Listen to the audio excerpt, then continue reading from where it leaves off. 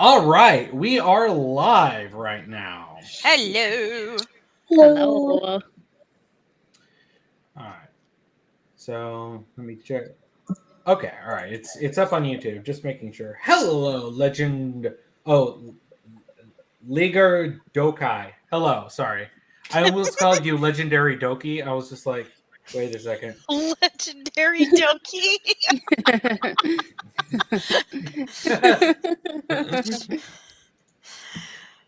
Okay, so this is going to be a monumental undertaking. We're going to be going through basically all of the animated Disney and the Pixar movies. And then a couple that I snuck in there because I wanted to. Yeah, there's some that aren't. But the stipulation had to be they still had to be animated. There's no Pete's Dragon, no Mary Poppins, no Who Framed Roger Rabbit. It has to strictly be 100% animated. Yes. So we're going to be going through, and as you see, we have several categories here. So it should be pretty self-explanatory. Fairest of them all is what we would consider the best. Well, to make it easier, S through F tier. Obviously, the best is S. The bottom, the worst is F.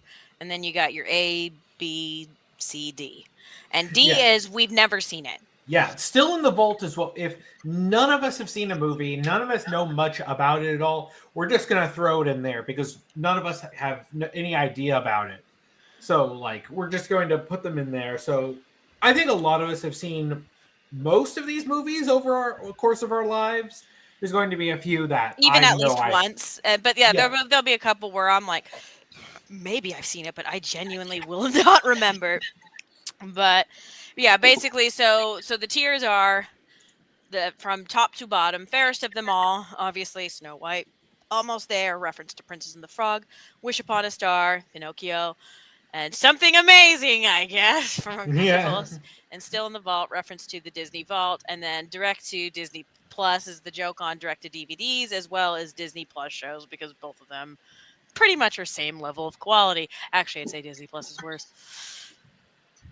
Sometimes. That's why Disney Plus is the bottom tier. It's the most direct spamming. to Disney Plus. It's a combination of the two eras. But none of the direct to DVD era. None of that's here. It's strictly Disney, Pixar animated movies, and a couple of the Toon Disney animation movies, which 3 of them actually went to theaters. One of them surprisingly did not.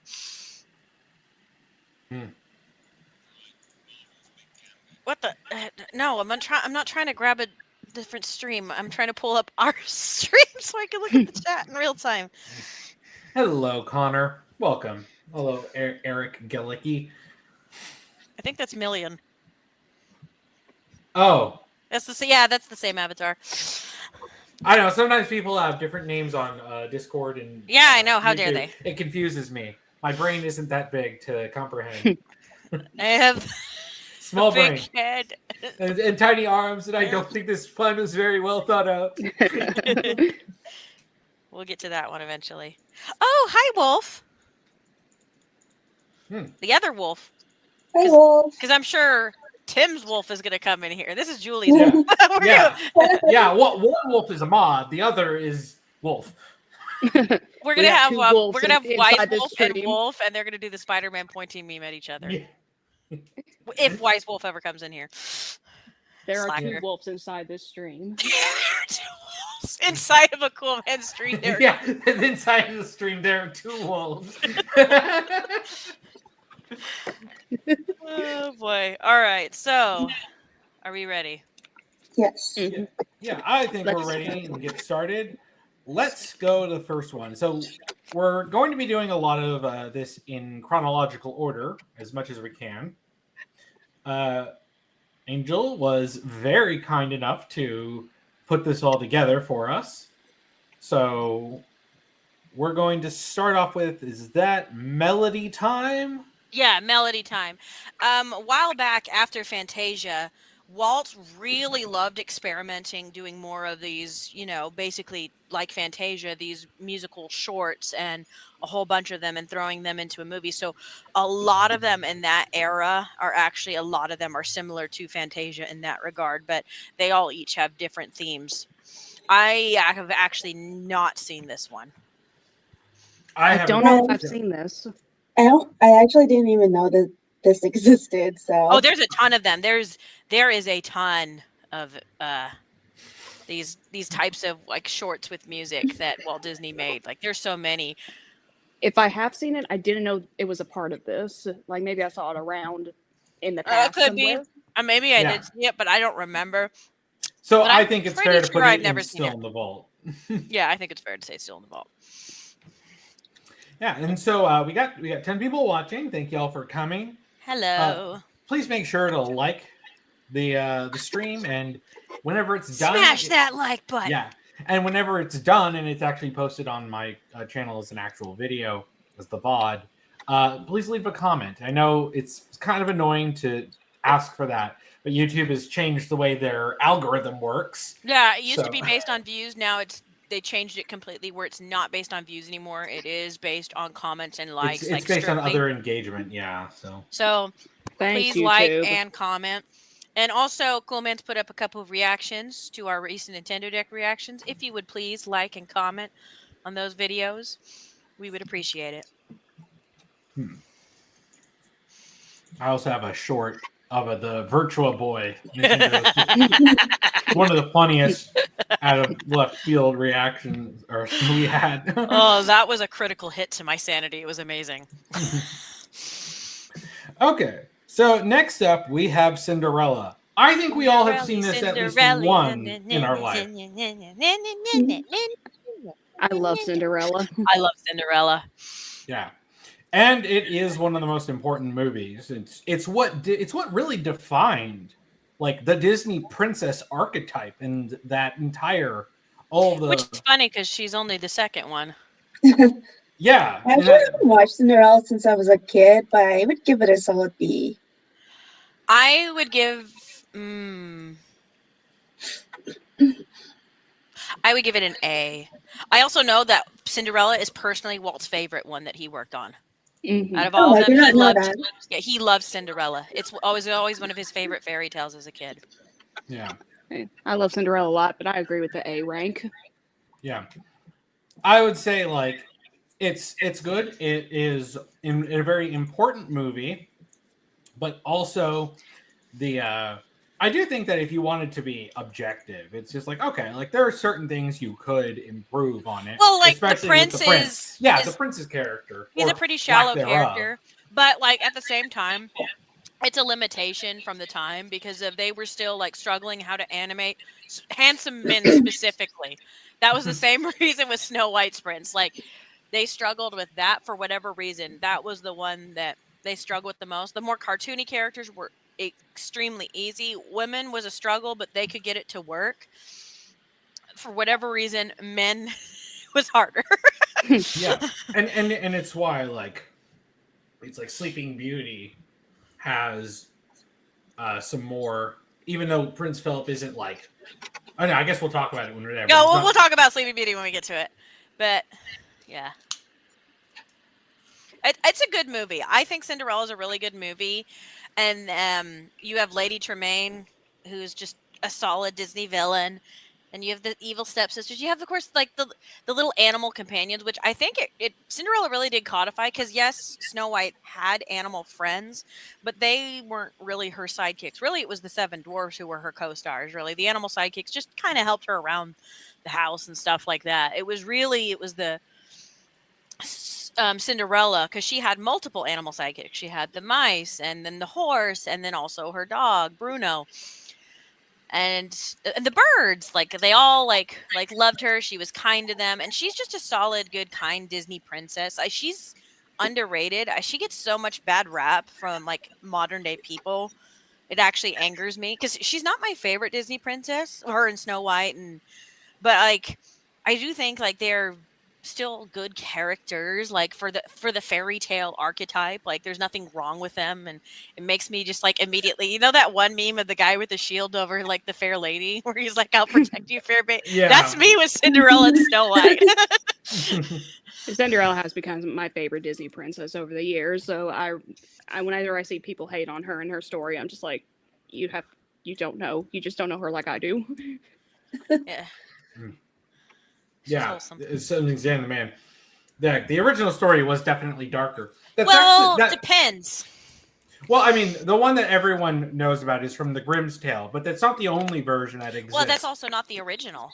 If you It like, isn't if the you original, it's the Germanic. It's the Germanic version, and the Germans loved the darkest version of every fairy tale. Well, if you really want to get technical, of what the original version of Cinderella is, you're going to have to be specific, because if the story of Cinderella was inspired by other stories.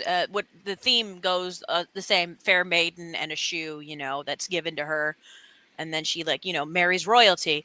Because I believe Egypt or Greece or something might actually be like where some of these original tales like all the way date back to. Granted, she wasn't called Cinderella, and then China has their own version of the fairy tale. And eventually it got to France, and that's where the name comes from, because it's like Salandrian or whatever. And then eventually that comes over to other European countries. So it's quite different, and it's like, and not all of them follow the same beats. A fairy godmother type figure does not exist in some other versions. I know in China, I believe it's like a magical fish or something like that. Correct me if I'm wrong. Yeah, that's basically it. Like, I think some versions say it's like the spirit of her mother or something. Yeah, some versions it's basically like her mother's her guardian angel. One version's like it's like she has to go to a tree and she finds like these trinkets at a tree that she can use, and the implication is that her mother's is her spirit resides within the tree and gives her these gifts to help her to have a better life. It varies based on depending on where you go, but specifically the Walt Disney one is based on the French fairy tale. Yeah, it's a bit of a misconception with the Brothers Grimm stories. Most of those stories they collected. They didn't write all of those. I think they did have their own versions of some tales, but for the most part, those were collections. And then they wrote their own versions of other fairy tales, and Cinderella was one of them. Yeah, so it's why, especially the brutal one with cutting off their feet or whatever. Well, they have a brutal version also for Snow White as well. So they have their own versions. Yeah, but it's something that Walt Disney understood, and it's something that is going to be consistent. And we'll talk about this later, especially with more modern movies like Frozen, where they will either tone something down and kind of simplify complicated stories where there are multiple characters. And hi, Charlie. Hi, Charlie. Welcome here. But yeah, it's something Disney always does with a lot of their movies. So it's why when some people complain, oh, they're not accurate, I'm like, well, they've never been, quote, accurate. They've always... But they're fairy tales. Fairy tales changed over time. Like, as I said with Cinderella, it has its own version across multiple cultures. Egypt, Greece, China, and many countries in Europe had their own version of the Cinderella story, and they all vary. And so, I see no reason. It was the original public domain, and they all took their own versions of it. Yeah. So I see no reason why he can't put his own spin on it. Yeah. Anyways. Okay. So up next is, what is this? That is Ichabod, The Adventures of Ichabod and Mr. Toad. Oh, I watched this a long time ago. Yeah, I remember watching this a very long time ago. I actually do not, because it's actually a double feature, because there's a story of the Mr. Toad story, and then there's the Ichabod and the Headless Horseman story on its own. So it was Sleepy Hollow. So they each were their own stories, but they were packaged together as a single movie. Man, I totally forgot about that. I've never watched this one. I only clips. I only remember specifically because I was so long ago. I was young when I seen this, and I've never rewatched it again. I only remember that chase where Ichabod is running away from the Headless Horseman, and that laugh. I vividly remember that. That's something that stuck with me from a kid, and I think I only watched it once when I was a kid. Well, since you and I vaguely remember it, would that be a something amazing? I guess because we're not sure about its quality, but it's not quite a we've never seen it because you and I have seen it. Yeah. Yeah, it was fine. I mean, it's like I wouldn't say it was bad. Like it was decent. Yeah, I don't remember it being bad. I just remember that scene specifically terrifying me as a child, but that's about it. I remember Mr. Toad being a funny character, and he had a ride in Disneyland, and then they got rid of it, or was that Disney World? I don't know. They got rid of it. It was a shame. Yeah, I'd say something amazing. I guess. Yeah, it was like, and if we're going to treat this as the lower level, we'll put it on the upper end. If there's movies that we're more critical of. Oh shoot! I forgot a movie. Oh, what did you forget? Oliver and Company's not in here. Oh no! Oh, I never watched Oliver and Company. I love Oliver and Company. Oh shoot! I love Billy Joel. There's no going back. We can't change things. Well, okay, chat. I loved Oliver and Company. I think it's an underrated movie. I would put it in a Wish Upon a Star tier. Just throwing it out there right now. That's fair. Yeah. It was a really cute movie. You should watch it sometime, Tim. Yeah, it's got fun musical numbers. It's got Billy Joel. And true. Can't go wrong with Billy Joel.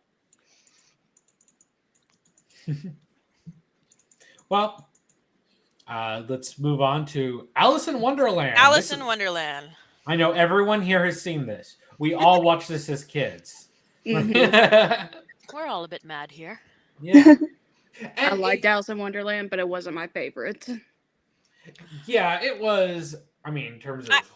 Alice in Wonderland's always been a strange story to begin with. Oh gosh. Like the Disney version is toned down. I will say, though, in terms of visuals, a lot of the visuals done in animation, it's one of the most creative animated movies in the Disney canon. Like, you could tell the animators had a lot of fun animating Alice in Wonderland. Like, all the interesting things they animated, specifically the Cheshire Cat, like the stripes and the one he appears. Yeah. Mm-hmm. And the guards of the Queen of Hearts. Yeah, when everyone they're all folding together like a deck of cards being shuffled. Yeah, like it's all very interesting. Like the creativity they had in the animation alone, and the voice actress for Alice is really good. She also is Wendy in Peter Pan. Oh, I did not know that. Yeah, same voice actress. I feel like I would give it a Wish Upon a Star. It's not my favorite Disney movie, but I do appreciate it for what it is. Yeah, I think that's fair. I think it's a solid B, yeah. Oh, speaking of Peter Pan, that's what's up next. Yeah. Yeah, this is another one. We talk about softening things up. Like, there were some pretty depressing things in the original novel, especially with Peter Pan's character. But like, it's obvious that they really like Walt Disney overhauled his character to be more in line with sort of a fun trickster rather than the commentary of. He's clearly like a child. He's clearly like a tween boy, like probably somewhere between like 11 and 13, right before he's going into his teenage years, and he acts like it. He's pompous, he's rude, but he's also fun and funny. Yeah. He's full of himself, but like, you can tell he really cares about his friends. So he's just all around, like, he's just a good kid character because he actually acts like a kid. And Captain Hook is hilarious. Yeah. Oh yeah, all the stuff they did with the really making Captain Hook a lot funnier, especially with the ticking alligator with the tick tock. Tick tock, tick tock. Tick tock, tick tock. And we can't forget the original Yandere Tinkerbell. Yeah. She was Yandere before it was cool. I think they said that they were specifically inspired by Marilyn Monroe when they made Tinkerbell. That's funny. Oh yeah, I can see that. That tracks. I like Peter Pan more than I like Alice in Wonderland, but I wouldn't say I like it equal to Cinderella. Yeah, that's how I feel too. It's a solid B for me, but above Alice. Yeah, so All right. I almost wish there was a tier in between Wish Upon a Star and Almost There for Captain Hook alone because he is such an enjoyable Disney villain. Yeah. He's such a funny ham. And Mr. Shmee. Shmee!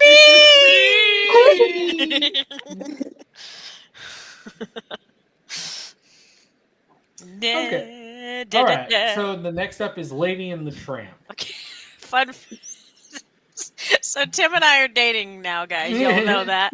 Yesterday, we both reached to grab a French fry that I made, and we both picked it up at the same time. And then he joked. He said, "What if it's like Lady and the Tramp?" I'm like, "The French fry's a little short for that." He said, "Imagine like a really long spaghetti, a really long French fry." A potato wedge. Well, no, like, and I'm like, it would be like the longest curly fry. That's my food for the thought, literally. Okay, it's been a very long time since I've seen Lady and the Tramp. I don't remember much. I do remember this movie. It is charming. It is definitely charming. It's what I loved about it is it's got a similar vibe to the Aristocats too, in terms of the couple. You know, the more frou-frou animal pet, who is a house pet, and she knows she's clearly, got the pedigree. And then she, of course, falls in love with, like, the streetwise guy who literally lives on the streets. And Tom Malley and Tramp are very similar. The difference is one are cats. Well, and the other thing is that Duchess, however, unlike Lady, is a mother before she meets her man. But yeah, I like Lady and Tramp. Yeah, Lady in the it's really cute. It's literally, the pauper meets like the frou-frou girl. She's naive and he helps her, like whenever she's like stuck out on the streets like a little bit and protects her. But she kind of, softens him up because he doesn't really trust. And it's just a cute little dynamic between the two of them. I also love Lady's like neighbor dogs, like that hound dog and the little Scottish terrier. Mm-hmm. Fun fact that Hound dog was supposed to die actually in the original Lady and the Tramp. Oh yeah, I did hear that. When the dog catcher like accidentally hits him, like because he was trying to save, like when he runs out. But the thing is Lady and the Tramp came out right after Bambi, and Walt Disney felt so guilty for making children so depressed after Bambi that's why he changed the script that the hound dog would just get a broken leg. He's like, I don't want to do that to children again. Literally, won't someone think of the children? It's like you have to have like a certain threshold of traumatizing children. Yeah. Not the poor old dog. Yeah, it's like not the sweet dog. What I love is though, I love the dogs that like Lady's friends. They're so like ride or die for her as her friend. Like even though she's like the young one, but they almost treat her like a little sister. And I do remember this distinct line, which is really funny, which implies Lady was fooling around with Tramp because of they basically imply that she's pregnant by saying like that one of us should should accept her hand, and take care of her, like as if like to say like let's arrange one of us to marry her to protect her honor. And I was like, I didn't recognize that as a kid, and then when I rewatched it like 10 years ago, I was like, wait a minute. I remember that conversation, but I was just like, why are they talking about this? What are they talking about? But okay, I got it now. Yeah, I'm like, oh, you getting that past the radar, Disney. Yes, that's their names, Jock and Trusty. Thank you, Zan the Man. I love them. I thought they were really endearing. And I one of the details I really loved about the movie was always how Lady doesn't know the actual names of her owners. She just thinks their names are Jim Dear and Darling because that's what the married couple always call each other. So it's Jim Dear, and he's like, yes, darling. Like that's always how they address each other. So in her mind, that's their names, Jim Dear and Darling. And I'm like, that's dog logic. I know, but that's such a cute detail, which I love that so much. I thought that was really cute. And I love that they adopt Tramp in the end. And like they have like a little litter together, a couple little pups. But I do think it is funny that all the girl dogs look exactly like Lady, and then the boy dog looks exactly like Tramp. And I'm like, that's not how mutts work. But but whatever. Yeah. So where would y'all want to put it? It's charming. I feel like it's a high B for me. High B, low A. It's high B, it's low A. For now, maybe put it high B, and if another like movie comes in, I might change my mind and make it a low A, depending on what other movies go where. But it's a really charming movie. I have a soft spot for it, especially because I work. Where I work, it's a pet care center place, but I specifically work in the pet cemetery section. But there is a boarding kennel attached to it, so every day I hear like occasionally if one hound dog starts going off, and then they all start going, and then I'm always reminded of that scene in The Pound, and then I always like think to myself, and I'm like, all right, when are they going to start breaking out into song? I love that song in The Pound. Yeah, like he's a tramp, But I love him. I love him. Yes. All right. And so the next- spaghetti scene, like everybody's also referenced the spaghetti scene, so it's like it's iconic for such a simple movie. Yeah. All right. Yeah, so are the Rugrats, the second Rugrats movie referencing Lady and the Tramp? Yeah, I do remember that. That's right. So I think that's Sleeping Beauty. That's Yep, next. it's Sleeping Beauty that's next. Okay, I'm gonna put Sleeping Beauty, like, despite the fact that I think Aurora and Philip, personality-wise, aren't the most interesting characters. I love their designs, and Philip actually gets to do a whole lot more. Yeah. But really, like, it's about the fairies and Maleficent. They're the real heroes and villains. Yeah. True. Yeah. Like, and the highs of Sleeping Beauty are really high.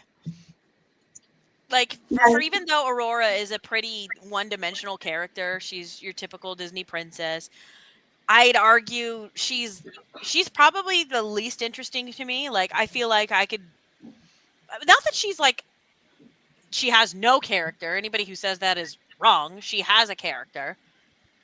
She's just a simple girl who just dreams of love. And then she's devastated whenever she finds out she's the princess and she's arranged to marry somebody else because she met that cute boy in the woods and they have that perfect little song and she thought she met her soulmate. Like, so she has emotions and a personality. She's just not as interesting to me. Like, especially out of all the classic princes, I feel like Cinderella's the best of them.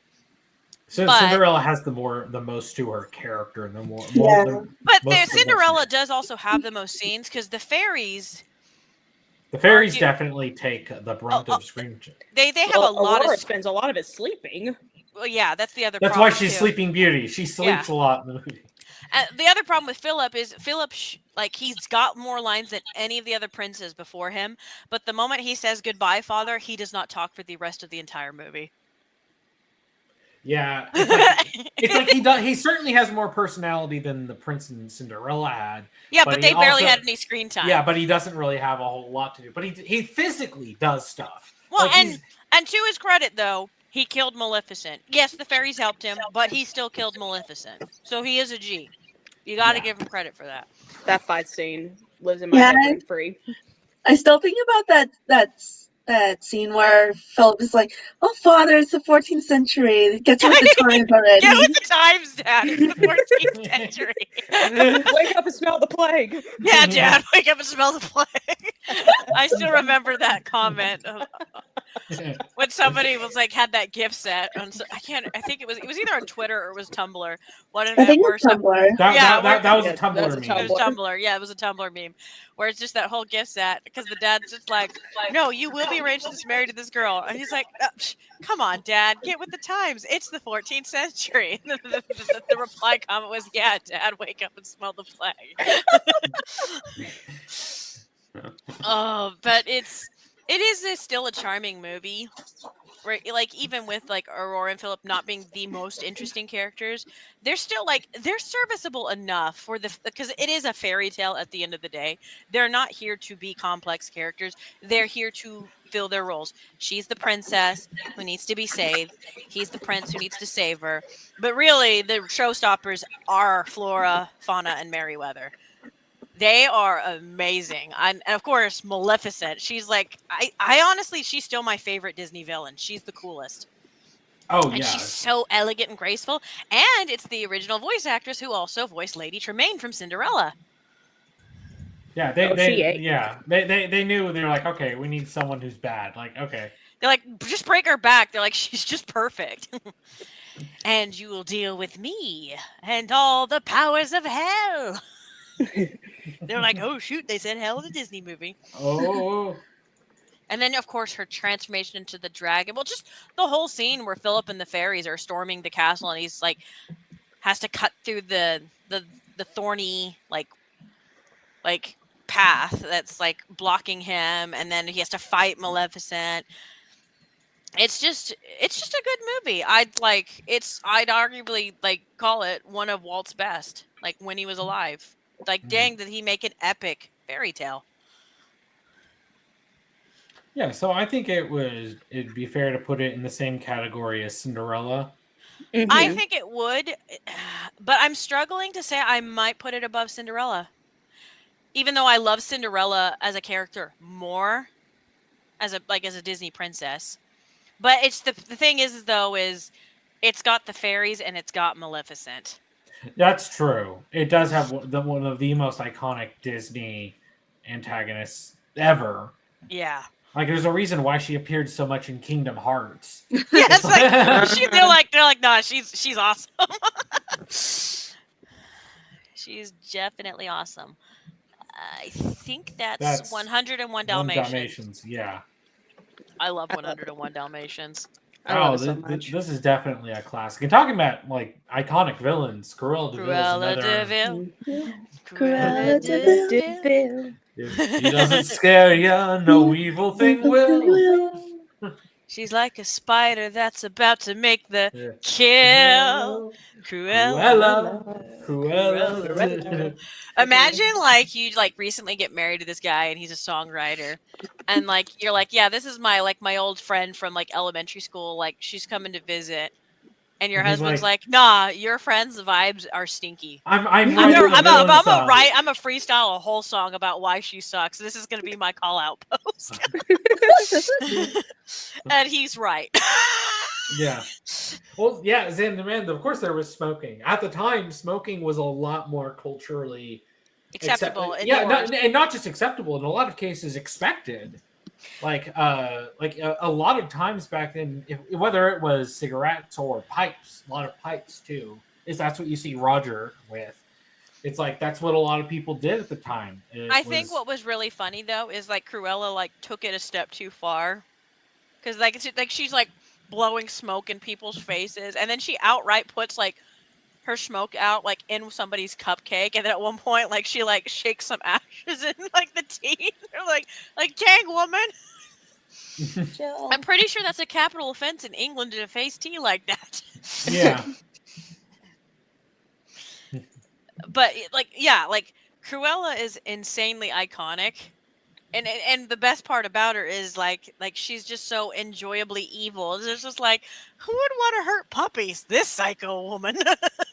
Yeah, it's like she's so normal compared to some of the other villains like Maleficent, but Cruella is just so over the top psychotic that you're like, I can't forget her like with her eyes bulging. Yeah, and the car chase because she's trying to run that's... this poor truck driver off the road because she's trying to kill all these dogs because she really, that one shot really, of her eyes really wants that code. But it's like, woman, that like would that ruin crazy the eyes. fur.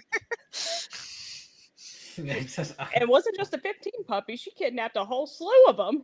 Yeah, and she like wanted them all skinned. It's like psycho. I still remember. Oh shoot, I can't remember what it was. It could have been like at one of the Disney parks or something.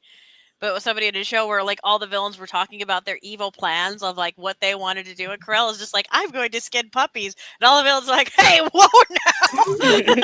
Like, chill. What is wrong with you? Like, I'm evil, but I'm not like that evil. Like, I'm not kick puppies evil. I just want to take over the world evil. Like, calm down. Like, gosh. Like, I have decent foreign policy. I just don't care. I just care about puppies, okay? And of course, I do love Pongo and Perdita. They are a lovable like little couple, and how they like their kids and they really care about them. I especially love when all the dogs that they like run into along the way to help them. Like that old dog, like he's like this old like war general type dog, and then that cat and the horse that he's with. And Sergeant that, Tibbs. yeah, and that cat was a real G. He like worked really hard to save those 99 puppies. But the real question is where to put it. Yeah, so I actually would want to put it on the higher.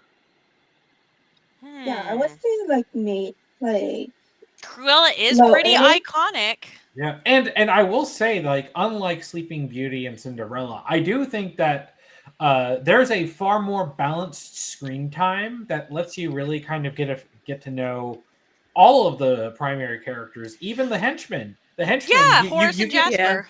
Yeah, so you get to understand, even if you're just getting a grasp on their personality. You spend enough time, like, getting to know them, getting to know Roger, getting to know. Yeah, Cruella, I'd say so. Yeah. The only reason I would put Cinderella and Sleeping Beauty still over 101 Dalmatians is that fairy tale aspect, that fantasy aspect. So it's really that escapism aspect. Phoenix? Yeah. I'm talking about a dog movie. You should be happy. I'm giving it praise. Stop whining. Yeah, and there's also like Sleeping Beauty and Cinderella are just they were foundational movies for Walt Disney. And the animation, like, while I will say it's interesting, the more scratchy, like pencil looking style of 101 Dalmatians, I do think Cinderella and Sleeping Beauty, especially Sleeping Beauty with the watercolor look to it, very beautiful, very beautiful. Yeah.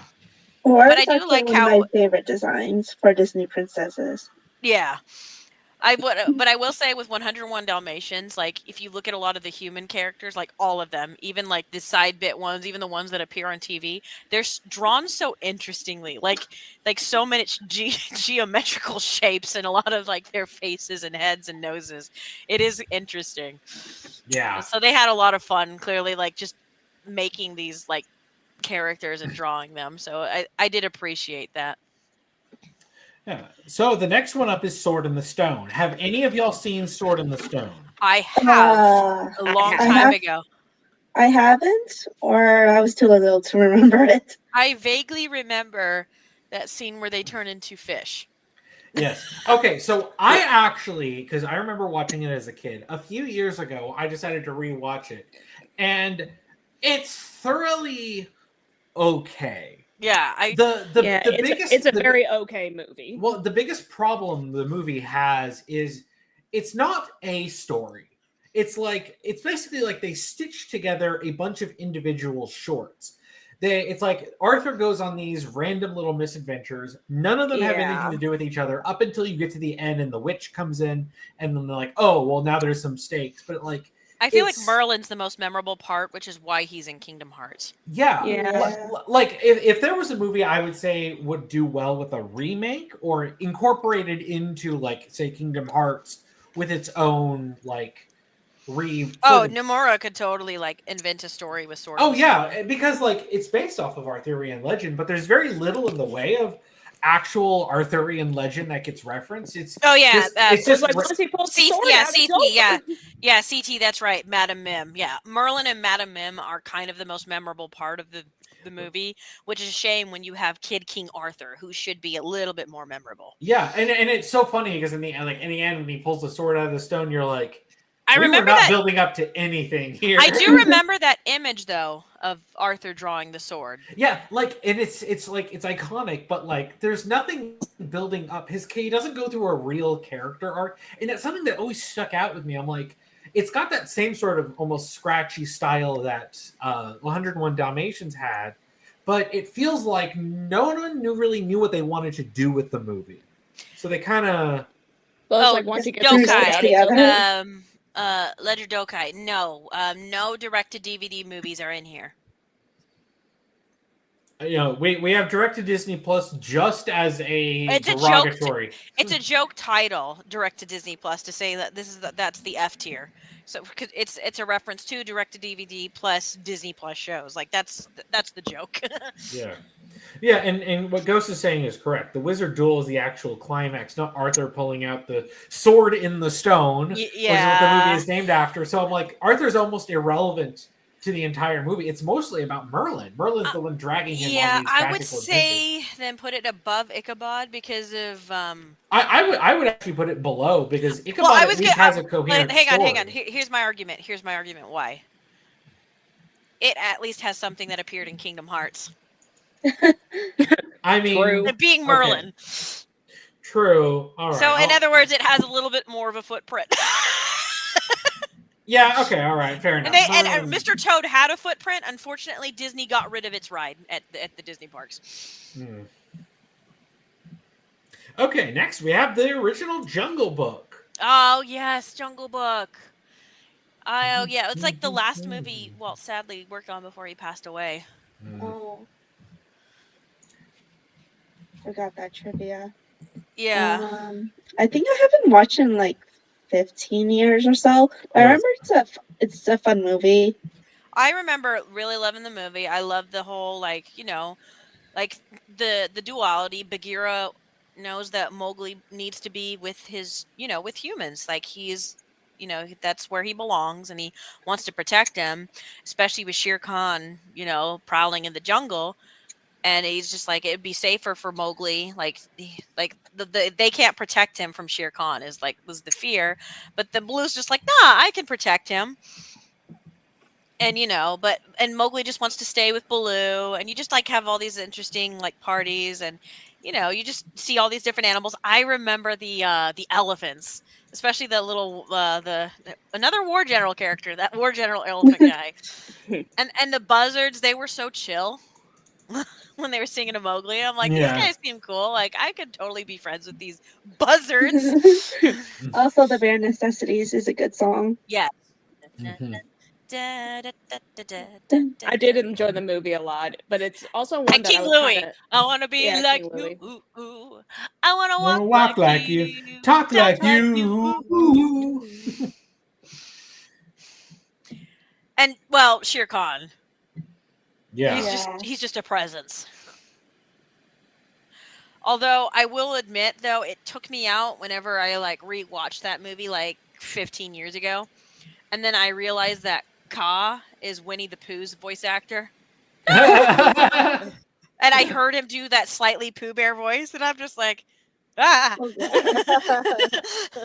But maybe that was supposed to be disarming because that friendly Pooh Bear voice with this familiar. Yeah, that friendly Pooh Bear voice, then it's like lures you into a false sense of security so he can eat you.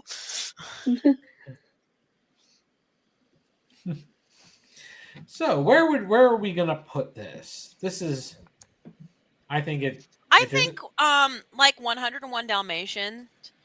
It's a good movie. It's all the characters are well rounded. It's got a memorable villain, memorable songs. Low A or high B for me? It's low on my list personally, but like objectively, yeah, low A or high B.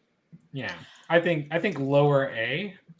Yeah, I think it's a very memorable movie. Plus, some of its characters got to be in Tailspin, so there's that. I fucking love Tailspin. Tailspin. Tailspin. Okay, but that's a tangent right there. So. The Aristocats. The Aristocats. Listen, I love this movie. It's a comfort movie for me. Everybody wants to be a cat. This is like one of my 2 childhood obsession Disney movies, other being Dumbo. I didn't watch this one as often, but I pretty much love it just as much as I love Lady and the Tramp. Like I said, it's that similar dynamic between Duchess and O'Malley, and like with Lady and Tramp. Like it's really the added difference is she's a single mom, and like he's kind of he's not only like she's kind to him, but like it's still like he's still got to kind of prove himself, because it's like, hey, I mean, she's like, I'll let you flirt with me, but you got to realize I got kids and they're important to me too. And then her kids are funny. And I love that there's just this butler just hates her cats. She's like, and the owner loving her cat so much that she'll leave her entire fortune to them was pretty funny. Yeah, it is pretty funny, typical cat lady. But she is way too nicely dressed for a cat lady. Yeah, all that fur would get on her. She's so fashionable. French she lady. is elegant. Like, holy cow, that woman. I'm like, where's her husband? How did he let her get away? Like, even in old age, she is just elegant and pretty.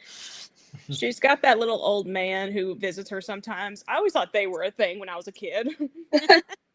Janie shipping as a little child. Yeah, I watched this movie so much as a kid. Like, it was mine and my brother's favorite. So where would you personally then put it? Well, my bias is I think it's a really, really good movie, but realistically speaking, I would put it as a A. Well, like, it's fine. Like, put it where you would want to put it, and then me and Tim can weigh in, and then we'll, divvy it out. Yeah, I mean, personally, I don't have much to weigh in on this because I don't really remember as much of the movie. I remember that one point when the guy had to get out and crank the engine of his car, and then O'Malley gets into the back. I remember that, and I don't. Isn't it funny what you start to vaguely remember about certain movies? Yeah.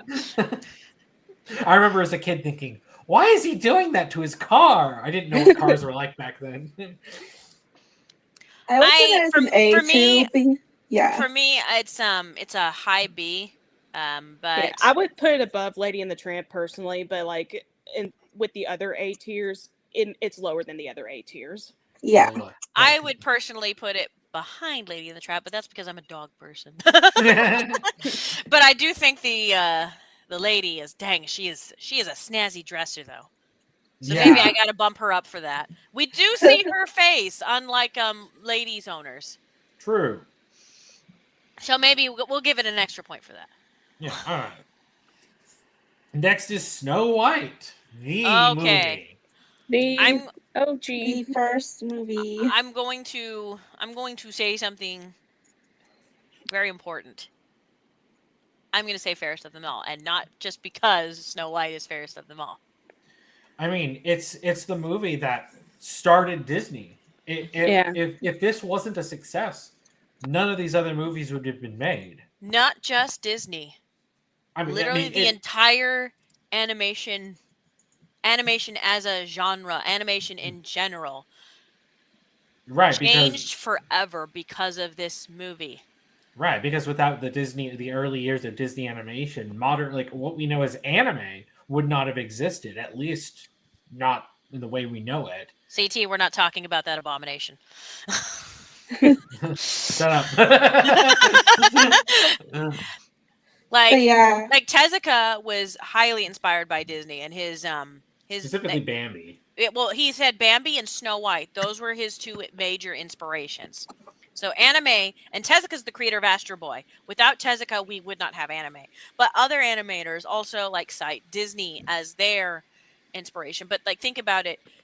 Everybody said to Walt Disney this would be his folly, that this would make him go bankrupt, that this would destroy their company. Because at the time, there was no such thing as a feature-length animated movie. Walt was the first. He pioneered that. It was always just shorts before movies and things like that. Or you go to the theater and you see these little Mickey Mouse shorts and stuff like that. And the other key thing too is you have to remember is this movie came out during World War II. Mm-hmm. And how that affected a lot of public opinion because of people were in a dour time. Well, yeah, they needed something uplifting. They were still in the Great Depression. That was another thing about it. Is they were still suffering from the Great Depression, and it was the fact that a movie like this that came out and it was just this nice fairy tale story. It was this is definitively the most fairy tale of all the Disney movies. It is very much out of a storybook, and it's innocent, it's charming, but the animation is still insanely groundbreaking for its time. Looking into the history of how they made this movie and how hard they worked for it and how everybody thought it was going to fail just makes me appreciate it all the more. I don't care that the prince is barely a character. I don't care that Snow White doesn't have a whole lot of depth as a character. Like, I think the prince serves his function exactly what he should be. And people have been like, well, what about Sleeping Beauty and Cinderella? Like, yeah. True. For both of them. However, this one's the most important one. It is the most important one. You will not have Disney without her, just like you would not have Disney without Mickey Mouse. I'd argue she is almost as important to that company as Mickey Mouse. And they do not respect her enough for it. Okay, well, Ghost is pointing out it came out in 1937. So, like, yes, technically before, especially before America got involved, but like there was stuff going on. Like, it was a very dark time. Well, a lot of stuff in that era. Yes, 2 years before World War II, but you need to understand the movie did not reach certain countries until later, also because of the war. It made things complicated. Yeah. But the point is, the 30s were a very dark time, especially in America, because we still hadn't recovered from the around the entire world. Yeah, like, because if like people were still recovering from World War I in like a lot of European countries.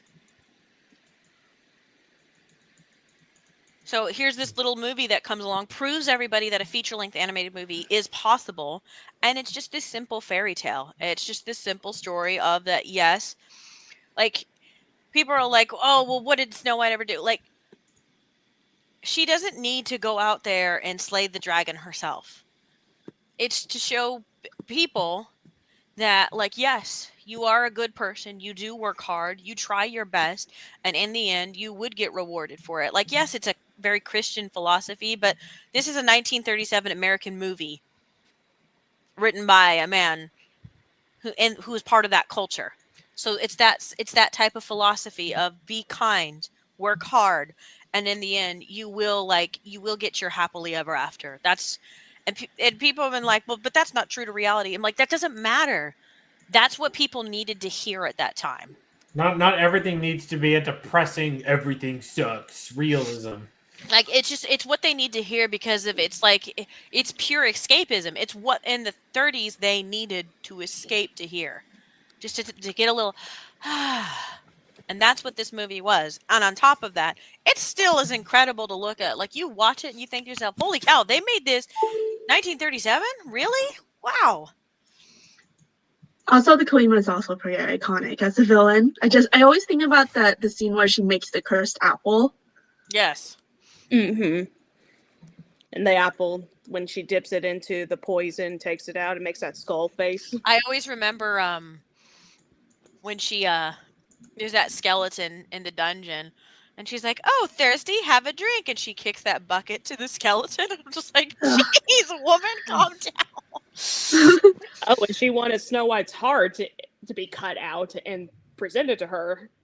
Like, she would also kick puppies for fun too. She might actually play ball with Cruella. I mean, Snow White herself basically is a puppy. Yeah. She's so sweet and innocent. And the other part of the fun is the dwarfs. They all are immediately enamored with how kind she is. And it's her kindness that is able to, like, help her survive through a lot of her ordeals. She's so sweet and kind that the hunter can't bring himself to hurt her. He doesn't want to dare. She's too sweet and innocent, and he lets her escape.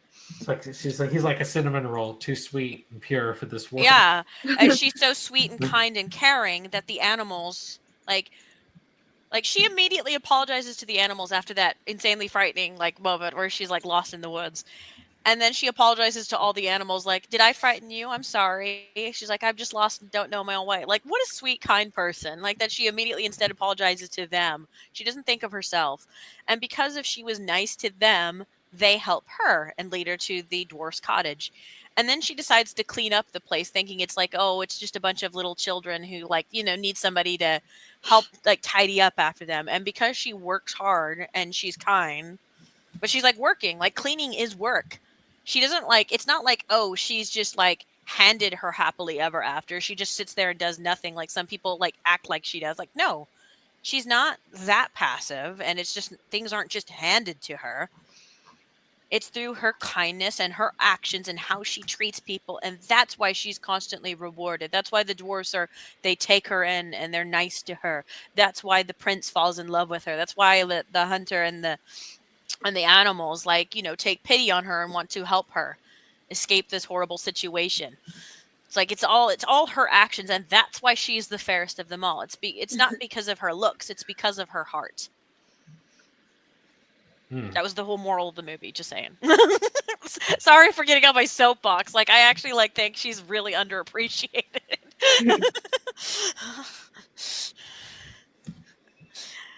All okay. right. Also, I need to go to the bathroom real quick, but you guys go ahead and continue talking about Robin Hood. What? You don't want to weigh in on Robin Hood? No, I really gotta go though. Okay, quickly say what tier and then run to the bathroom, and then we'll divvy it out from there. Low A for me. Low A. Okay, we'll divvy it out and we'll argue. Okay. I like Robin Hood a lot. I remember I watched this a lot when I was a kid. I always liked Robin Hood stories, and I always really liked the Disney version. I always remember at the very beginning, you had the rooster, and he's playing the song. Oh yeah, he's being a bard. Yeah, Robin Hood and Little John walking through the forest. Yeah. I remember that rooster. That rooster was cool. I just remember the whiny king. Like, he's whining like my dog is right now. Oh, yeah, and he sucks his thumb. Yeah. They make him so pathetic. I love Maid Marian. Maid Yes, Marian. thank you, Maid Marian. She's just so Yeah. sweet and cute. Maid Marian and Robin Hood are so cute. They are very cute. Yeah, I and would say it's a low A also. I would actually put it in middle A.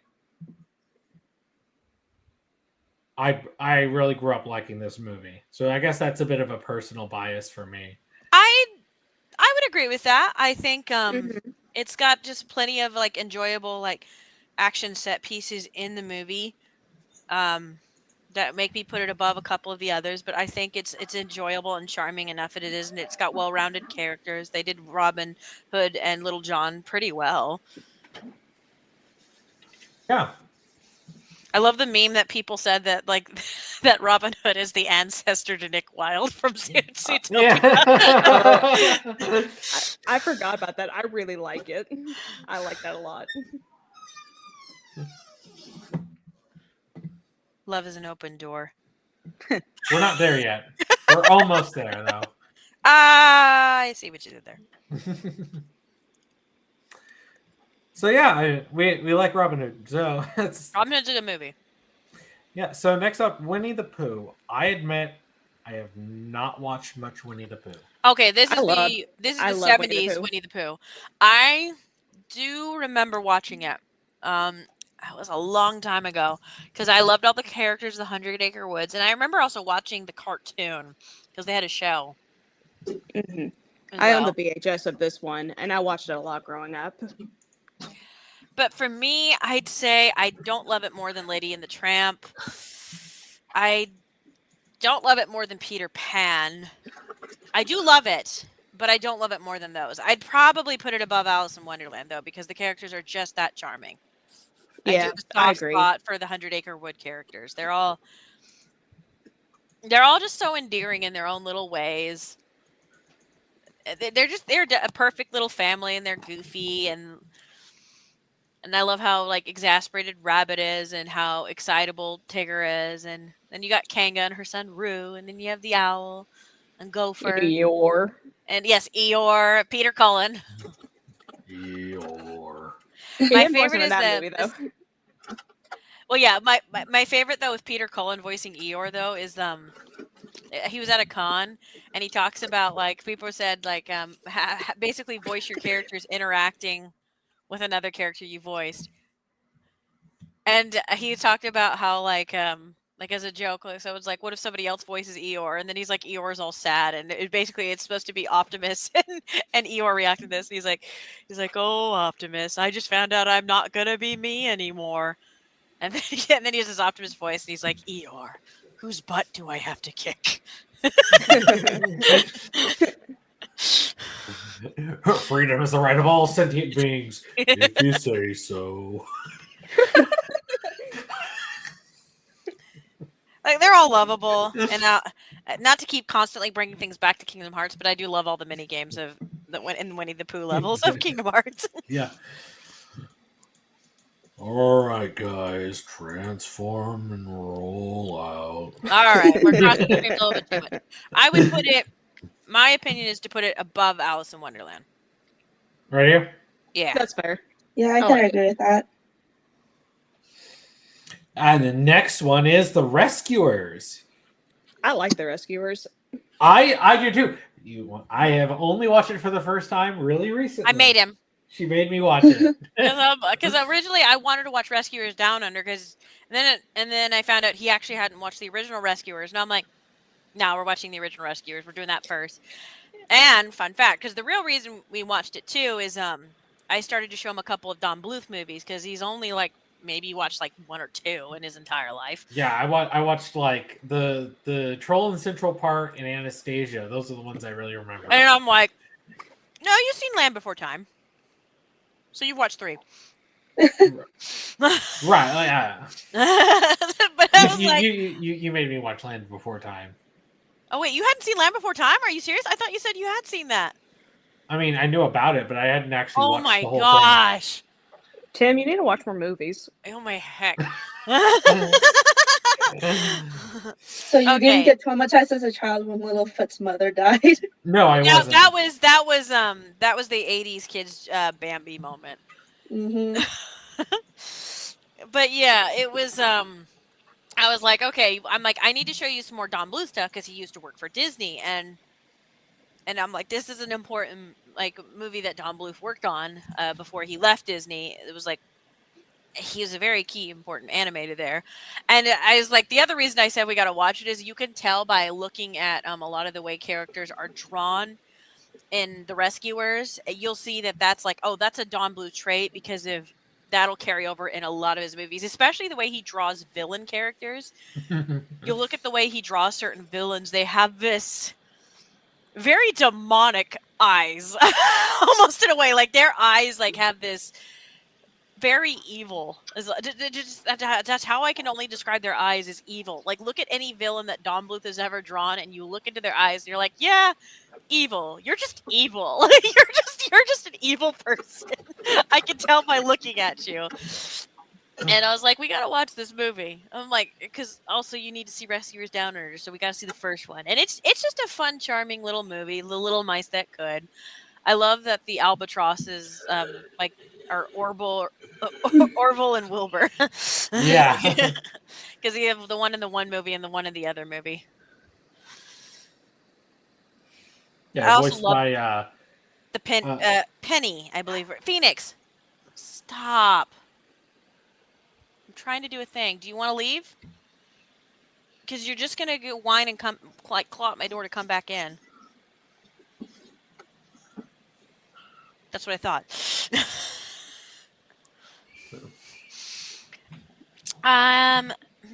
Where would I put this movie though? I have no stance in this because I haven't watched The Rescuers or Rescuers Down Under. I've watched this movie more than Rescuers Down Under because I own the VHS of the original Rescuers and not Down Under. So like Rescuers, I put in the B tier. Yeah, And hi I'm B. I'm gonna make. Well, okay. Here's a question for those who have seen it.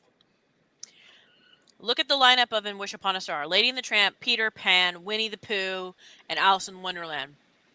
And you're asked, we're gonna watch one of these movies, including The Rescuers. Which one would you rather watch the most? The Rescuers. Oh, so you would put it above Peter Pan? Yeah. I would watch Lady and the Tramp over Rescuers. I would watch Lady and the Tramp over Rescuers. Okay, so I think it's fair to put it on the upper B tier. Yeah. You know what? I would say move Lady and the Tramp to below Aristocats as low A. Yeah, I like that more. Put Rescuers as the highest B. I think it's a really good movie. So, but like there's certain movies that I just love more than it.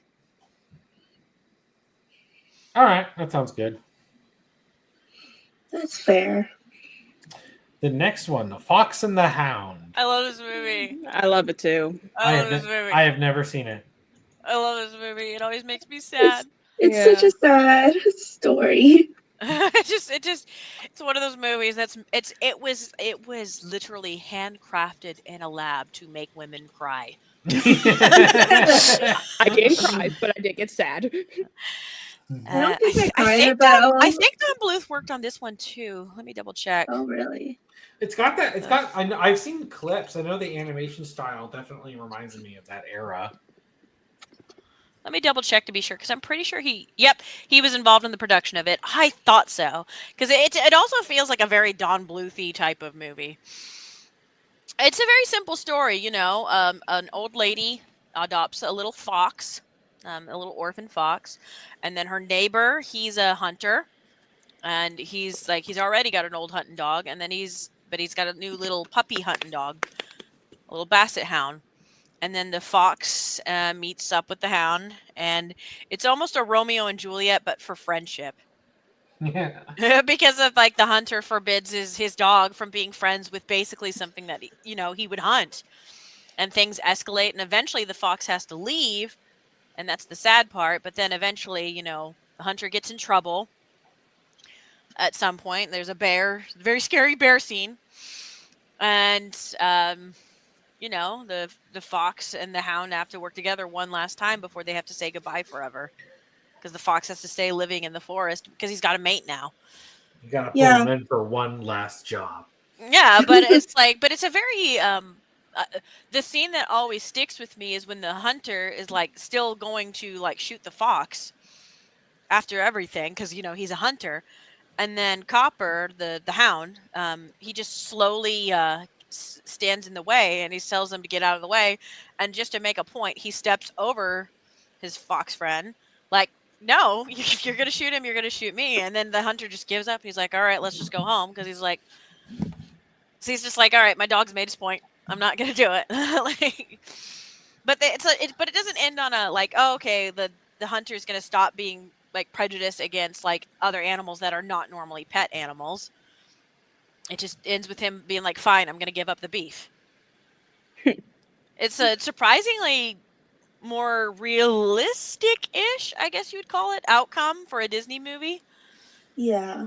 And I also still remember the scene where, like, when they're young and playing together, and Todd asks, we'll always be friends forever, won't we? Ah! And So the sad. movie ends with that. We're always gonna be friends, aren't we? Yeah.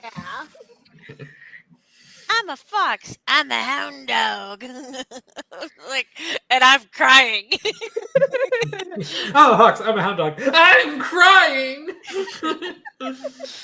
It was a like I think what makes the movie more sad though is it's really the second time you watch it or the third time you watch it, because then all the little innocent happy childhood scenes is a sadder context like hanging over it, like this cloud that where you're just waiting for like that pin to drop where things start to go south and they're forced to like separate and they can't be friends anymore, and and then they have to age and then they grow up, and then you're just like it's funny because it's not like a magical movie or anything. It's a very simple, straightforward movie. But it's just, oh gosh, it tugs at my heartstrings. I love Copper and Todd. I would personally put it as a solid B. Yeah, Above Rescuers for sure. I would put it below Peter Pan because Hook. Fair enough. Okay, so fair enough. We'll put it right here between them. No, Peter Pan above it. I love Fox and the Hound, but I think I would Peter Pan's got a little bit more going for it in my opinion. It's got more adventure and stuff like that. And plus it's got Captain Hook, one of the most iconic Disney villains. Like, nah. As much as I love Fox and the Hound, it should go below Peter Pan. Honestly, I feel like Peter Pan should be above Rescuers. I asked earlier, what out of all these movies, what would you rather watch? And everybody unanimously was just like Rescuers, so that made Rescuers go above Peter Pan. Oh no, I said Lady and the Tramp, but I didn't think about the follow-up question. Well, that's why we bumped up Lady and the Tramp. But I even said Peter Pan, all this other stuff, and you were like, "Yeah, Rescuers. I'd rather watch that." And I'm like, "Okay, fine. We'll put it above Peter Pan." I might have No spaced take- out during that part. No take backs. No, yeah, no Okay. take, no take No backs. take We're trapped. Okay, the next one is very interesting. This is the Black Cauldron, a very infamous movie. I'm gonna be so for real with you. I'm gonna be so for real with you. Direct to DVD. Disney Yeah. Plus. The only thing memorable to me about this movie is the villain. Like, Yeah, always the Horn like King. when it comes to this movie. I still remember, like, I think the thing that stood out to me the most is that the annoying sidekick died. Oh, Um, yeah, briefly. yeah. Yeah, Gertie. Gertie. It was a fake. I remember the death. pig that can see the future. I can see the Yeah. future. It's a shame that the production dropped the ball on this and it lost so much Yeah. money. But I've watched this movie. I'm not joking, probably 3 or 4 times in my life, and I can still not tell you what the heck went on in that movie. You see, the problem is This movie it's based. Well, but it's based off of a book series called The Chronicles of Prydain. But the biggest problem the movie has is it tries to mix the first 3 books into one 90-minute movie. So I think that's I think the you reason. mentioned this before to us in DMs. Yeah, that's the reason why the movie is so incoherent, is because it basically, like a third of the movie, it basically sums up the first book. It skips to the second book, and then it zooms through that. That's why those like fairy folk that appear, they're more prominent in the books, but because a lot of their roles were cut out, they appear like for a couple of scenes and then they're gone. And then it moves on to the third book. And the Horn King was, I believe, only the antagonist of one. He was a lesser antagonist, not the main one.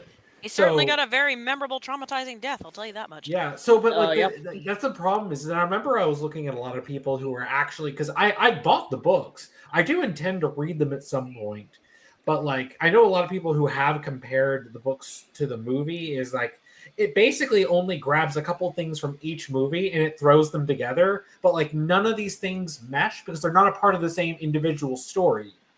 So I feel like if they waited a little bit, like instead of like making this into a movie, if they instead tried developing time into one of their other projects they were doing. yeah, like I feel because I looked Well, no, hang on. If they waited to do this, waited a little bit longer, and then like when they were making their Disney afternoon shows like DuckTales and Gummy Bears and stuff like that, this could have been a solid Disney afternoon cartoon show, like based on the books. Oh, It it could actually have. adapt the books, like all of the books. yeah, I can see that would have that. been an interesting thing. But as it is, it's wasted potential. The movie, which is going to be a theme that you might hear coming up later, and for a couple other movies. Yeah. but not for the one coming up next. This is the Great Mouse Detective. No. This one was Peak Fire. Peak Fire. I'm sorry. I'm putting it up here. I love this movie. Straight up, that movie deserves to be fairest of them all. It deserves its flower. I am a big fan of Sherlock Holmes and Sherlock Holmes adaptations, and this movie nails it. Basil is one of the best adaptations of Sherlock Holmes' character, down to a lot of the little. Tim Wolf said that according to Wikipedia, there's only 2 books. The Chronicles of Prydain? That's what Wikipedia apparently said, according to Wolf.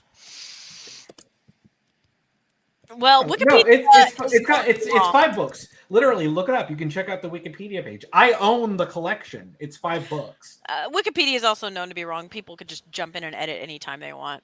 Yeah. Now, you may be thinking of the fact that the second book is called The Black Cauldron. There's 5 different books because they all have different titles. The first is the book of... Okay, let me look up what all of the... But anyways, Great Mouse Detective is I just looked it up. perfect. There's 5 books. Yeah, but yeah. Anyways, who cares? We're done with that movie. Great Mouse Detective is perfect. Yeah, and it adapts Sherlock Holmes. It's funny because it's technically these are mice that just happen to mimic. Well, it's based off of a book that's literally called Basil of Baker Street. Yeah, Basil of Baker Street. And so it's based on that children's story, But it's like it's a children's story that's like basically like this mouse that emulates Sherlock Holmes, and he literally lives under Sherlock Holmes's house. Yeah, but it's funny because like I've watched a lot of Sherlock Holmes adaptations, and there's always some of them they either exaggerate certain things or whitewash certain things. Like obviously this is Disney, so they don't include like his drug use in the books, But he does like, have a pipe. yeah, but like they do mimic as much as the of Sherlock's behaviors, even down to his narcissism. They And definitely got his ego right. yeah, especially like when they're trapped and he's like all despondent, and then he basically is like, "Wait a minute, Why I don't we can just kill? outsmart." Why don't we just kill ourselves? Get it over with. And then he's just like, set off the trap. Yes. And then Yeah. suddenly that like gets his gears going. And then he times everything perfectly so that they can pose for the camera. The isosceles of the triangle, and he just says a bunch of old nonsense like, yes, I'm smart. Oh, I love that movie though. It was fun. It was fun when I rewatched it again with Cool Man recently. It's just a fun movie, and it's you got of course his John Watson, his Dr. Dawkins, and then you got his Olivia was a cute little addition because she's just this child character, you know, who needs help. But I believe that's one of the first times they had a Sherlock character take up a bit of a fatherly role. Yeah, and it's actually like, this actually is like a nice like change of pace to have him, character develop, because it softens him, because there's this little child that he's got to like, he does need to kind of like clean up his narcissistic act around the child. But he still he doesn't get like stop his ego by the end of the movie. He still has a large ego by the end of the movie, but it's like he's learned to treat people better, and he's learned to excuse me, goodness gracious, I do want friends. He's like, I do want I don't want to be like holed up by myself. That's why he wants Dawkins to stay with him, to like be his partner so they can solve crime together. He's like, we worked well together, and you could tell he was kind of like sad to actually say goodbye to Olivia. She did grow on him, and it's just a fun movie. And then of course you have Ratigan. Yeah, and it's funny because he plays a Moriarty type role, but like he is very distinct from, unlike Basil, who's very much a Sherlock stand-in in almost every regard. Like Ratigan is like Moriarty-esque, but he's a lot crazier. He's Vincent Price, a Vincent Price villain, because he's voiced by Vincent Price. Oh, absolutely. That man always nailed it every single time. Yes. Yeah, every single scene he has. Yes. I love him. He's so enjoyable. And then his like weird peg leg bat like sidekick, his evil sidekick, and he's like, I forgot about the bat. And I love the dog that's like that's like Basil's like transport. And I love it at one point. Remember that scene where he's just like, let's get him, and then his ear turns into stairs so they can climb up his ear. Yeah. I love jokes like that in movies. It always gets me in animation. So, The Little Mermaid. I think it Bears of them all, Bears of them all, Bears of them all, Bears of them all, Bears of them all, Bears of them all. Yes. Yeah, it is. I don't think that's anyone's going to argue that. And Tim, I'm sorry, I love you. I'll fist fight you, though. I'm putting it above Great Mouse Detective. I will fist fight you. Well, but I did. I know. I'm just saying. I will fist fight you if you said otherwise. So here, I put it above. I'll fight you if you do it otherwise. Like, but I didn't. I just had to get that violent impulse to protect Ariel, because she is. Well, I have two favorite Disney princesses. She's one of two, and she's been one of my favorite Disney characters ever since I was a child. I love Ariel, and all the criticism against Ariel makes me aggressive. I will fist fight anyone who insults my girl. That includes you, Lindsay Ellis. Yeah. Ariel was like, because for all them people who want to criticize Ariel nowadays, Ariel was them trying to make a more girl power-esque type of Disney princess back in 1989, because they heard some of the criticisms people gave to Aurora and Cinderella and Snow White. And they said, let's make a more proactive Disney princess, but she's still like, she's still a Disney princess. She has all the tropes that all the other classic princesses have, but she's much more involved in the plot. She's not constantly just reacting to things. She is trying to achieve her goal herself. She just also gets herself into hot water a lot. She is the most quintessential teenage girl character. She's is 16 years old. She's not a child anymore. That line. It gives you psychic damage when you're an adult. Yeah, When you're a kid, you're like, yeah. When you're Yeah. adult, you're like, no. And when you're an adult, then suddenly you're like, no, sweetie, no. No, you're not. I love Ariel, though. I love that she's an explorer. I love that she's she has the heart of an adventurer. Everything about the surface world is so interesting to her. It's just one big basically I found this treasure trove of discoveries, like as if like she's forbidden. Like, could you imagine if you found the lost city of Atlantis and then your dad constantly like, no, you can't go there, and you're like, but all that history I could discover, father. So why won't you let me? Like, that's Ariel. She's just like, but there's this amazing wide world out there with all these things, and there's this culture that I want to learn about. Why won't you let me? And she does feel shackled by that, and she's just I love her. I love her character. I love Jodie Benson. I think she does a great job with her. And then, of course, you got Ursula. Ursula's one of the funnest Disney villains ever. I don't care if that was not a grammatically correct sentence. The music's fantastic. And it was like after years of like so many, Disney bomb Dark Ages and stuff like that, they realized they needed to go back to basics. They needed to go back to the fairy tales. And Little Mermaid was that. The start of the Renaissance. Yes, and it kick-started the Renaissance. Like, just like Snow White, I'd argue Ariel is also one of the most important Disney princesses for a different reason. Yeah. And Eric was finally their chance of like, let's like make a Disney prince. Even like they used Philip clearly as their template. They're like, but let's give him much more. Like, let's make him a little bit more two-dimensional. And like, let's actually have Ariel and Eric spend time together and get to, like, sure, it's still a fast romance, but it's a fairy tale. Like, heaven forbid characters have love at first sight. Like, it's a fairy tale, guys. Like, chill out. It's not supposed to be real life. But they actually do spend time with each other. We're able to see this chemistry between these two characters. It's enjoyable. And even when Ariel loses her voice, you do see her bounce off him, and she's having fun with him, and like you could tell he's warming up to her, and they have this really cute dynamic. And then of course you got the goats, Flounder and Sebastian, even though Sebastian kind of hang Ariel out to dry at the beginning. But hey, he comes in clutch. Sebastian comes in clutch. And then you have the goofball Scuttle, who does come in clutch at the end of the movie. Him rallying the troops to stop the wedding. Yes, Scuttle's a real one. I love Scuttle. also love the crazy chef. That's one of my favorite memories about this movie. I always hummed his song when I was a kid because I thought it was so funny that there's this homicidal chef who wants to kill Sebastian. The scene where he chases Sebastian around was pretty funny. Come on out and fight me like a man. He says as he's like destroying his kitchen trying to kill Sebastian.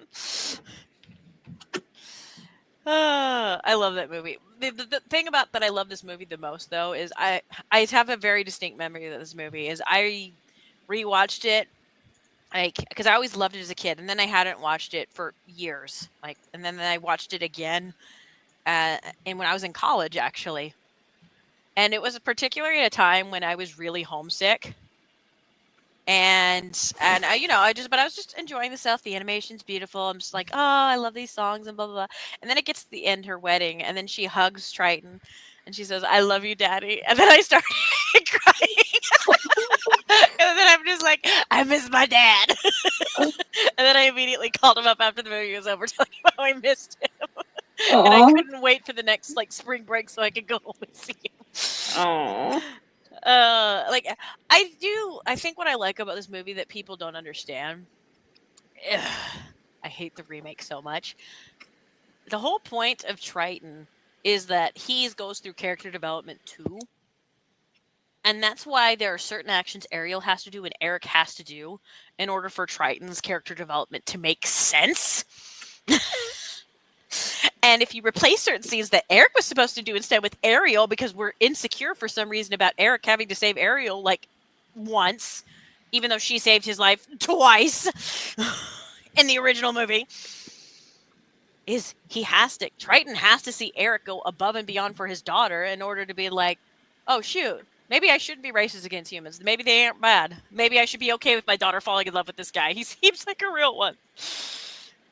I hate that so much. I hate that remake so much. Anyway, it's a good movie. I love the movie. So, DuckTales. Woohoo! The original. I remember seeing this movie when I was a kid, but I actually didn't see it when it was in theaters. I remember seeing it when they actually aired it on TV and at my cousin's house, and I was like, I never knew that DuckTales had a movie. I think it was like 1994 or something like that, or 1995. So it was like well after the movie came out. But I was like, DuckTales had a movie? And I was so excited. And I love the movie. It had a lot of Indiana Jones vibes to it. It was a really fun movie with a little bit of Aladdin vibes because, genie, lamp, stuff like that. So it was the best of both worlds. On TV. I I didn't watch the original DuckTales, so I didn't watch the movie. Yeah, I loved the original DuckTales. I've never seen the movie. I watched the show though. Oh my gosh, you guys got to see it. No, I watched the movie. I just don't remember it that much. I watched the show a lot, and I remember watching this movie, but I don't remember it that much. If I see it, I would know it. Well, fine. I guess. Well, to be fair, though, I would say I would put it below Fox and the Hound for me personally. Because there are other movies I would watch more than it, but for a Disney, because it got a big budget movie for a TV show, and it was supposed to be the start of many bigger budget movies for like the Disney like afternoon shows, because that's eventually when a Goofy movie got made too, and they were going to make more, but unfortunately because Goofy movie didn't do as well in the box office, they were going to stop then doing that in general, and then eventually they started like, okay, let's make some movies for our TV shows again happen. But like that was like the DuckTales was the first one where they said, let's make a big movie for our TV show. And DuckTales was a really popular show for them. So it only made sense they make this really fun adventure movie. And I really quite enjoyed it. But I'd say it's a solid B. I'd put it below Fox and the Hound. Any objections? Nah. No. Speak now or forever hold your peace. All right. So, Rescuers Down Under. Okay, this one's a really good movie, though. This one's a very fun movie, and the animation is gorgeous. And so many people did not see it when it came out. And everybody like, oh, I only remember the first movie. And I'm like, how could you not see the second one? Look at the animation. It's gorgeous. How could you? Also, it's cute. He wants to ask Miss Bianca out to be his wife, and he's like trying to propose to her the whole movie. It's the cutest thing, and then he like finally does by the end of the movie after he saves the little boy. And it's in Australia. For some reason, only the villain and one of the mice has an Australian accent. Everybody else has an American accent for some reason. The animation is good, and I did watch this a couple of times, but I did, like I said earlier, I did not own the VHS like I did with Rescuers, so I didn't watch it as much. But like I did enjoy it when I did watch it. The intro lives in my head rent free, just like the the sounds of the the bugs and the wildlife as the camera slowly coming into focus, and you could tell like, oh, okay, we're like in Australia, and then just suddenly like bam, the music hits. And then the camera like just zooms as it's like just zoom into the kid's house, and as the camera just zooms really fast going through the outback, and it genuinely gives me goosebumps. Like like immediately when they made that movie, they're like, we cooked, and then they buried this movie. It's like, no, it's a good movie. Why would you do this? It annoys me because everybody forgets this was during the Renaissance era. It came out right after. It came out right after The Little Mermaid, but right before Beauty and the Beast. So everybody forget it exists because it's sandwiched in between those two. It's a really good movie. So, Tim, you finally watched it for the first time. And? I would put it low A. I would like it above the first Rescuers. Mm-hmm. I would put it above Lady and the Tramp. As much as I love Lady and the Tramp. I would put it above Aristocats. It's just got a fun adventure. The villain's great. He's this really entertaining poacher guy. Oh, shoot. Who voiced him again? He did a really good job. Oh, yeah, he was funny. I didn't make it all the way to the 3rd grade for nothing.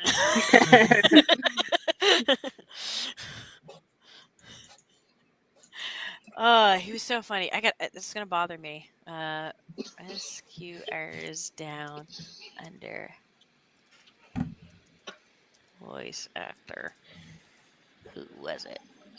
No, go away. I'm not interested in your A. Oh, Percival McLeish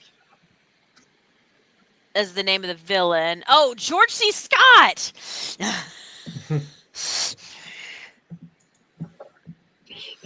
McLeish. What a perfect villain last name for a poacher. McLeish. Read the chat, CT. Listen. My first instinct is to go to Google, not wait for chat to catch up to us, okay? Be nice to me, CT. I'll try to read the chat more. I'm sorry. All right, the next one is Beauty and the Beast. Fairest of them all. This is a downright perfect movie. As much as I love The Little Mermaid more than it, I would say objectively it's a better movie. It's just beginning to end is a perfect movie. Like, I can't think of a single thing wrong with it. Can you? No. Like, it's got the perfect leading lady and the perfect leading man. Great side characters, a wonderful supporting cast of for Belle, for not just the the inanimates of the castle, but her father, the town are all so memorable. And then of course you have Gaston. Larger than life Gaston. Phoenix, Gaston is cool. I don't care if you have a different Disney villain that you like more than him. Watch it. My dog trying to give smack talk. Don't listen to him, chat. He does not understand that Gaston is peak Disney villain. I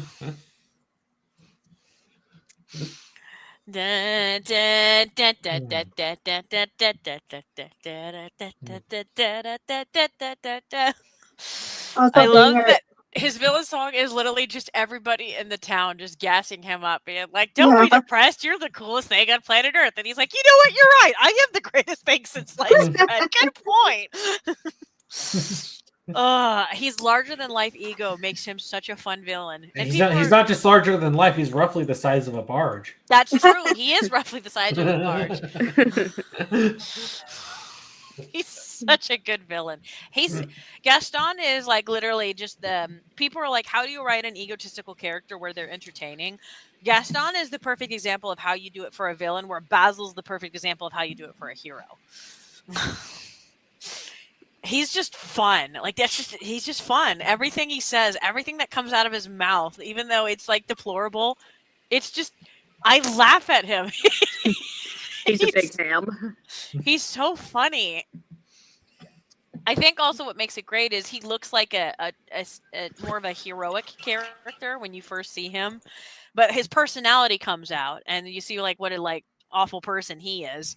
Whereas Beast, obviously he's scary, but like as his character develops, you see the softer side of him. So obviously the theme foils. Yeah, they're good foils. It's genuinely really awesome. I love it. I love Beauty and the Beast. It's got beautiful music. For crying out loud, it's the only animated movie to ever get nominated for Best Picture. Like before they created the category for animation because of Hollywood does not respect animation at all. Mm. He looks like Bruce Campbell. Oh my gosh, he does kind of look like Bruce Campbell. It's the chin. I can hear I Bruce agree. Campbell I agree, Ghost. That was the live action remake's fault. They should have casted Bruce Campbell as Gaston. Yeah, I don't care if he would have been old. Yeah, just put him in like, a muscle suit. Yeah, put him in a muscle suit. Put him in a muscle suit. Well, put him in a corset and get rid of Emma Watson since she won't put on a corset. And like he could do it. He's like, move over, Missy. I'll put on that corset. I'll put on the corset. No one could wear a corset like Gaston. No one could wear a corset like Gaston.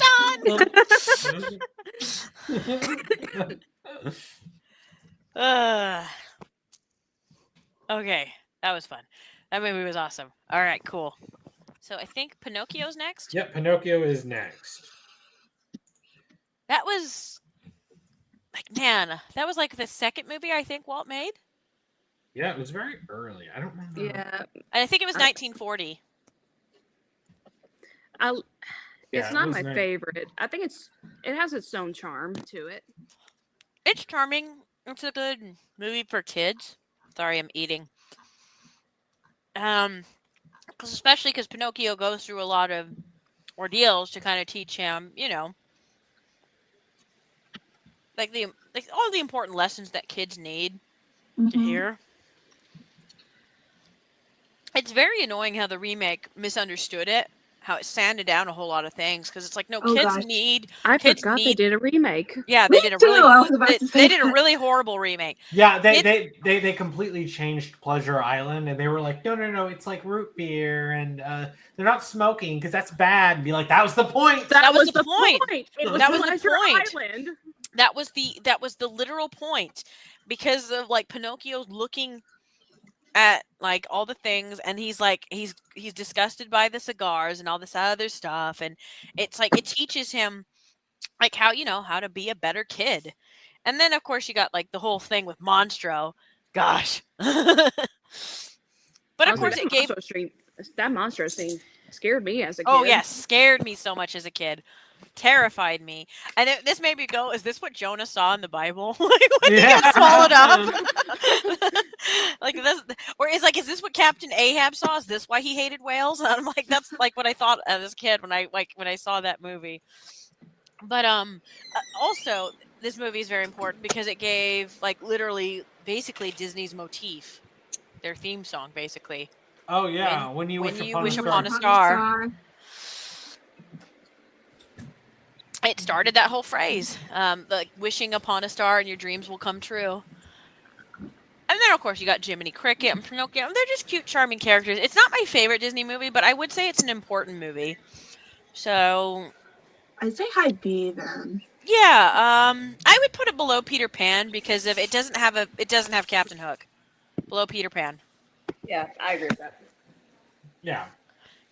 You got if you don't like, I think that's a great discussion for if you're high B. It's like, is your villain better than Captain Hook? No. Well, then you're below Peter Pan. Yeah. It's the Captain Hook threshold. Yeah, exactly. And Aladdin. Oh my gosh, I love Aladdin. I love it so much. It is totally fairest of them all. Yeah, right, fairest. So where fairest? I put it above Snow White. I am biased because it is. I'm not even kidding, guys. This is my favorite Disney movie. Like Aladdin's my favorite Disney hero. This is my favorite Disney movie of all time. I love Aladdin so much. I want it at the top. I wanted above Beauty and the Beast. Honestly, I can see that. I watched this one. I mean, I'll agree with that. Like, there's so much good, like you got Robin great Williams as the great genie. characters, great like great Well, screen great time amongst all these hero, great leading lady, and great supporting cast, great great antagonist. Villain, great animation, And great genie. songs. Yeah, supporting cast, but and Robin Williams, and then of course it gets like spin-off material. One of the best Disney afternoon shows ever. Oh, I love that show so much. And then like some of the best like levels in Kingdom Hearts. And a really great game. I loved the game. I played the Aladdin game on the SNES, the Capcom game. And it got 2 direct-to-DVD sequel movies. Return of the Jafar was fine. But King of Thieves was really good. Really good. But Aladdin's just all around good. It's a very fun adventure movie. It's just it's Welcome just to the I love it. Like and it's one of the rarities where the direct-to-DVD or the direct-to-video sequels were at worst just okay. Like most of those were just mediocre. But the Aladdin biggest problem with me for Return of the Jafar is the animation's a major downgrade, but that's because it was really not meant to be a movie. It was a pilot for the Aladdin TV show. Yeah. They just repurposed it and made it to a direct-to-DVD movie. Right. The third movie was definitely more intended to be an actual... like a finale for the show, and it was really good, really good. I love Aladdin. I love all the adventures you can have with Aladdin. I love all the characters in Aladdin. And Aladdin's just a great, fantastic character, the arc he goes through. And Jasmine's like a very strong leading lady. Like, yes, she still needs to be rescued, but like she's also like in a pinch. She's like works well with Aladdin. Like they make a good team. Like she can help him in a pinch. And she's like smart on her feet, like Aladdin. And that's my favorite thing about Aladdin. He's smart. And that's like an underrated part about him is he's always constantly thinking on his feet. He's the indie ploy type of character. But he's always constantly thinking like quickly how to get out of a situation and how to turn things around in favor. And he's a fast talker. But he's just such a likable hero. I love Aladdin. I love it so much. The character and the movie. We don't talk about the remake. No, we don't talk about any remakes. We don't talk about remakes. So, another banger, The Lion King. Objectively, I'm going to have to say it goes above Aladdin. Of them all. I love Aladdin the most, but objectively, it goes above Aladdin. I would argue this might be one of the most perfect Disney movies ever made. Yeah, I said Aristocats was my comfort movie, but The Lion King is my favorite. It is my favorite. I've watched it a million times. Like, literally everything about it is perfect. Oh my goodness. Phoenix. Somebody's at the door. Come here, Phoenix. Stop. Come here. Look. Here. I have a treat. Do you want that? Get it.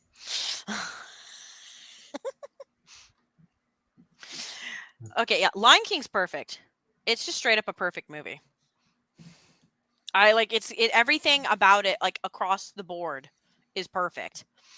Perfect music, perfect like hero, perfect villain, perfect leading lady, perfect side character, supporting cast. It's just, what can you say about Lion King that hasn't already been said?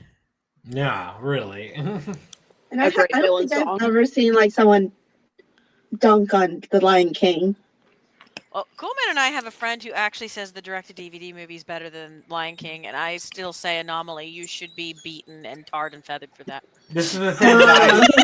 It's the same guy who was like, did Gandalf inspire Merlin? Things are not all right down under. No, it's literally upside down world in Australia. Though to be I love- fair, I would say that Simba's Pride was actually not a bad sequel. It's not my favorite. Cinderella Twist in Time is the best of the direct-to-DVD sequels, but it's actually not half bad. Phoenix, stop. Yeah, I love all the direct-to-DVD sequels of The Lion King because that's just how much I love The Lion King. But the actual original Lion King is way above the others. It is It's just incredible. superior. Like, first of all, the movie's intro is one of the most perfect ways to open a movie ever. That song, and then that last note, and then you hear that drum, and then silence. It always gives me goosebumps every single time. I'm like, that's how you open a movie. Yeah.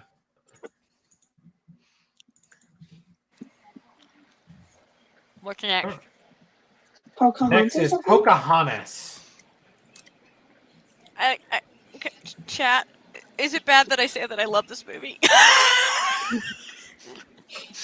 I know it's historically inaccurate. I know But it's we're about not here for accuracy for Disney. It's like, look at all the. it's about as accurate to actual history as Hercules was to Greek mythology. But Yeah. gosh dang it, I love the movie. I enjoyed this movie a lot growing up. Like, it wasn't my favorite, but I liked it a lot. I didn't realize how many people hated it until I got onto the internet. I get it if it really bothers you about the history thing. Like, I totally get that. I'm not going to blame anybody because there are movies that do irk me because they're not historically accurate or things like that. Like, I get it. I totally get it. I just treat it like I treat a fairy tale movie. Like this, I do the same thing with Anastasia. I'm like, yes, I know it's not accurate, but I treat it. But I treat it like I would on the same basis like I would The Little Mermaid. I'm like almost as if it wasn't something based on history and as if it was a fairy tale Disney movie, and then I judge it based on that.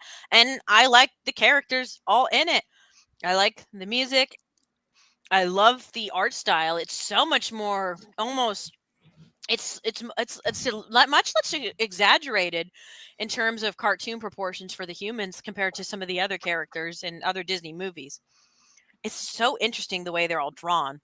And my gosh, Pocahontas is pretty. Yeah, true. They said, what if we would draw like one of the most beautiful women to ever walk the earth? True and real. Ghost, you like savages. Savages, barely even you. That's That so is funny a because fucking so many banger. people meme on that song and say it's so corny. I like the song though because it's saying that literally everybody can be like dehumanizing the other side. Like, yes, the message is in your face. I still liked it as a kid. Leave me alone, internet. It is a banger. Let's be real, it's a banger. I love Colors of the Wind though too. I love that song so much. I sang it all the time when I was a kid, and then I always would lay on a rock and let my hair drape over it. Anytime I went swimming, and I just and then I imagined that camera shot, and then I'm like, and then I'm in the eye of an eagle. You're so real for that. I thought the movie was very beautifully animated. I thought it was so funny that all she had to do was listen very closely to the spirits, and then she could understand English. I'm like, okay, kind of hand waving away why suddenly these two characters can speak the same language, but whatever. I never caught on to that. Oh my gosh, she had the wind. Well, yeah, because of at first he starts talking to her, and then she speaks straight up in oh shoot, I forgot the Indian tribe she's from. Oh, I forgot too. Starts with the P. Help me out, chat. I got scolded for using Google instead of chat. But yeah, she was speaking in her language, and John Smith's he's like, you don't understand a word I'm saying, do you? Powhatan. Thank you, Ghost. And then suddenly then you hear the voice of the shoot, now I forgot the name of the tree. Grandmother Willow. Grandmother Willow.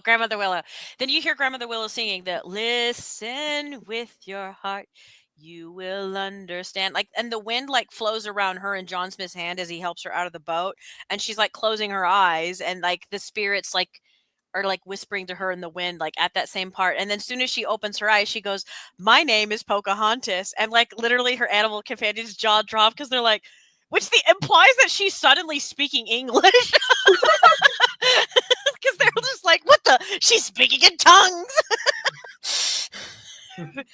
But it's like, it's goofy, but I didn't care. I loved the movie as a kid. I loved it so much. I thought it was, I loved the forests. Like, I always wanted to like paddle in a boat because of Pocahontas. And then eventually I got to go in a canoe like 20 years later after I saw And the go movie. over And I a was like, waterfall. and in my brain, I'm like, just around the river bend. Arms outstretched, going over the waterfall. Oh man, if only I was that brave. I love that movie. I don't care if people make fun of me for it. I think it's okay. I've never had a strong emotional attachment to Pocahontas. I would give it a but you know what? It does not have a villain better than Captain Hook. He is our threshold. True. Stopped by the Captain Hook threshold. You must be this cool as Captain Hook to enter. Yeah. All right, so the next one is Goofy movie. Oh, I this love is so Goofy good. movie. I watched I love a this. Goofy movie. It's such Oh, a good this movie. is so good. I love this movie. You know what? F everything. It's fairest of them all. Oh yeah, definitely. That's so fair. I love it. Dun, dun, dun, na, na, na, Oh, na. I was actually listening to Eye to Eye while I was working out earlier today. That's such a good. It has such good songs. Oh, Well- so, recently Cool Man and I watched the documentary, and it's actually a really good documentary on Disney Plus about the making of a Goofy movie. It was a really good documentary. Like, if you can, if it's actually pirated somewhere, if you don't have Disney Plus, watch that documentary. It was quite enjoyable. I was quite surprised to hear that Phoenix. Stop. If I open the door, will you stop whining? Okay, you guys talk about Goofy movie. I'll let him out. Oh my gosh, he's being such a baby. Well, yeah.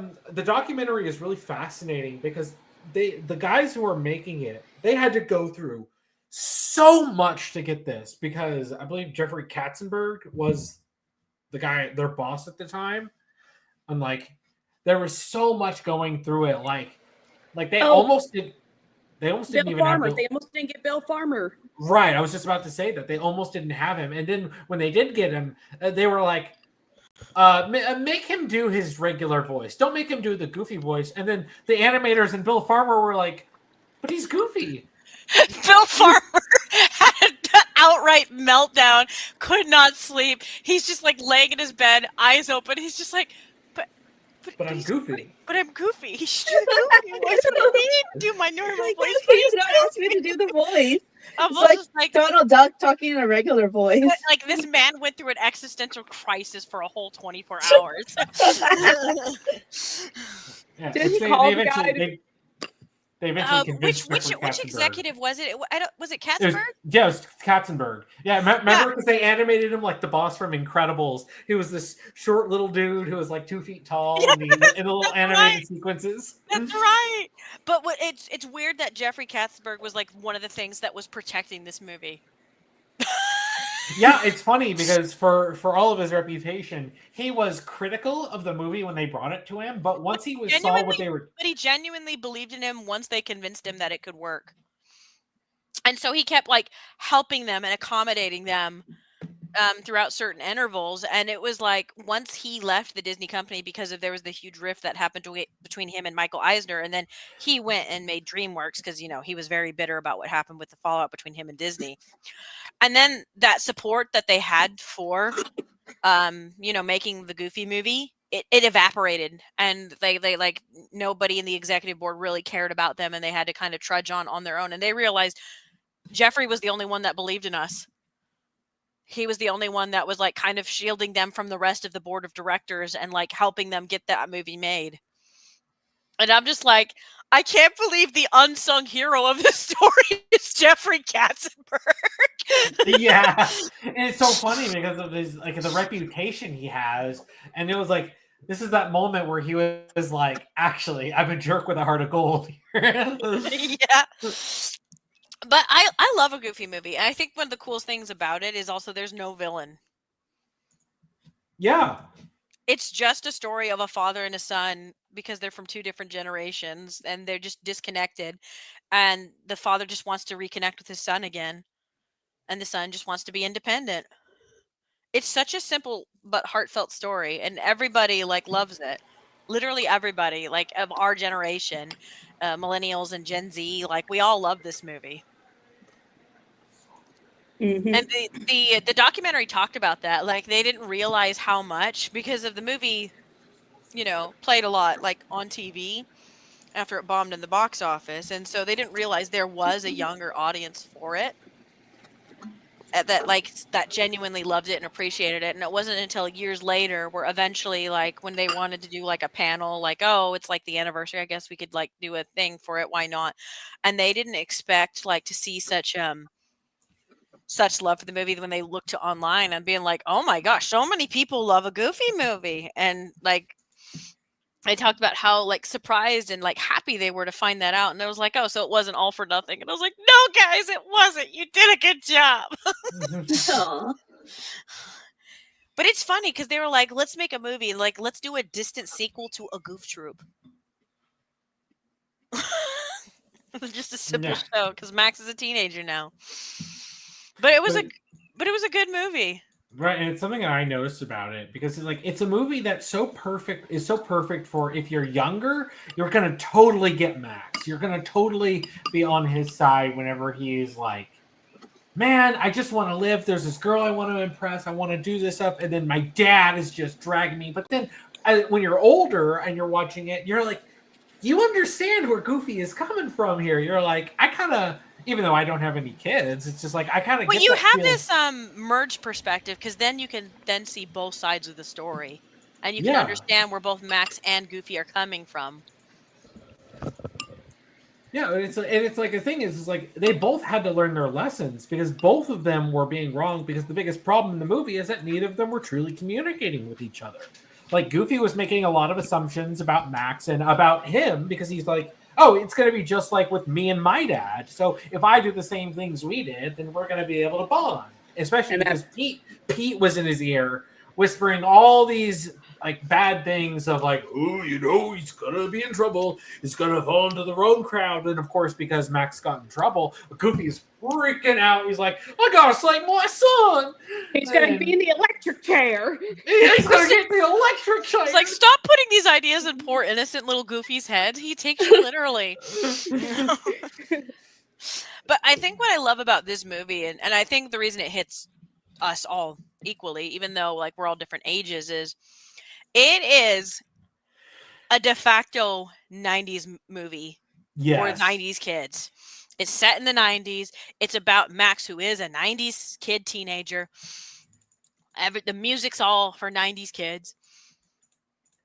At the end, like it's purely concentrated 1990s. Radical. But like with Goofy, who's a fun, wholesome character. Right. And it's like he's very much stuck in the past. He's stuck decades before the 90s. So that a lot of that 60s and 70s era is and especially because that's when Goofy was really popular. So it kind of works in that, especially for the older crowd who would have been like, I remember Goofy when I was a kid. It's like I remember watching him back, decades ago, and then Goofy is nostalgic for that same era. But I think though too, by making it set in the 90s, it weirdly made it timeless. That even though time has marched on and things are different now. Yeah. Because and then it becomes a period piece, but a period piece that kind of owns it in a way, but it doesn't try to draw attention that we're the 90s. It just is the 90s. Yeah, because it's funny because the 90s was a very transitional period because the culture in the last 30 or so-ish years now hasn't really changed all that much. But like going from the 60s, 70s, and 80s, there was a lot of radical changes. And the 90s was when it was kind of moving from the 80s into the 2000s, and it's this weird middle ground. Like, you watch stuff from the 90s and you can tell, okay, that was made in the 90s, but like it feels, outside of the technology, of course, it's like it doesn't feel dated. I would It's argue close the enough to our 90s is modern like technology. in terms of decades, the 90s is your adolescent years, like in terms of timeline, because if it's like if the 80s was the childhood, then the 90s is the adolescent, and then your young adulthood is the 2000s, like as if time was a human being, because it's that the 90s, as you called it, is the transitional period, which is what an adolescent's lifespan is. It's the transition of childhood to adulthood, and you can feel so much of that being part of the theme of this movie, because of Max is in an awkward time of his life where he just wants to be independent, but Goofy's already fully developed as an adult. He just wants to be a part of his son's life, but he hasn't fully let go of the fact that Max is not a little baby anymore. He's starting to become his own man, but he's too busy trying to cling to him, and the more he pushes on that, the more it pushes Max away. So when both of them finally just stop and actually talk to each other, they're able to finally come to an understanding. And as funny as like people say poor communication kills is an absurdly annoying trope, it's actually works here because of it's perfectly in character, because of Max and Goofy and who they are and what their ages are. Yeah. And it's a good movie. Yeah. Objectively. Yeah. Objectively, it's a good movie. It's an objectively goofy movie too. True. So I will go quickly before we move on. This movie, no matter how many times I've watched it over and over again, that last shot in the movie where Max like points out to Roxanne like he's gonna hang out with his dad, and he's like trying to put the bumper back on the car, and he's just like like, oh dang, this darn little car, and then the car explodes. Oh gosh, yeah, I saw that. I And love that. it's every time that spontaneous combustion is great. I always start busting. There's just something about explosion gags. They always get me. They always, without fail, get me. Oh, it's just perfect every time. You want the best comedy? Just make something explode. That car went through so much and then exploded at the very last minute. Yeah.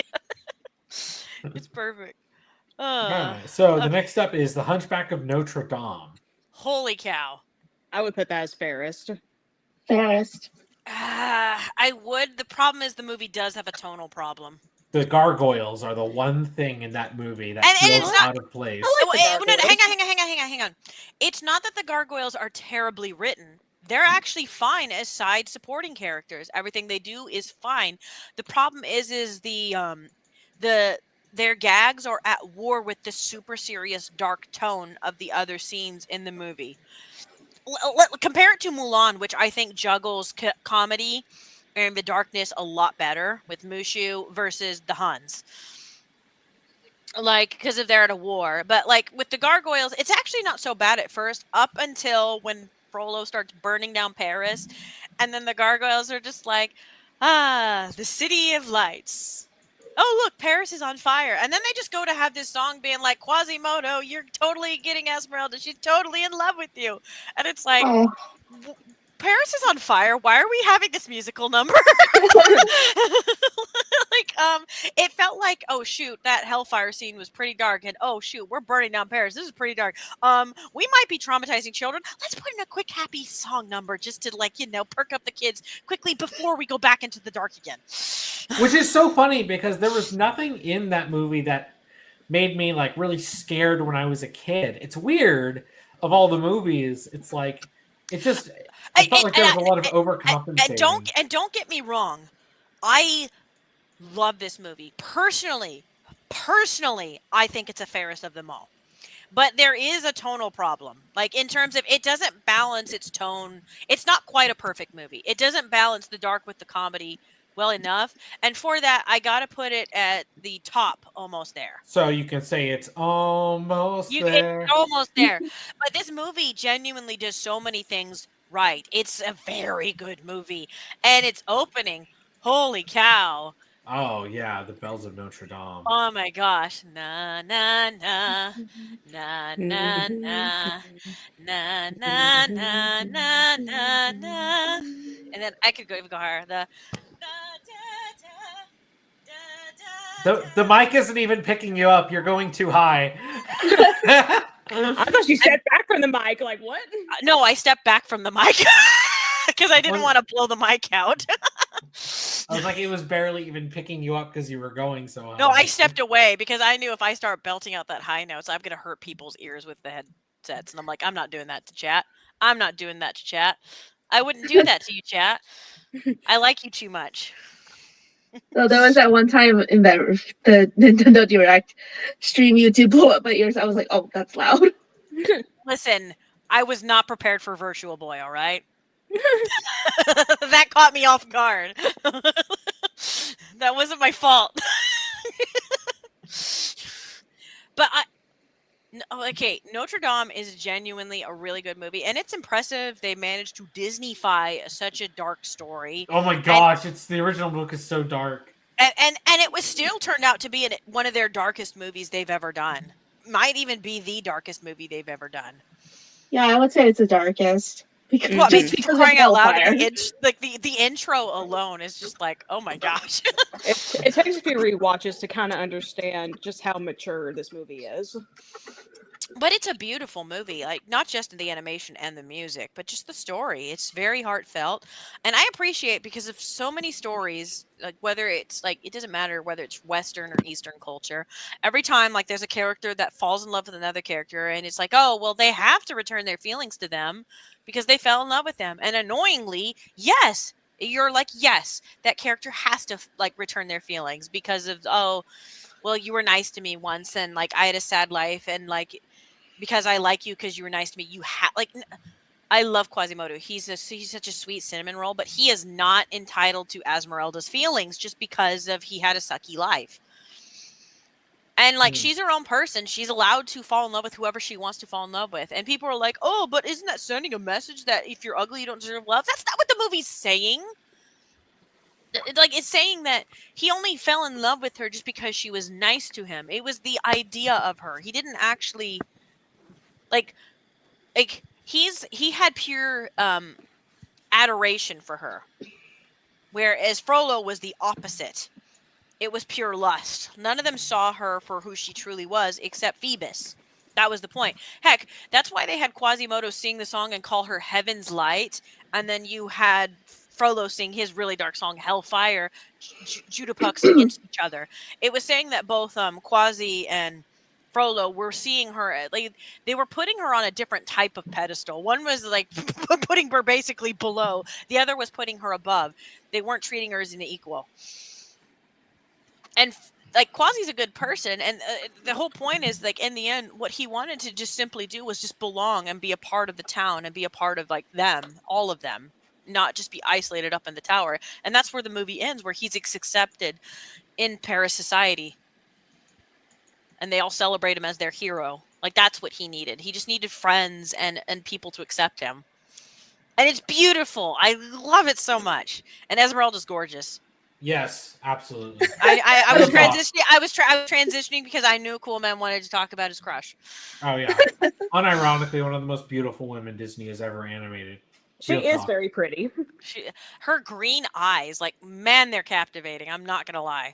It's like, yeah, I can understand how someone like Frollo, he popped one boner looking at Esmeralda, and he's like, I'm gonna burn down Paris. You understand why he would burn down Paris? Well, I Hold mean, on. Are we gonna have an intervention here, sweetie? No, like I can understand it. I don't approve. I don't approve. I don't Listen, condone I it, was but like waiting for you. I was waiting for you to be like, I totally understand Quasimodo. Or I only understand Phoebus. You're like, I totally understand Frollo. I'm like, hold on, record scratch. Dial it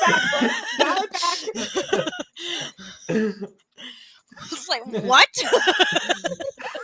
Ghost is threatening you with a frying pan. Get him, Ghost.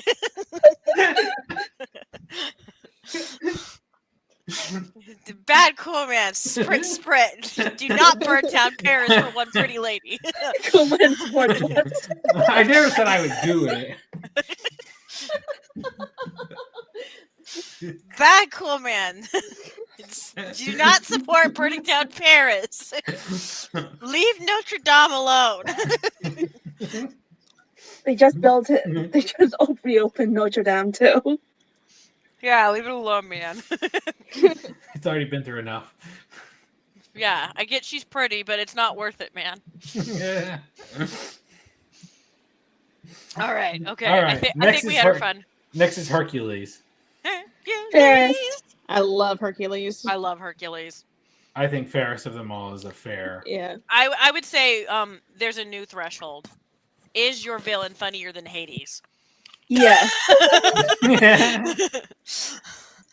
He is the perfect hammy villain. I love Hades so much. Hades is insanely funny. I love that, like, whenever they talk about, like, the behind the scenes, how they, like, had different other actors come in to audition for Hades, and they were doing the traditional large ham, like, Disney villains. And then James Wood just comes in, and he just comes in talking like a car salesman, and they're like, wait, I like this angle, though. where the devil is It basically worked. like a car salesman. They're just like, wait, hang on. This is actually really... This is big fire. I was like, hold up, his writing is this fire? Hang on, he's cooking. Like, bring him in. Somebody cooked here. I love that James Woods, like, loves, like, Hades so much. Like, he will voice him, like, no matter what. Like, and he doesn't even ask for a big paycheck for it. Like, he reprises Hades every single time. TV show, the Kingdom Hearts, he will always reprise Hades. He loves Hades that much. And I'm like, I don't blame him. Hades is a fun villain. He's so based. and it's so funny just how much of that defines, like, Hercules. I can only imagine if James Wood wasn't cast as Hades, like, what the tone of the movie would be, because so much about Hades and the conflict that he has with everyone is based around, like, how he is, like... Hercules is a very funny movie. Like, it's very funny. And Hades is, like, one of the best parts about it. But, like, of course, you got Danny DeVito as Phil. And he's, of course, like, great because he's Danny DeVito. Not exactly what I had in mind, but no. I have 2 words. Okay.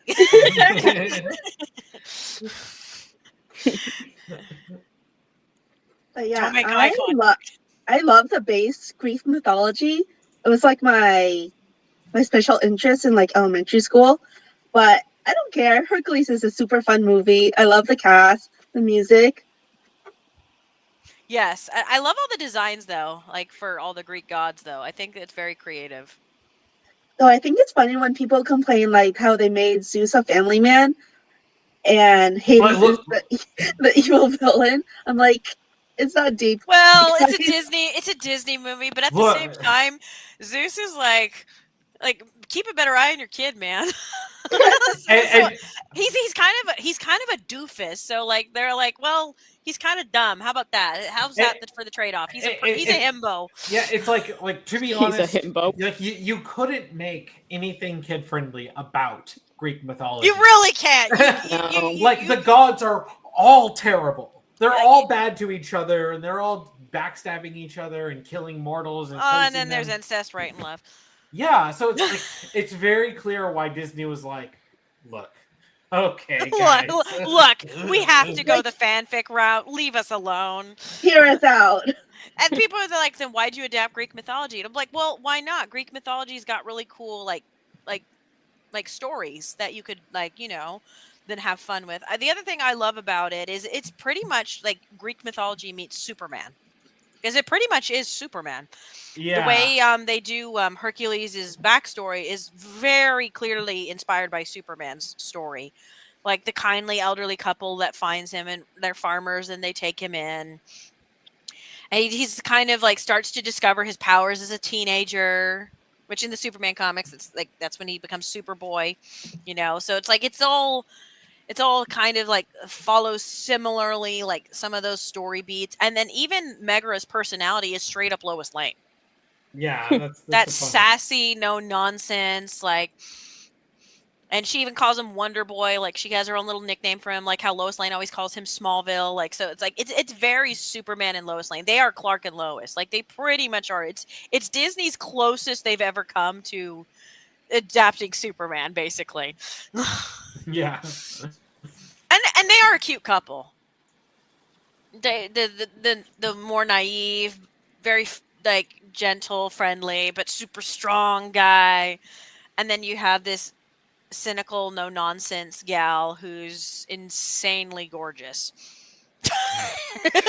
Speaking of beautiful ladies in Disney, Megara is another one. Yeah, Megara is. They were cooking in the Renaissance. They did that on purpose when Hades was like, not all the right curves at him, Meg, my sweet. Like, it was like they knew what they drew. Or whenever like the sun hits her just right when she was like cleaning off with the water, and then and as she slowly lifts her head and Hercules looking at her, and it just like she's practically glowing in the sun, her face. And you're like, yeah, we know you drew an insanely beautiful woman. She's like basically sculpted from the gods. Well, yeah, that reminds me of the Hercules show, the one episode where he tries to imitate the Galatea myth, and he's like, "Oh yeah, really want that's a enough really curves tall for and you, young curvy man." girl. Yeah, I remember. He's like they're making the woman out of the clay. He's like curvier. Like, All right, that's enough curves for you, young man. I still think it's hilarious how Aphrodite is voiced by Phoebe from Friends. I didn't realize that until, like, recently. Aphrodite, the goddess of love. Lisa Kudrow actually worked that character a lot. Well, the other thing that I love too about Hercules is I love the interpretation. They're like, well, a lot of these plays, you know, would have like a chorus, you know, sing some of these like Greek like plays and stuff like that. But and then they were like a chorus. Well, in terms of American culture, oh well, gospel choirs. So then of course then you have the muses being like actually voiced and sung by women who are gospel singers. And I'm like, it's such a fun little blend of like what was historically like there, and then they blended it with American culture. It's I know some people say that the movie feels like they just pulled things out of a hat and then they made a movie. And I'm like, but I love it. I think it's such a fun movie. And that's the gospel truth. And that's the gospel truth. They cooked with the muses. Honey, you mean Huncules. I like to make some sweet music. Our story.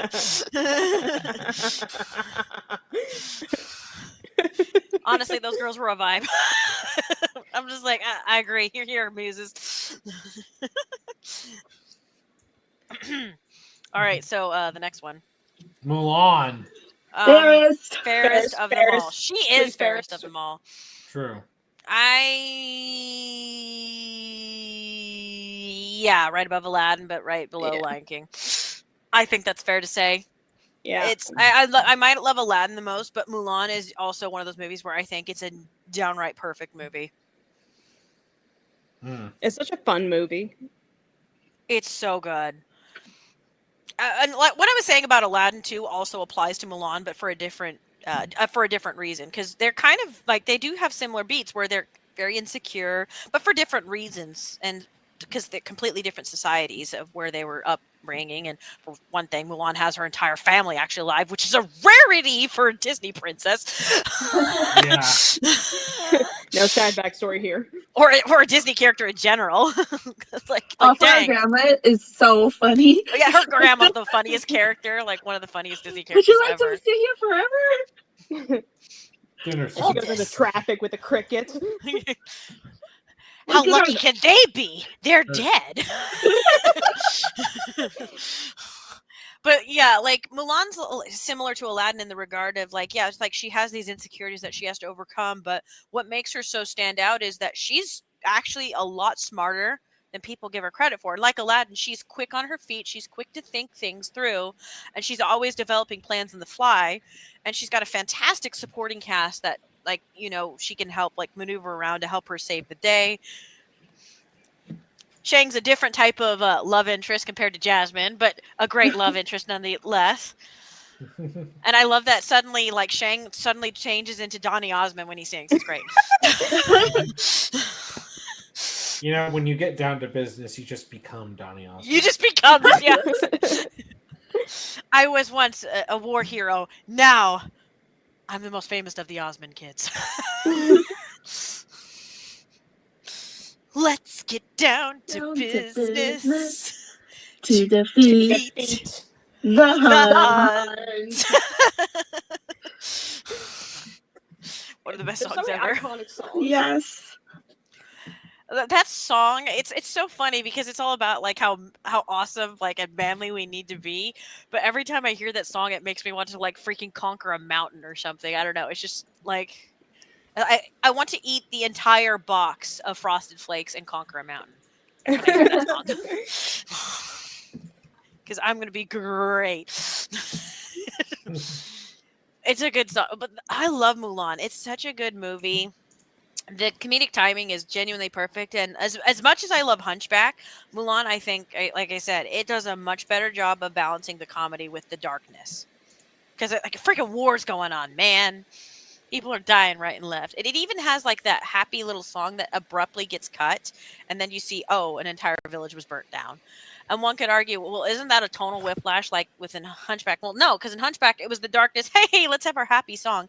And instead, in this one, it's like, hey, we're having our happy song. And then it's like cold cut to harsh reality, war. And the thing is after that point, they never have a musical number after that song. Which shows you that, yeah, things are getting serious. We can't be goofing around anymore.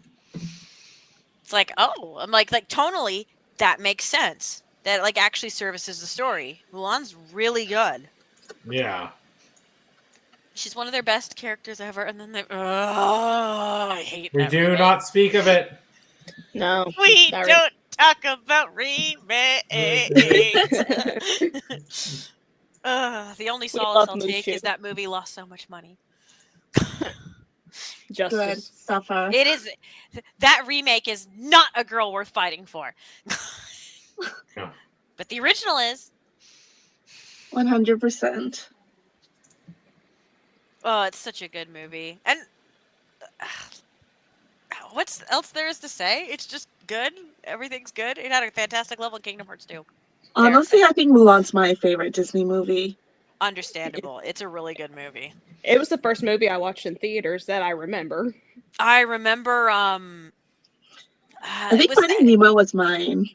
it wasn't the first movie I remember watching in theaters, but it is one of the ones where I distinctly remember the trailer. What year did Mulan come out again? 98, I think. Yeah, 98. 98. Because I remember being in the theater. What movie was it? It might have been another Disney movie. Hercules. Okay, yeah. So it was whenever I remember seeing Hercules in the theater, and I distinctly remember seeing a trailer for Mulan, and I remember being like, you know that meme where that kid is like laying back and then he like sits up to lock in. That was me as a kid seeing the Mulan trailer because of like Shang talks about like if we die with honor, and then suddenly like the Huns like that's how like the trailer starts, and I'm just like lock in. What movie are we like have next year? What? Like as a kid, it blew my mind, and then I saw Mulan, and I'm like, this movie's amazing. It's one of those few times where like I remember the trailer for the movie. There's a few movies where like I distinctly have memories of the trailer. Mulan's one of them. It's just a good movie. So yeah. Any other thoughts? Other than Mushu's also one of the funniest Disney characters ever. So, Yes, he's like the best sidekick. Eddie Murphy plays him so well. My baby's off destroying villains and saving China. Here's your breakfast, and it's happy to see you. Give me a war face. Down on the ground like daisies.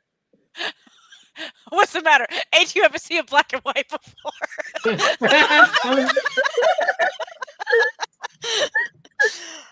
And then whenever the panda crawls up the tree, and then his dummy's starting to fall apart, and he's quickly catching it before the guy sees it.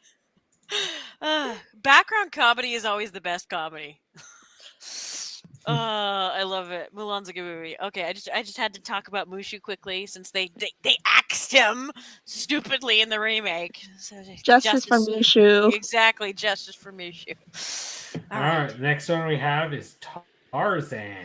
I love Tarzan. It is some days I debate if I love it just as much as Aladdin. But like Tarzan and Aladdin are like my favorite Disney movies. Like, and then after that, Little Mermaid.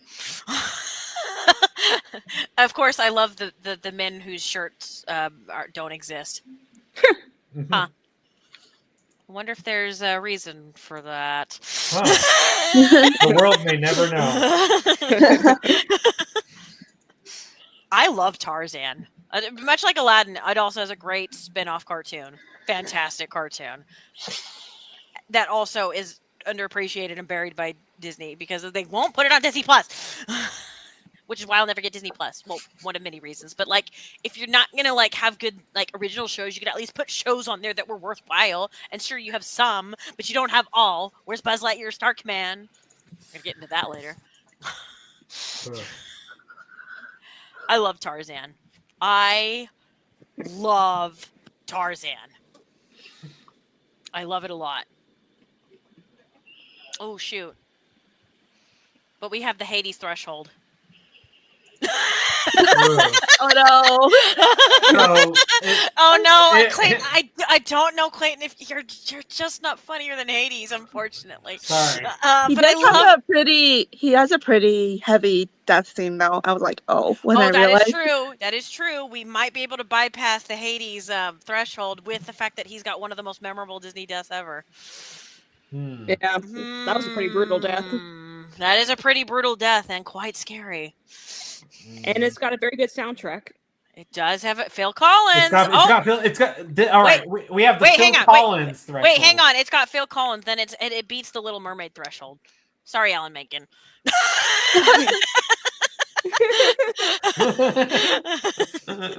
we have several layers of thresholds, guys. Yeah. Oh man, I love Tarzan though. It's such a good movie. And one of the parts that of course always gets me is another one of those like intros where the like much like Lion King and Hunchback of Notre Dame, the intro is insanely good. It's just all Phil Collins singing, and then you just have these images. I love how Phil Collins is almost like in a way like a storybook narrator, but without actually narrating. He's just singing a song, and like through the meaning of the song, that's where, and then just the imagery of what's going on in the scene. It like all comes together, and just that part, just no words describe a mother's tears. Then you're sitting there like, oh no, Colin, no. It just looks like, and also the only Disney movie that outright kills off a baby in its intro. Like dang.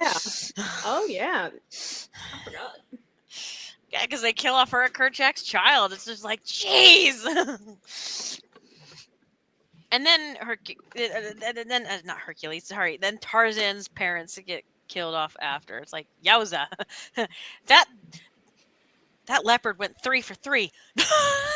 Oh. But it's just so cute when Colin meets little baby Tarzan, and then she connects and it heals her little broken heart. And she decides to raise him. And of course, like, everybody knew what Kerchak's character arc is going to be. He's going to, like, be prejudiced against Tarzan because Tarzan's not one of their kind. And by the end of the movie, he's going to accept Tarzan because Tarzan's going to prove himself. But dang it if they didn't do such a predictable trope in such a heartfelt way. When Kerchak is, like, dying in Tarzan's arms and then he calls him your son, you're just, like, straight like, oh! Because like that's what Tarzan wanted his whole life. And then on his dad's deathbed. And then Jane is one of the best Disney like leading ladies ever. She's like might be one of my favorite like damsel in distress characters ever. She is funny. Jane is so funny. And then they were all around me. Ooh, and Daddy, they took my boot. Oh, your boot. Those are the ones that I bought you. Like, and her dad's also hilarious too. Like, they're just really funny characters. They're so likable. I love the Porters. Archimedes Q Porter at your service. I love the change of making them from England instead of American, because I believe in the original book, Jane was actually from America.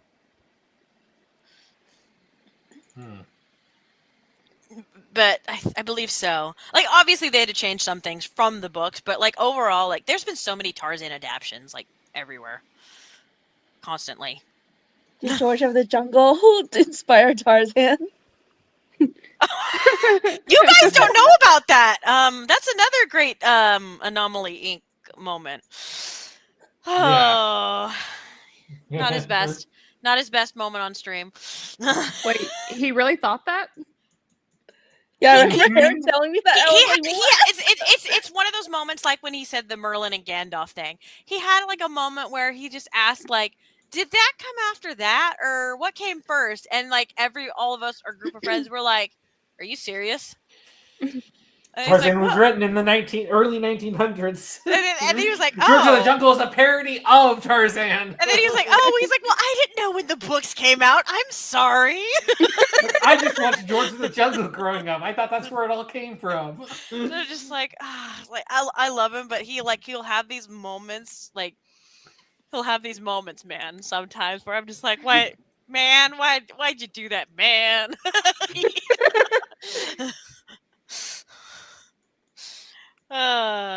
But Tarzan's like one of those like stories like Sherlock Holmes and others that, you know, they're going to get adapted, and Robin Hood, they're going to get adapted over and over and over and over and over and over again. But like, I quite like the Disney version of it. I think Tarzan's a really like, I love how they flesh out his character. I love his relationship with Jane. I love all the supporting characters, and Clayton is a fun villain. And yes, as somebody in the chat mentioned, Brian bless. And my goodness, does he bless us with his performance.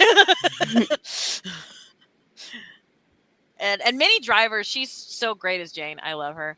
And for those who don't know, because it's one of my favorite movies ever, Princess Mononoke, Minnie Driver takes a far more serious character when she's Lady Oboshi. Yeah. And so it's like, yeah, Lady Oboshi is Jane. The duality of a woman. True. Inside of you are two Minnie Drivers. Wait, that came out wrong. I take it back! I take it back! Abort!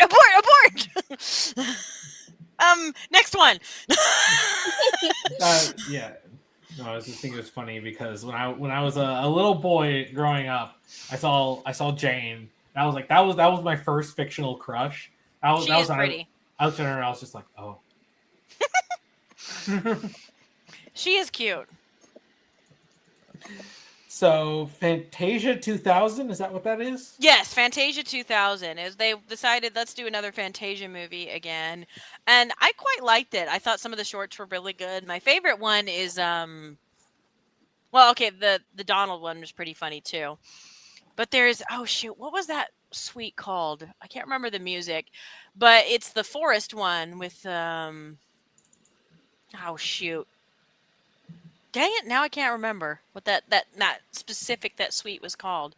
But the Donald one was rose. It's basically like, because you have Mickey and the Sorcerer's Apprentice, and then you had Donald, like he's basically Noah's Ark. It was really great. And there's quite a few of them. There was the whale short that was really pretty too. I remember that one. But the one that I loved the most was the what was that suite called? Dang, it's gonna bother me. Let me look up Fantasia.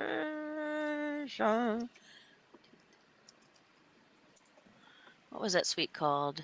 The Firebird. The Spring Sprite is the character. Look it up, the Spring Sprite, Tim.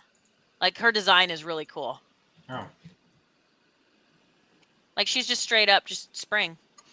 And she just makes this forest come alive. And oh, yeah. Oh, yeah. Wait, I've seen GIFs of her. Yes. It's a very pretty suite. And it's basically just about nature. And, so she's, like, helping, like, the transitional period. So she's helping the forest come back alive, like, after the winter. and she's spreading her magic all across, like reviving the entire forest. And then like she comes up to this mountain and notice her powers can't touch this mountain, and then she goes to investigate this mountain, and then this firebird erupts from this mountain, and then it's like a volcano eruption, and he like snuffs out all life in the forest mostly. And then she's like wounded and hurt, and this little deer comes up to her and kind of helps like lift her back up again, and then that gives her the second win for her to revive the forest once more and spread her magic everywhere. It's a really pretty sweet. It's I think I love the original Fantasia more than 2000, but I think 2000's underrated. I don't think I watched the original one. I did haven't watch watched 2000. Fantasia 2000. I'd give Fantasia 2000 a solid wish upon a star. Yeah. I'd put it. It doesn't have Captain Hook, so. It doesn't have Captain Hook, that's true. But I would watch Pocahontas more than it. I would watch. Right below Pocahontas. I'd do that, yeah. I think that's fair. Oh my Dinosaur. gosh, Dinosaur. Yeah. I liked Dinosaur a lot as a kid. I remember it, but I don't remember anything about it. Yeah, You I watched remember it a the few Carnosaurs? times. No, I literally Much about it.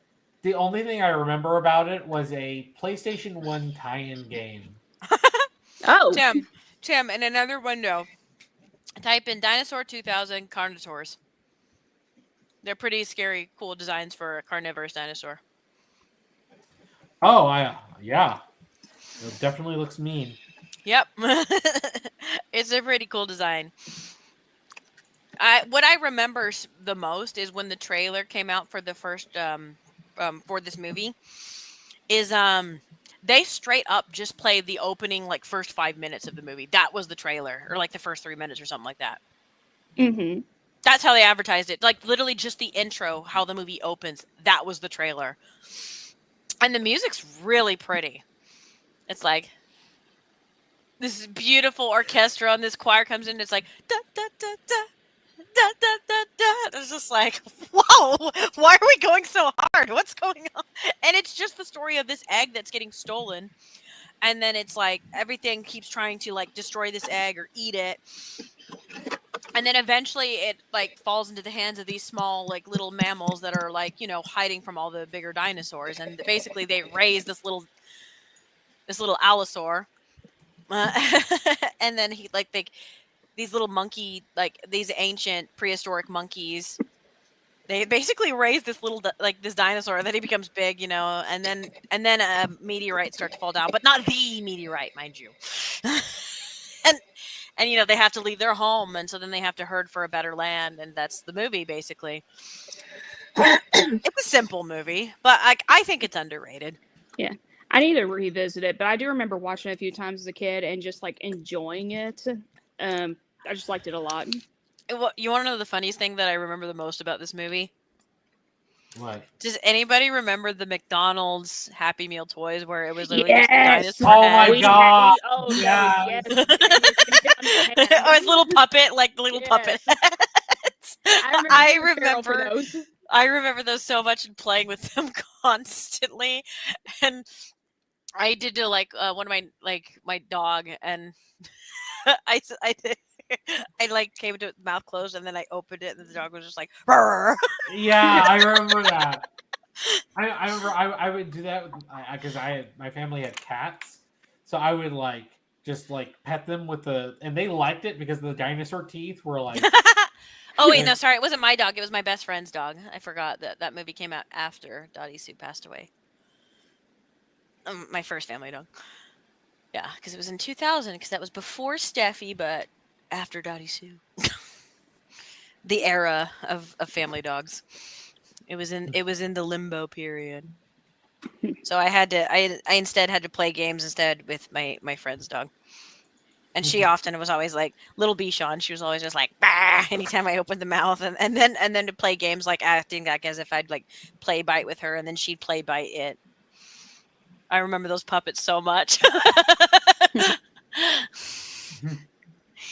So I think the movie's like it's. I wouldn't. It's not bad.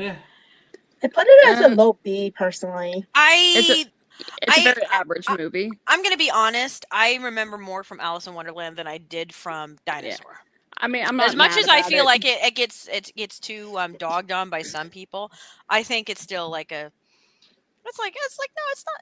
It's a good movie. It's just you Yeah. know, it came out in an awkward time. Yeah, Yeah. I'm okay with that. Okay, now the original Fantasia. I don't think I've seen the original one. I know. I I haven't like seen the the original. original. I love the original one. That's where you get the Night of the Baldwin Mountain, you know, with Chernobog. Yeah. Oh, yeah. I did watch that one. Never mind. One of the coolest boss fights ever in Kingdom Hearts. True. And then of course that's where you get Yen Sid and Sorcerer Mickey. Right, like I've seen a couple of the shorts from it, but I've never watched the entire thing. And of course the I think it's called the dinosaur one. It was like Land Before Time before Land Before Time. Because you straight up have a T-Rex fighting a brontosaurus. The time before. Wait, the is Land this Fantasia the one where Mickey like enchants the brooms? Yes, that's but Sorcerer that's in Mickey. 2000 also, ain't it? Yeah, they brought they brought because that was one of the most popular of their shorts, so they had that short brought back into Fantasia 2000. Yeah, Mickey's kind of the face of everything. right. Because that original one is where the entire backstory of Yen Sid being Mickey's Keyblade master in Kingdom Hearts comes from was because in the original Fantasia movie, Yeah, Yen Sorcerer's Sid- Apprentice. yeah, he was the apprentice. So then they kind of worked. Nomura was like, yes, that, but Keyblades. Yeah. Oh, Rite of Spring. The Rite of Spring. That's the dinosaur one where it's like the formation of the like the world, and then the dinosaurs come in, and then you have a T-Rex fighting a brontosaurus, and the T-Rex is not correct because it's got 3 fingers. But Walt Disney didn't care because he thought it looked scarier and cooler. It's true. True and real. It's true and real, but like it's a cool like short. I quite like it. I liked Fantasia a lot. The original Fantasia is really cool. And that's when Walt was really experimenting with like doing these shorts where there's no dialogue at all. It's just the music and the imagery. Yeah. So I think it would be fair to put it right next to Fantasia 2000. I think that's fair because it's Mhm. better than Fantasia 2000. It was like Walt's passion project. So I think it deserves like its roses. Yeah. All right, that seems fair. Emperor's New Groove. Fairest of them all. Ferris. Peak. Yes. Yes, it's. And I it's would the best. say it beats the Hades threshold, definitely. Because True. Yzma is one of the funniest characters ever. Her Oh, the leprechaun. and Krunk. Oh my gosh, Eartha Kitt and Yeah. Patrick were insanely Well- hilarious together. It's like who would have got? It's like you got like comedy actor Patrick Warburton with the funny deep voice, and then Eartha Kitt, this legendary actress for the last like 40 years. And she's very funny. Yeah, and she is like, all right, let's let her go ham.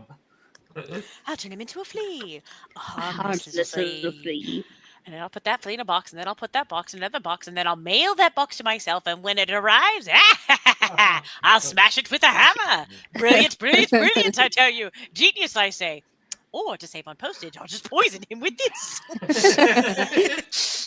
This was I'm the not even kidding, where funniest. my siblings and I can quote this entire movie, like from start to finish. All of it. Because if we watched this movie so much on road trips, this was one of like our top like 5 movies we watched the most. And we talked the entire time just saying the movie at the same time as the characters. We thought it was like, I mean, and it is one of the funniest movies ever. It's a really good movie. It's so quotable. Yeah. So how would you describe her? Yeah, scary beyond all reason. You threw off my groove. I'm sorry. You threw off the Emperor's groove. Sorry. Beware the groove. The groove. Yeah. Oh no, he's coming up with his own theme music. I'm so glad I was unconscious for all this. when This he movie's stops, about me, not not him. yeah, he stops. So he pauses his thing. And the two people just look at him and shake their heads and keep walking.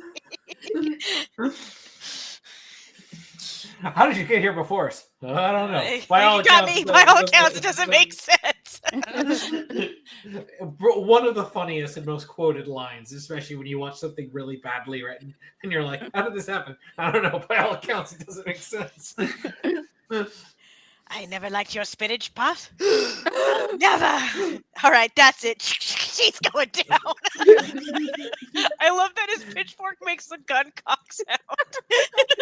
I love that one bit where they show him talking to his angel and his devil on his shoulder, and everyone is just looking at Crump talk to himself. Yeah,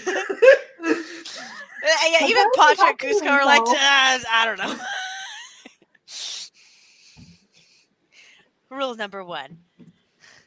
Look at that guy. He's got that sissy stringy music. It's a harp. Well, we've been through this. It's a harp, and you know it. Right, that's a harp, and that's a dress. Rome, reason number 2. Look what I can do. Wait, what is that? No. He's got a point. There's so many funny lines from New Grove. It's just banger comedic line after comedic line. It's such a funny movie. You know what I think, Tim? What this movie is comparable to? It's like a child-friendly version of The Naked Gun. Oh, yeah. It's just banger. I can see Lieutenant Drebin talking to a squirrel, going squeak, squeak, squeakity, squeak, and he'd be like, "I used to be Squeaking. a Squirrel Scout." Squeak, squeak, squeakers, squeaking. Oh my gosh, that movie's so funny. I mean, like, it's got a good story, but it's like you're here for the Emperor's New Groove for the comedy, and its jokes are really good. Yeah.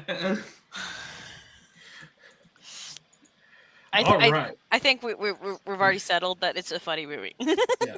So Atlantis. This movie's underrated. This movie's insanely underrated. This movie should be fairest of them all, and it should have made its money, but it didn't. It should.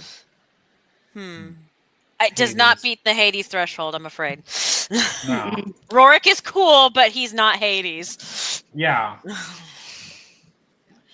But it did have Helga. Ho. True. Ho. Ho. True and real. It's got Helga and it's got Kira. Yeah, Kira and Audrey, all the women are pretty. And the guy who did the art direction for the movie is the Mike creator of Mignola. Hellboy. Really? Yeah. The comic creator of Hellboy helped do the character designs for Atlantis: The Lost Empire. If you look at the Hellboy comics that Mike Mignola draws, you can see that same very angular style. Yeah, and then some of the more blocky like shapes in a lot of the characters, like silhouettes, like that's all Mike. It's a fun adventure movie. And all the characters are so memorable. All of them. Every last one of them. Yeah.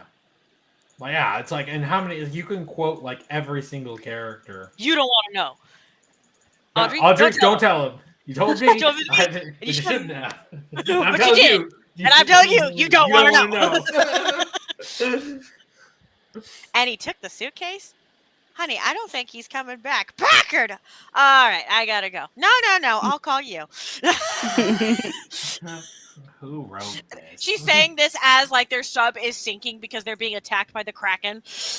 Well, she's got great reception underwater. I know. I'm impressed by the reception she gets in the 1920s. Undersea while being attacked by a Kraken. That's the most like fairy tale part of that movie.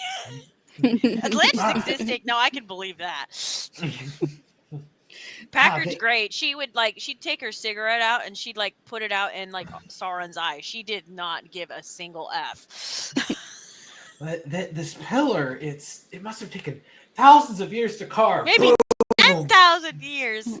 Like, Look, I made the bridge. It's like what, 10 seconds? 10 seconds. What you got in there? Couple of bombs, a stick of dynamite, Some paper clips, really big ones.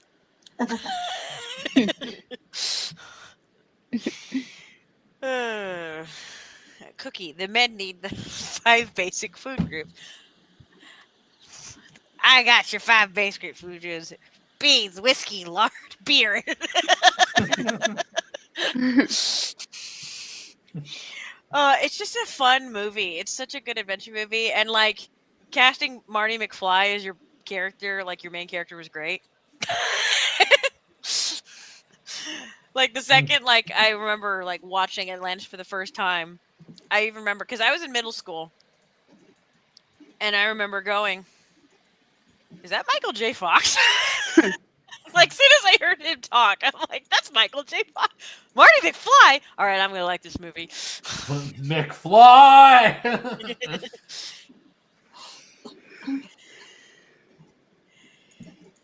So, recess, school's out. I love this movie. This movie was so big in my childhood. This movie's great. It's been a very long time since I've watched this. I watched this more than the actual show. This movie is so funny. Like, it takes the ridiculousness of recess, which was, you know, it was a little bit grounded, but also a little bit ridiculous. And then it's like, what if we went up to the 11, though? It's like, what if I destroy summer vacation Yeah, forever? what if I use a tractor beam to move the moon to make the planet perpetually cold, so that way we never have summer vacation? There's no summer on the entire planet. Like, all right, that escalated quickly. And of course, James Woods. Ooh. Yeah. And Clancy Brown is his enforcer. That's true. Yeah. I wouldn't say he's funnier than Hades, though, even though that's still James Woods. But I do think he's funnier than Captain Hook. Yeah, so he passes the Captain Hook threshold. He does pass the Captain Hook threshold. I want to say mid-A tier. It's not like one of the best movies of all time. But... No, but I would watch it over, say, Jungle Book, even though I love Jungle Book. It's just a really funny movie.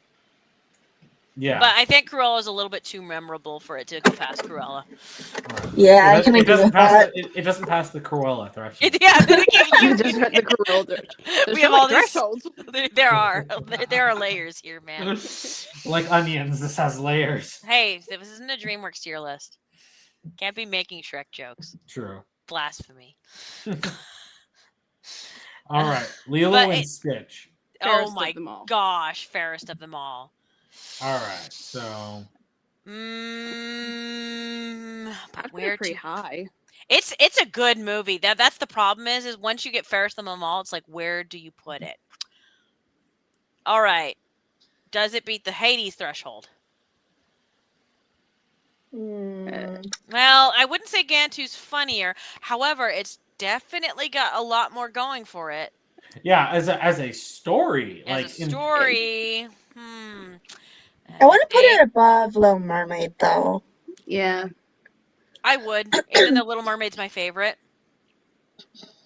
Like, one of my favorites all time. In fact, you know what? I would put it right below Beauty and the Beast. Yeah, I kind of like that. I just think it's just a really good, solid movie. It's a really solid movie with amazing characters.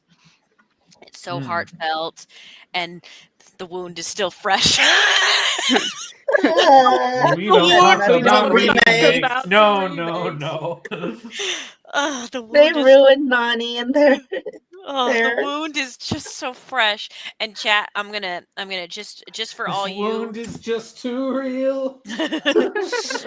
Chat, for those of you who also want to know the many crimes that the Lilo and Stitch remake did, the sexy lifeguard girl that cameos briefly, she is not in the movie at all. So just another sin on that remake.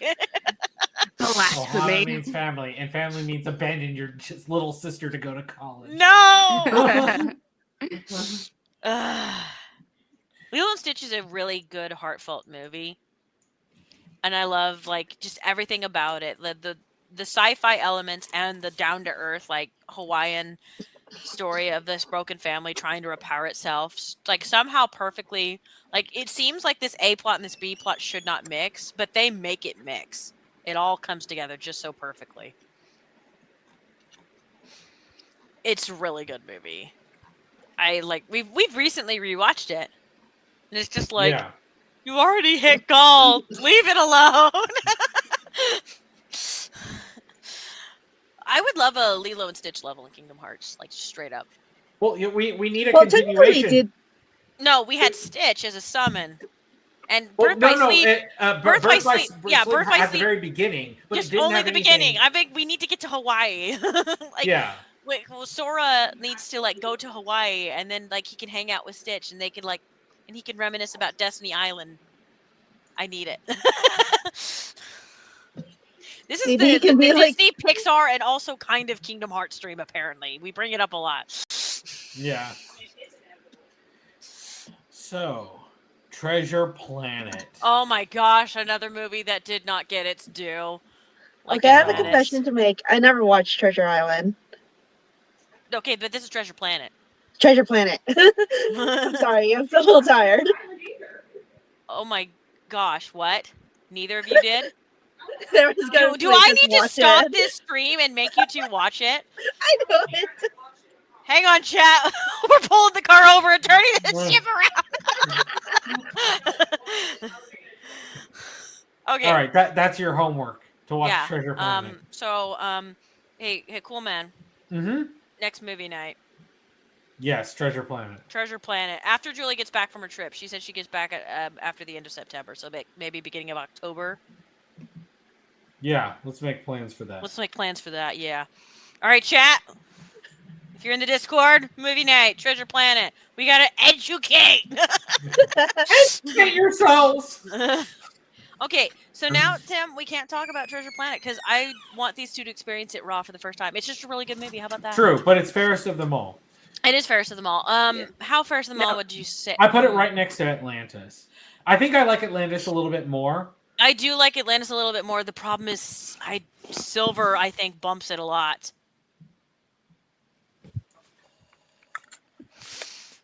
Like, just in general, his character. Oh, yeah, that wonderful father-son relationship. Okay, all right, I won't say anything about the movie then. It's a good movie, but these two need to be educated. No, I watched it. I was making a joke. I was about to kill you. I was like, two of you? I have watched it. Okay. All right. I will only. Okay, Aaron's just telling me I see. No, I'm not killing you. I said we're just turning this car around and we're watching this movie. Okay. But if the two of you didn't watch it, then there might be some killing involved after you watch the movie. I'll give you a good memory. All right, so moving on to Brother Bear. Brother Bear's underrated. Yeah, it's underrated. not bad. Like it's okay, but it's not bad. No, it often gets overlooked. I will say the music in Tarzan is better because they brought Phil Collins back for it. But I like the story, and I think the antagonist angle is the most interesting one they've ever done. In terms of the fact that it's just his brother who doesn't know that Kenai turned into a bear. And so he's just trying to avenge who he thinks is his little brother died. And it's like, that's so interesting. So they're like, so there's nobody that's evil in the story. It's just a circumstance that's of sadness. And Coda's so cute. Yeah. I wanted to hug him. I liked the movie, but I would think of it as like a B tier to me. It's a B. Like I there's think other it's a movies. solid B for me. There's other movies that are better than it, but I do think it is super underrated and its animation is really pretty. And I wish more people like gave it a chance. I'm not going to say that it's one of the greatest movies ever. That'd be Aladdin. But like, I think it's a good movie. I wish more people looked at it. Okay. So Home on the Range. Never watched it. I watched like maybe 5 minutes and then I got bored and left the living room. I love that Jim didn't even explain anything. He just straight like, bam, here you go. I'm not mad about it. It's not up for discussion. The movie's already like milk toast for a plot and stuff, but like I have a personal grudge against this movie because it killed 2D animation for Disney. Granted, they tried to then bring it back with Princess and the Frog and Winnie the Pooh, but like this is what killed it and killed it for a while, and then they went into their more dork years of some of the 3D movies, which are all underrated except one. But like it's like, yeah, like it made Disney abandon it and start to go like rely more on 3D, and because of like Winnie the Pooh and Princess and the Frog didn't do as well enough.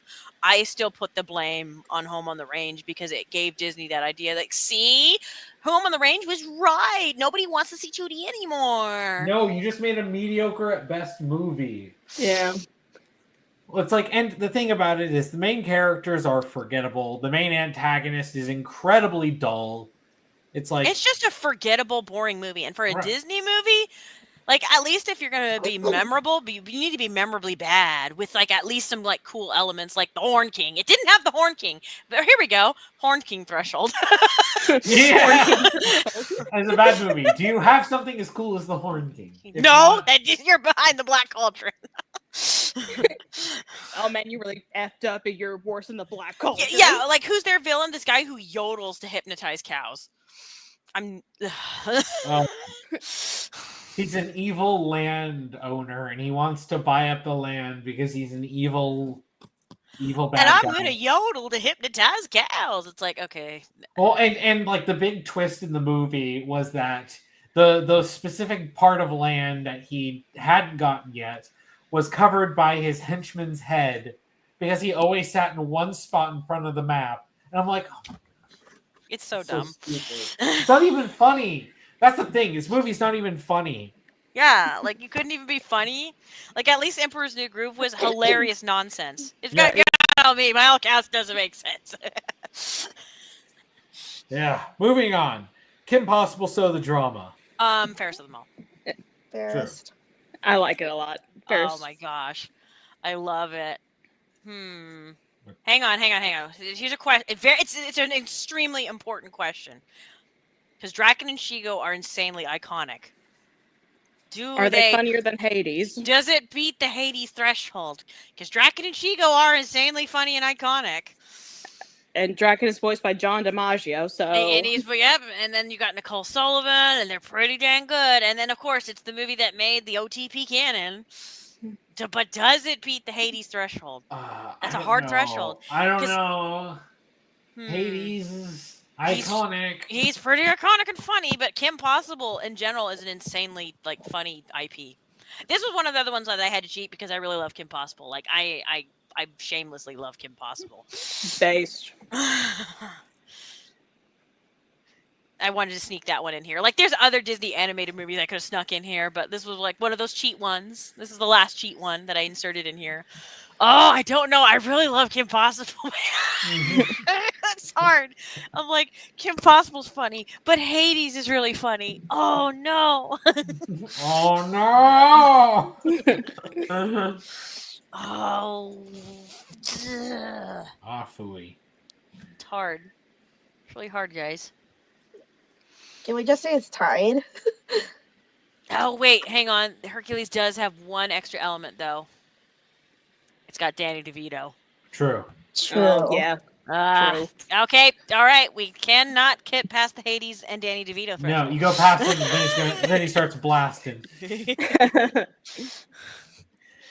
All right, Chicken Little. I still wanted to talk about Kim Possible. How dare you move on? Okay. I mean, that does belong there. That is correct. But I want to talk about Kim Possible. We got Kim Possible fans in here. Let's talk about why So the Drama is a fantastic continuation to the show. Julie, why don't you start?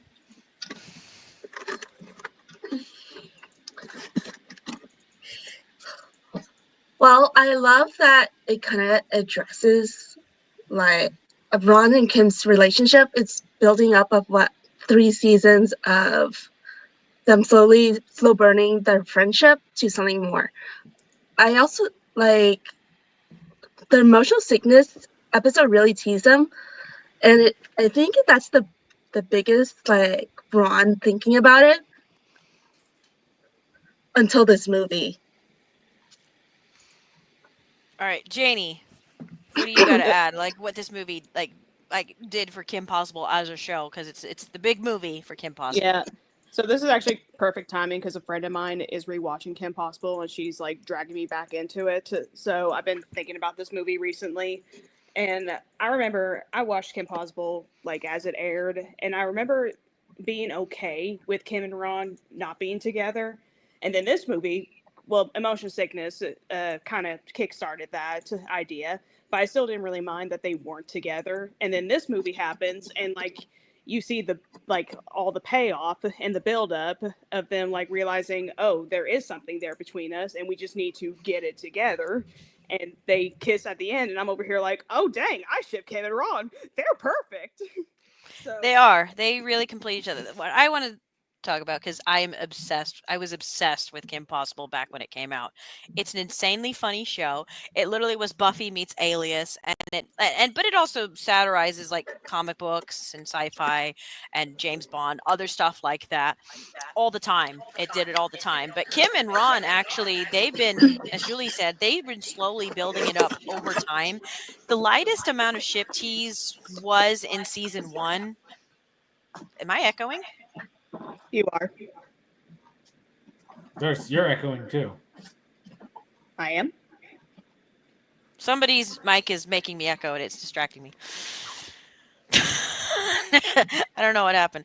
Anyways, so like, but they've been slowly building it over time. Like they've like established that there is something between Kim and Ron, but at first they're kind of like they don't notice it, and then it's like then it starts to get into then they're in denial about it. And then they kind of are like trapped in this limbo of in denial about it. And most people don't know this because there's actually some people who stupidly say like Kim's feelings for Ron come out of nowhere, but they really don't. If you actually like closely pay attention to what Kim is looking for. And like, and she even says in the movie, like she just wants a guy that's just cool with her being her. But she also wants a guy that actively pursues her, because Kim's always, she's the go-getter. She's the one out like chasing bad guys and punching goons up. Like, but she's like, at the end of the day, she's still a teenage girl. She wants to be sought after. She wants a guy to come chasing her. She doesn't always want to be the one that's doing all the chasing all the time, like with both villains and in her personal life. And so it really comes down to is the episode of Motion Sickness really solidifies that yes, there is something between the two of them, because if that's what the modulator chip did, it magnified emotions that are already there and greatly exaggerated them. But like they were there, and Kim even says at the end of the episode, like there's still sparks, and she still kind of like plays it off like haha jokey, but like the implication is like yes, she has feelings for Ron, but like when she gets in that like call with her mom, like talking about like how Bonnie is like really getting under her skin and saying how she'll end up with Ron. And everyone's like, oh, see, she's not interested in Ron. It's not that. It's just that she's like, Ron's like a different type of guy, because Ron always, they kept themselves in their friendly in their friend box. It's safe in the friend box. Nothing changes in the friend box. Change is scary. Change is dangerous. They didn't want to jump out of it. But what Kim like highlights, like one, she wants a guy that's comfortable with her, who she is. Well, Ron already checks that box. He is comfortable with her for who she is. But he's not actively pursuing her. She wants a guy that is interested in her, wants to chase after her, and like feels like that she's something worth like for. And so that's what holds her back to Ron, because there's a lot of hints in the movie that she'd be receptive to Ron. In fact, there's even whenever she's kind of bummed out about the whole like the dating and the prom thing, when Ron says, I think I know what this is about, Kim, and what you're disappointed. And she kind of has this hopeful, like, oh, you do? Like, as in, like, oh, is he going to ask me out? Like, she doesn't, Kim's feelings are subtle, but it's a very, like, it's clear she wants Ron to make that first step. She's waiting for him to do it. And then he doesn't. So then she moves on to some other guy. That guy breaks her heart. And then when Ron finally confesses her feelings, notice how her attitude completely changes, because she was waiting for this. She was waiting for him to make that first move. That's also, I remember in one season 4 episode where Kim complains like it took him 12 yeah, it took you 12 years to kiss me. Like, yeah, so like that's what she wants. She wanted Ron to finally be brave and take that first step. Because if Kim's usually the one who's always taking the first step in everything, because she's the hero. She's the hero of the story. But she kind of wants to feel like she's worth chasing after. Like she's like the one that you're like, she's worth it.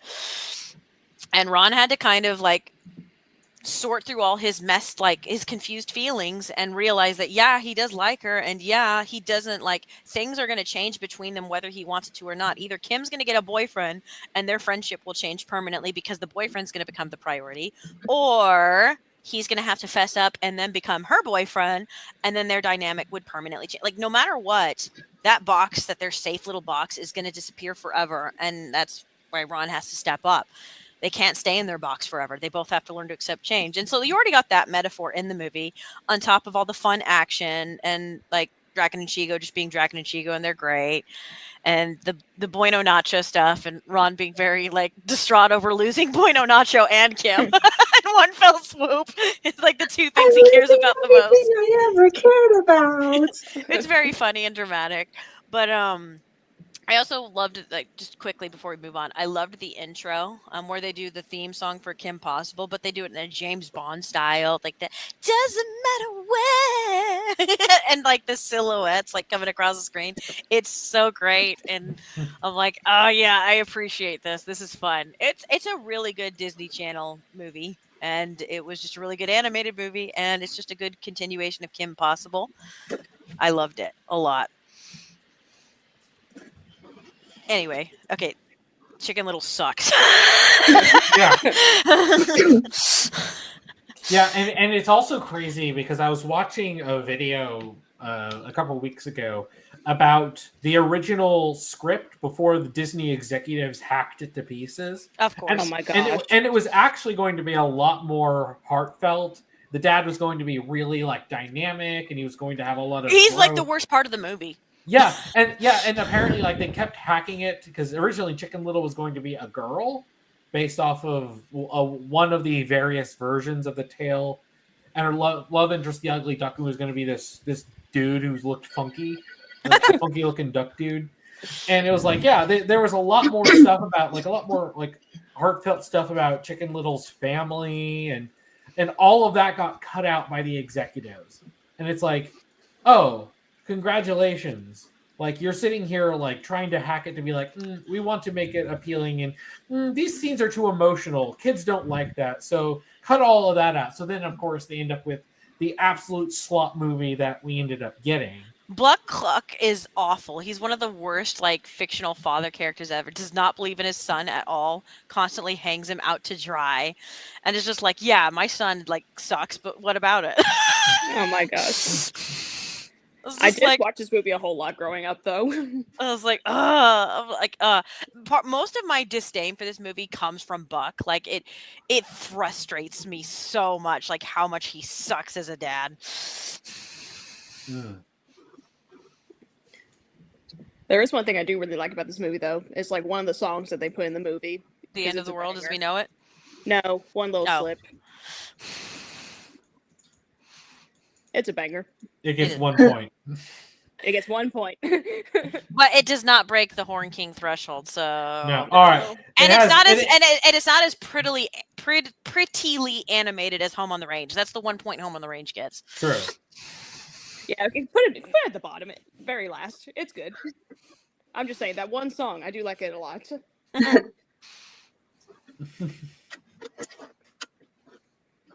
Yeah, Pariah Dark. Like no one is saying that he's literally. I'm not saying he's the worst in all time in all of fiction. I'm talking about in terms of Disney movies of different fathers.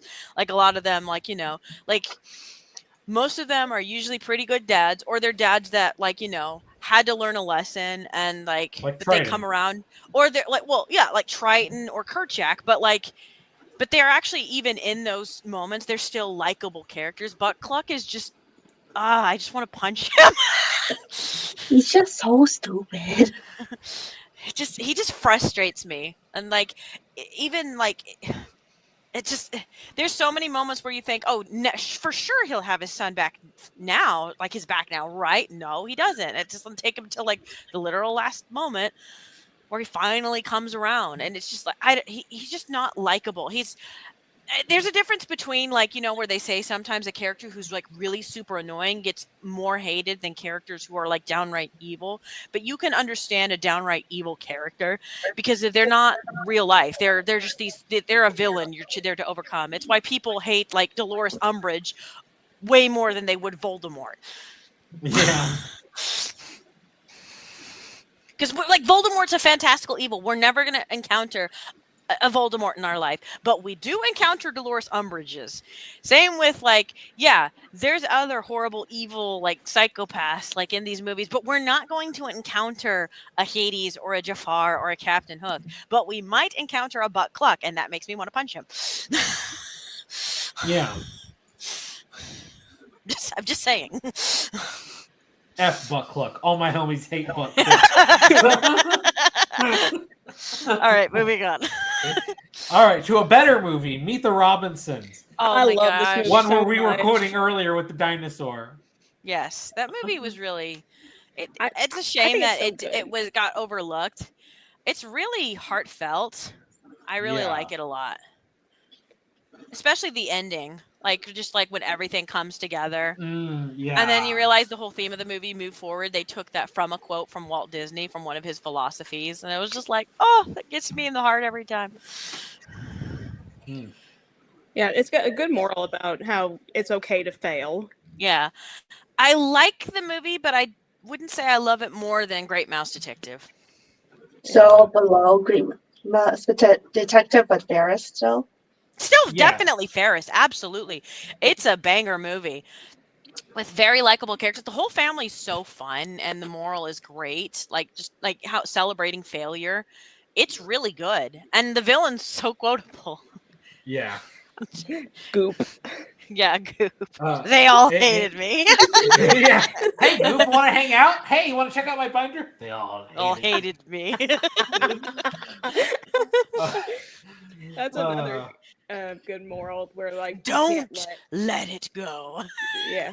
Yeah. And people You are can like, let it dang, go. Goop is the anti-Elsa. Yeah. Let it go. Oh man, it's just a good movie. It's a very good family movie. It's one where I would say definitely 100% if you have kids, put it down. They'll have fun with it. It's a fun, likable movie with a fantastic moral that I think a lot of kids need to hear. Mm-hmm. So I actually need to go to the bathroom real quick. You can well. continue to talk about this movie or the next one. I'll Well, be back in this just is a second. awkward. I need to go to the bathroom too. Julie and Taney, talk about Meet the Robinsons. I'll be right back. I was actually watching the end scene on YouTube, like last week. I was like, and I really love how it hammers the theme of the movie. Yeah, I love it's like a found family almost trope, like Yeah. with the adoption and everything. And like I think it's implied that not all of the Robinsons in the future are related, and like maybe they all just kind of came together just as one big happy family. Yeah, I can agree with that. I still love like the scene where Lewis is talking about all the Robinsons, and he's like, I don't know who these two guys are related to. And he, oh yeah, that's why I thought that, because and Wilbur is no like, one knows. he's like, yeah, no one knows either. Yeah, and the frogs. I love the singing frogs.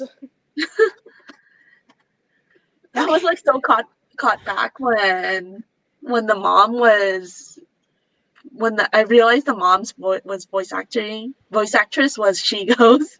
Oh yeah. Oh, Nicole Sullivan. Yeah, Disney used her quite a bit because she's also Princess Mira and Buzz Lightyear Star Command. It's actually because of her being Princess Mira and Buzz Lightyear Star Command that she got the job as She-Go. I love her voice. It's so distinct. She's like a great like deadpan. She's a great comedic actor. And I love how like when Wilbur tried to sneak away when the adult Lewis came back, and she just pointed to him. And it was like, "Oh, you're in trouble." Oh my gosh! Our grandma's baking cookies. Yeah, bake those cookies, Lucy. She's like my dancing. favorite moment in that movie is like when they're going through the many family members, and Lucas is just like, what does Cornelius look like? And Wilbur's just like, Tom Selleck. And it's Tom Selleck's picture. It's such a charming movie. I love Meet the Robinsons. How am I? Well, then again, my bathroom is like literally like 6 feet away from me because I'm in my bedroom. I'm like, how did I get back here faster than cool, man? Actually, I'm gonna go grab some water. I ran out. You know what? That's fair. Everybody's gone. Let's talk about Kim Possible again. Okay, I'm back. Darn it! Oh, no. What, did I interrupt something? No, because Julie's like, she's like, I'm gonna like leave and go get some water for quick. And I was just like, JD, they're all gone. Let's talk about Kim Possible again. And you're like, all right, I'm back. And I'm like, no, my plan is foiled.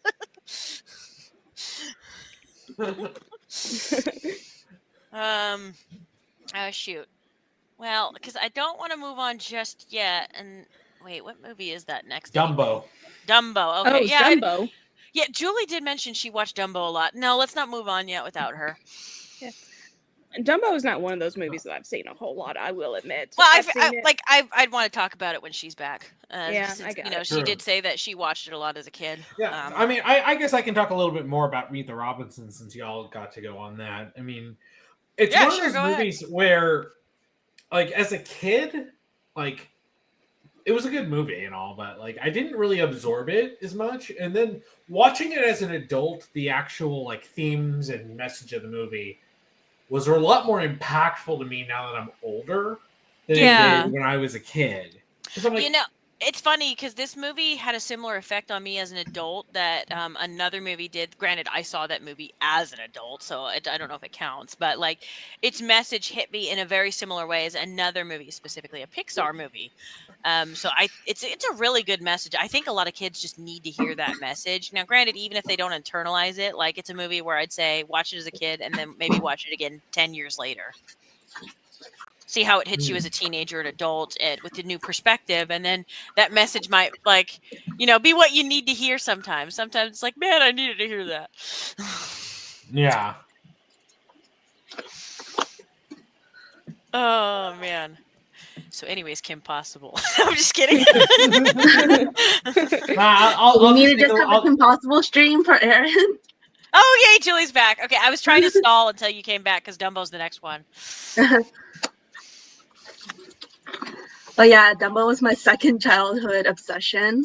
Yeah, I was like, we can't do Dumbo. Julie watched Dumbo as a kid. I'm like, we gotta wait for Julie. So Julie, talk about why you love Dumbo. I think what really got to me is like Dumbo trying to so hard to be with his mom, and the lullaby always made me cry when I was little. Oh yeah, baby mine. Anytime there's a movie where it's like a mother and her son, it always tugs at my heartstrings. Or like a father with his daughter. It's like it's always one of those that like always like oh, I get you. Like Kala with Tarzan. A lot of those scenes, I'm like, man, gets in my heart. I don't remember Dumbo that much. I do remember a couple of scenes. Like I do have memories like of the circus, like where Dumbo was flying around. Mm-hmm.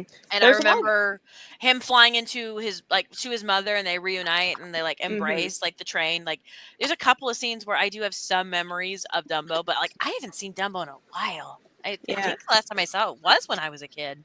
Yeah.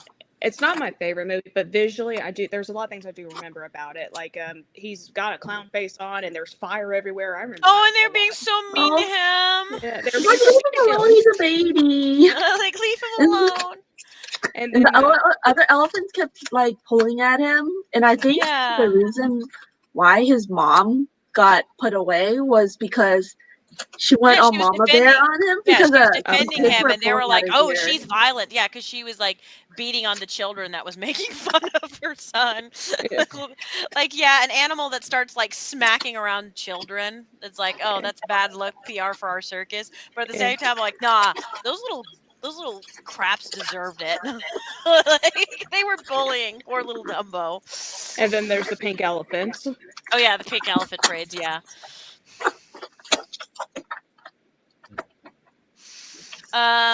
Where? I definitely wouldn't say it's a movie that's just okay. Granted, I don't remember it, but it's like Dumbo's a pretty iconic Disney character. Yeah.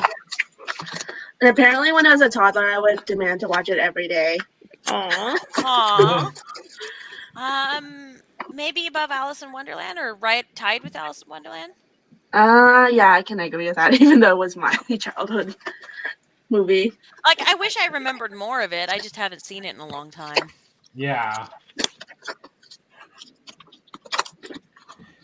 So You doing okay over there, Julie? I hear a lot of Yeah, wires. no worries.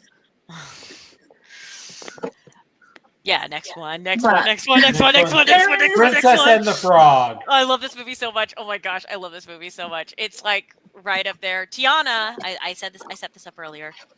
My two favorite Disney princesses are Ariel and Tiana. I love Tiana. She's such a great character. And it passes the Hades threshold. It absolutely passed the Hades threshold because it's got Keith David as the villain. I mean, Dr. Facilier, but you know what I mean. His song is so good and his voice is so smooth. Yeah. Oh, I love Princess and the Frog. It was like they brought back after Home on the Range nearly destroyed it forever, only for them to abandon it again later.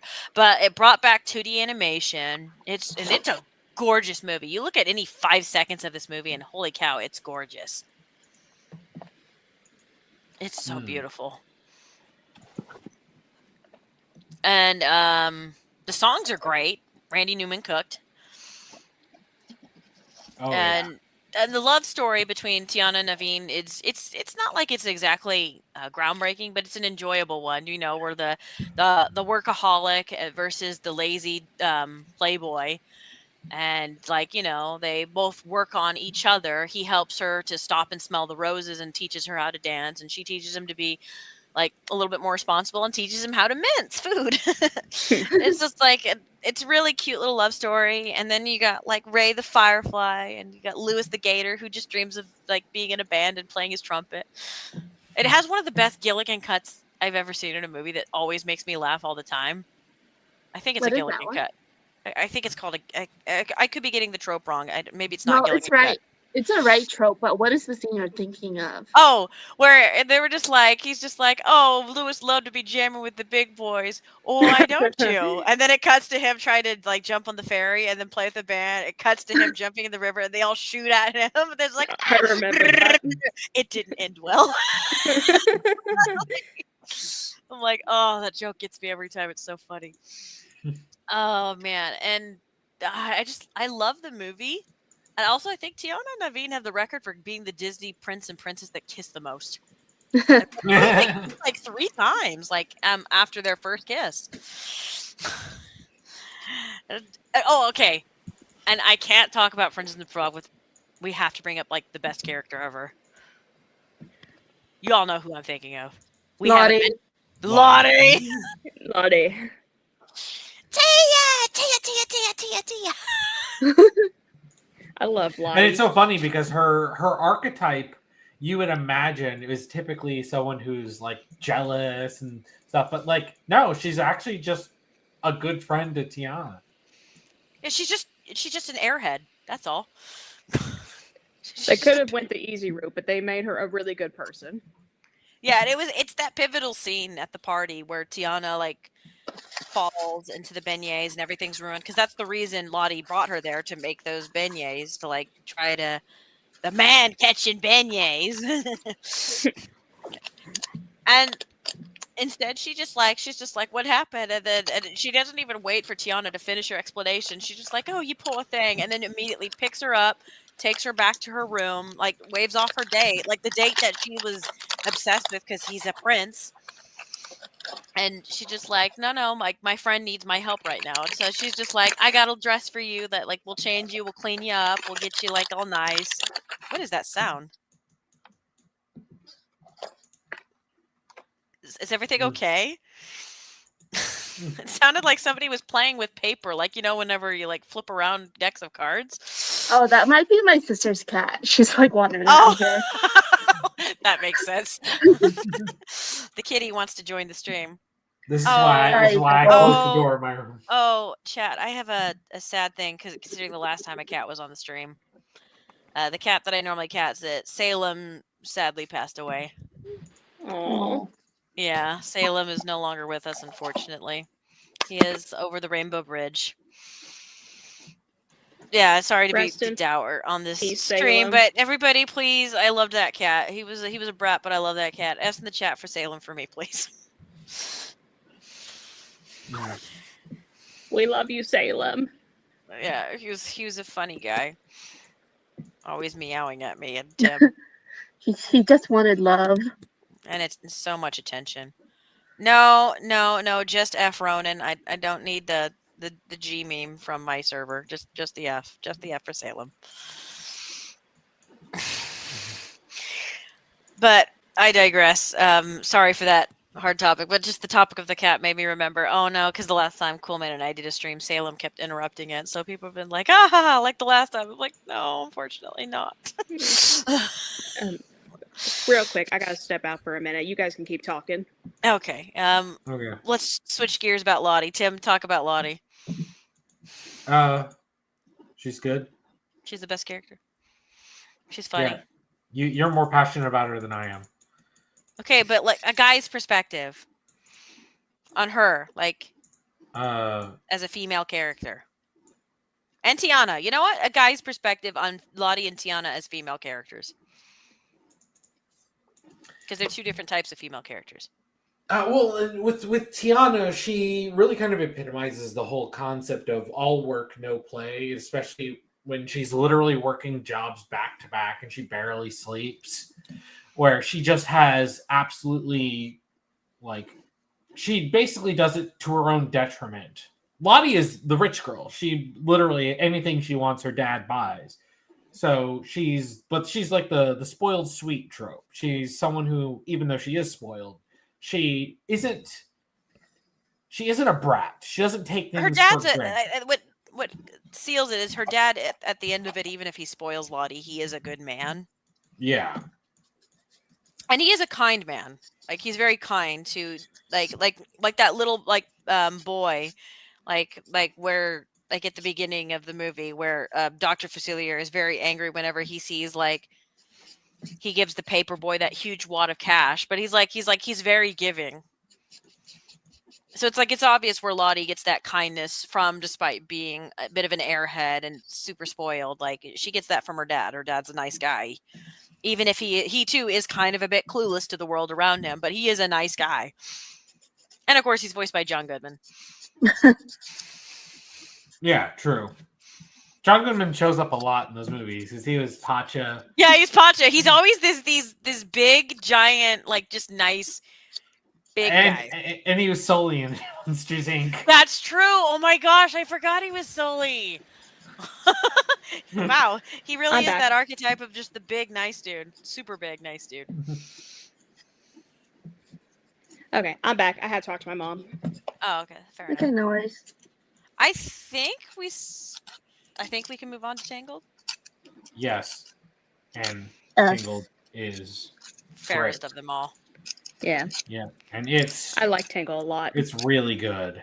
You know what I've noticed about them? These let's pause for a second and look at where we are at so far. Look at how stacked fairest of them all is. Yeah.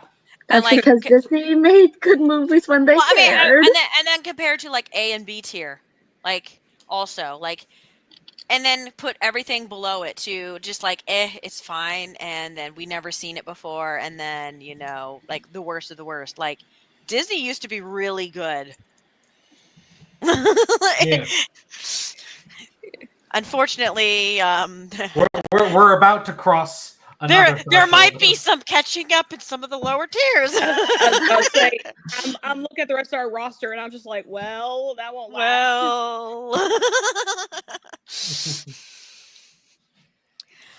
But anyways, let's talk about Tangled, because Tangled's really good. Yeah. But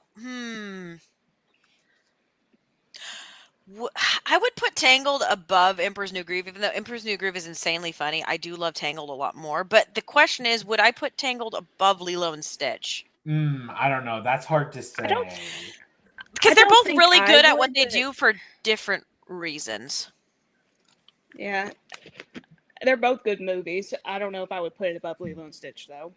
Mm, I personally would because I love Gothel as a villain. that's true. Yeah. That's true. Gothel's a really good villain. Mm-hmm. Okay, let's. Like the way she gaslights and manipulates Rapunzel is like, oof, She yes. is literally the epitome of gaslight gatekeep girl boss. Yes. And her voice is really good too, like when she sings.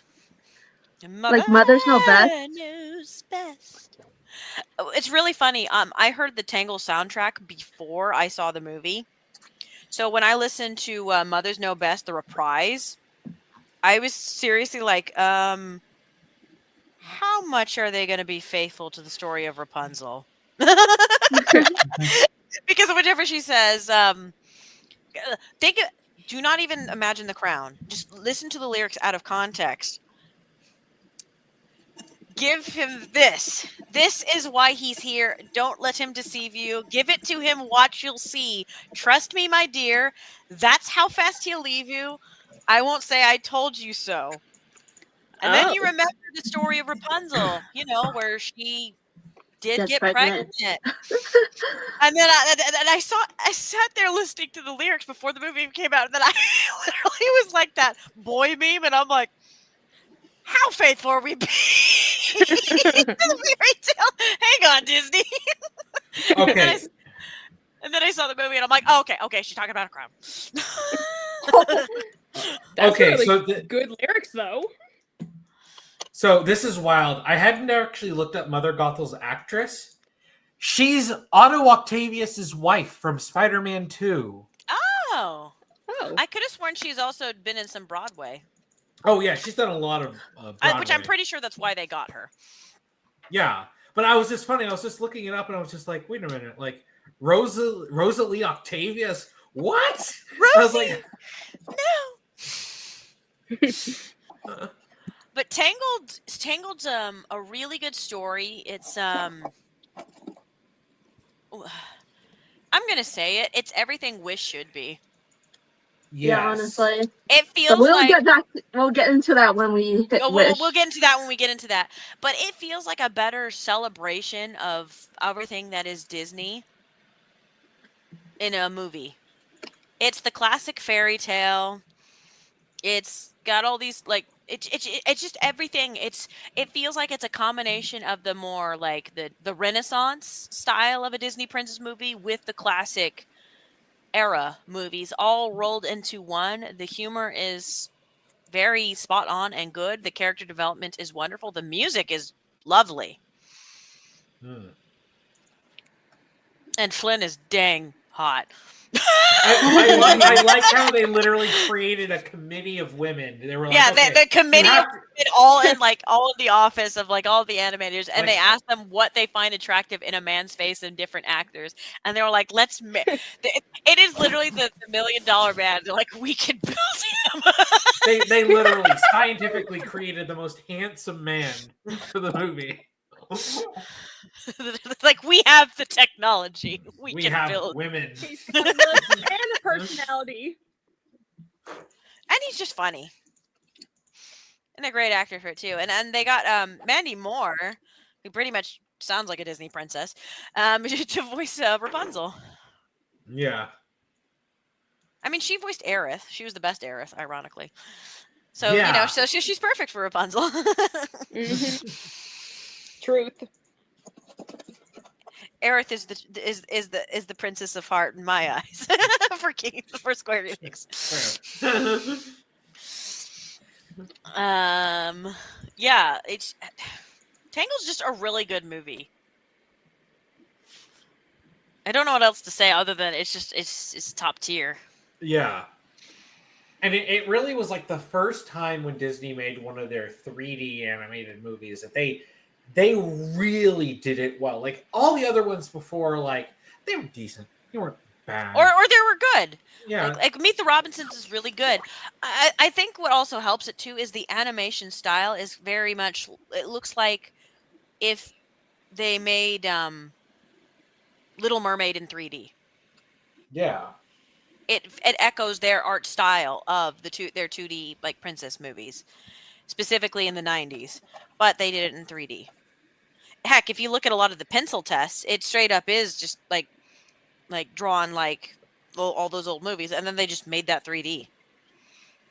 It's amazing how good this movie turned out to be, because I know it like entered its own like minor phase of development hell. Yeah. Oh yeah. And so I it's just mostly remember they had to change the name because they thought Rapunzel was too girly for the boys. well, they it wanted, worked or though something. because of if you think about it, Princess and the Frog didn't do as well. It did well enough, but Tangled Yeah. did a lot better. And they marketed it more like a DreamWorks movie. Like a lot of the advertising for Tangled was false advertisements. They leaned way more in on the comedy and this more like DreamWorks like irreverent like type of like and if you look at all the posters, like even Rapunzel and like a lot of these characters are doing the DreamWorks face.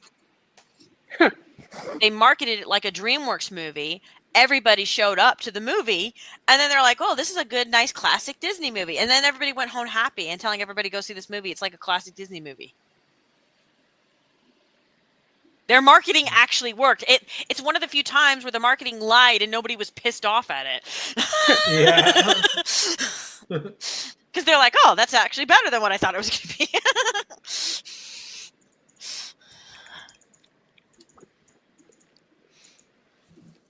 But next up is Winnie the Pooh, specifically 2011. This movie didn't do as well, and unfortunately, that's why 2D died again. But that's because I they did put not it- watch it, but I wish I did watch it. But that's because they put it against Harry Potter. Which one? Deathly Hallows. Yeah, I was gonna say Deathly Hallows. That was Yeah. 2011. I didn't see it. I still need to see it. So I would guess I still in never the vault. watched it. I feel bad because every like GIF I've seen like of this movie, the animation looks really good. So I do need to see it. I feel bad that I never saw it.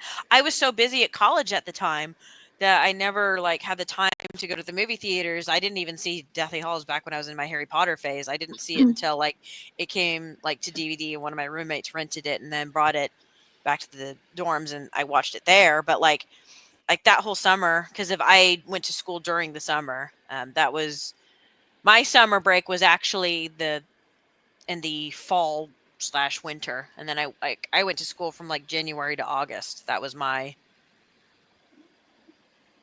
school year actually in Oh, that's college. interesting.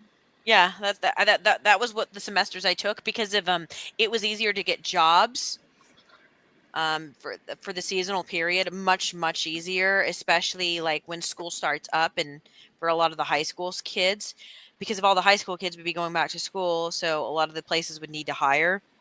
And look at me, I'm here, all the college kids are gone, high school kids went back to school. Oh, look, here's somebody who's actually available. And she's not in school right now, and she's the right age, because I was college age. So like I got a lot of jobs because of that type of break. So each semester I was able to save up money and then just live off that. But I digress. That's neither here nor there.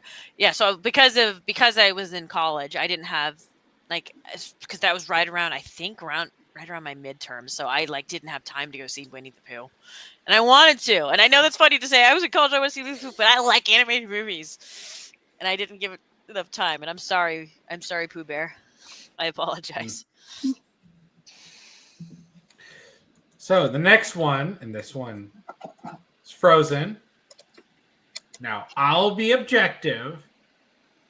I wouldn't put it all the way at the top, even though I really like Frozen. I would... Yeah, I'd put it below Cinderella. I think it's good enough. Yeah, I really like Frozen. I like the story. I think Elsa is one of the best characters that they made in recent years. In recent years, especially, and you see with a lot of the people who relate to her. It's one of the things that's why it's like Elsa's own depression and anxiety is something that is very applicable to a lot of people. Is why so many people related to her, because there's a lot of issues that people have that you can relate to how Elsa feels. And I do like the sister story. I do hate, though, the trend of people being like, let's ignore the whole true love being a romantic thing. And I'm like, it was refreshing only when Frozen did it because it was unique when Frozen. When everybody tries to copy Frozen, you're not unique anymore. Yeah, that's the problem, is that when Frozen was bucking trends, like the movie is very meta in a lot of ways. It makes a lot of meta commentary on stuff, but like it was a response to the Disney Renaissance, is what it was. Yeah, and like when it's trying to do something different, and that was its identity, because when they make comments about how fast Anna and Hans are like, oh, we're getting married hours after we met, and they're like, that's ridiculous. Look, it's love at first sight. And I'm like, no, it's not. And then Elsa is just like, no, I'm not allowing you to get married. No, what's wrong with you? But the thing is unlike a lot of other stuff, it didn't do it in a way that was mean-spirited. It didn't feel like it hated it. It was just kind of poking fun a little at some of the, because like a lot of the characters, they didn't just get married the day that they met. Okay. All right, Pariah. No, I'm gonna stop you there. They were not dumb parents. They had no idea what they were dealing with. Okay, all right. Okay, so let me. I'm just gonna let Cool Man take the floor because he's really passionate about this movie. here's the problem that you guys have to understand, right?